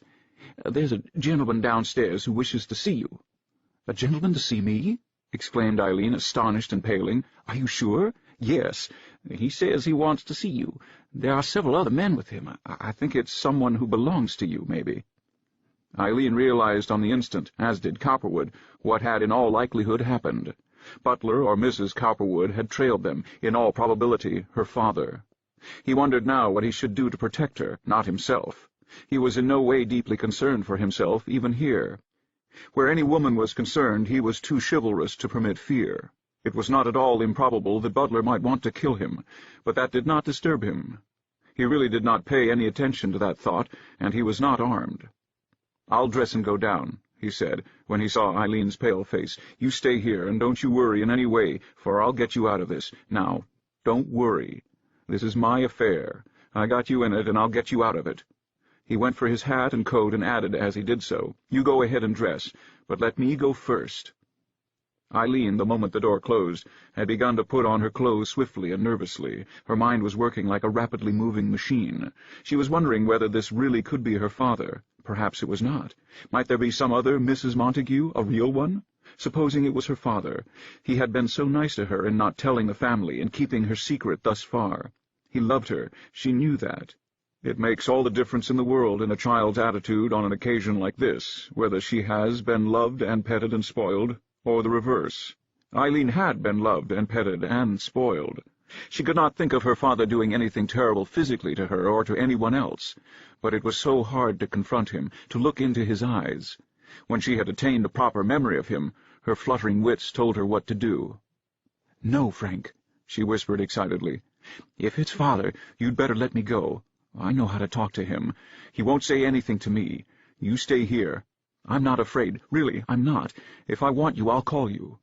He had come over and taken her pretty chin in his hands, and was looking solemnly into her eyes. "You mustn't be afraid," he said.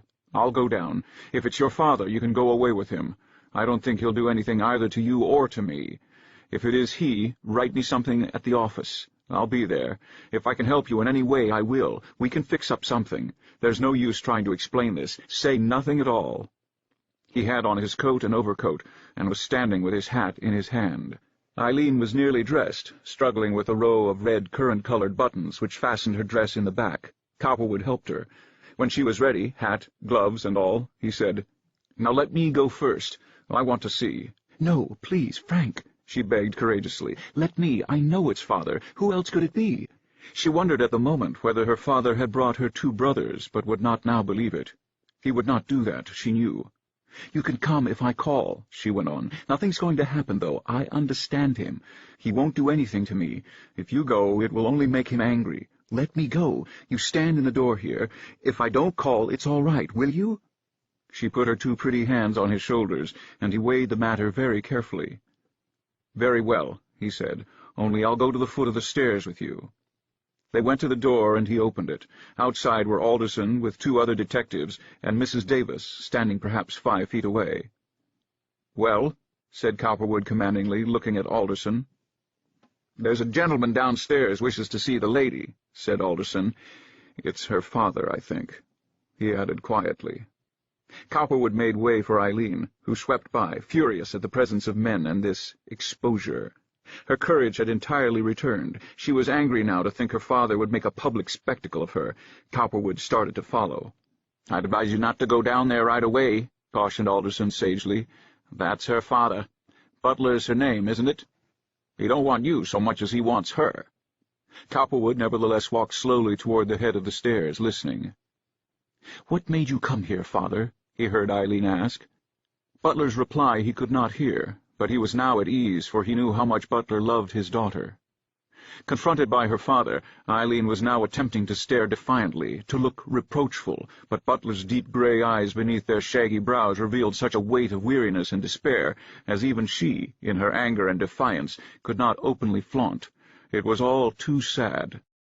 "I never expected to find you in a place like this, daughter," he said. "I should have thought you would have thought better of yourself." His voice choked, and he stopped. "I know who you're here with," he continued, shaking his head sadly. "The dog! I'll get him yet. I've had men watching you all the time. Oh, the shame of this day, the shame of this day! You'll be coming home with me now." "That's just it, father," began Eileen. "You've had men watching me. I should have thought—" She stopped, because he put his hand in a strange, agonized, and yet dominating way. "None of that! None of that!" he said, glowering under his strange, sad gray brows. "I can't stand it. Don't tempt me. We're not out of this place yet. He's not. You'll come home with me now." Eileen understood. It was Cowperwood he was referring to. That frightened her. "I'm ready," she replied nervously. The old man led the way broken-heartedly. He felt he would never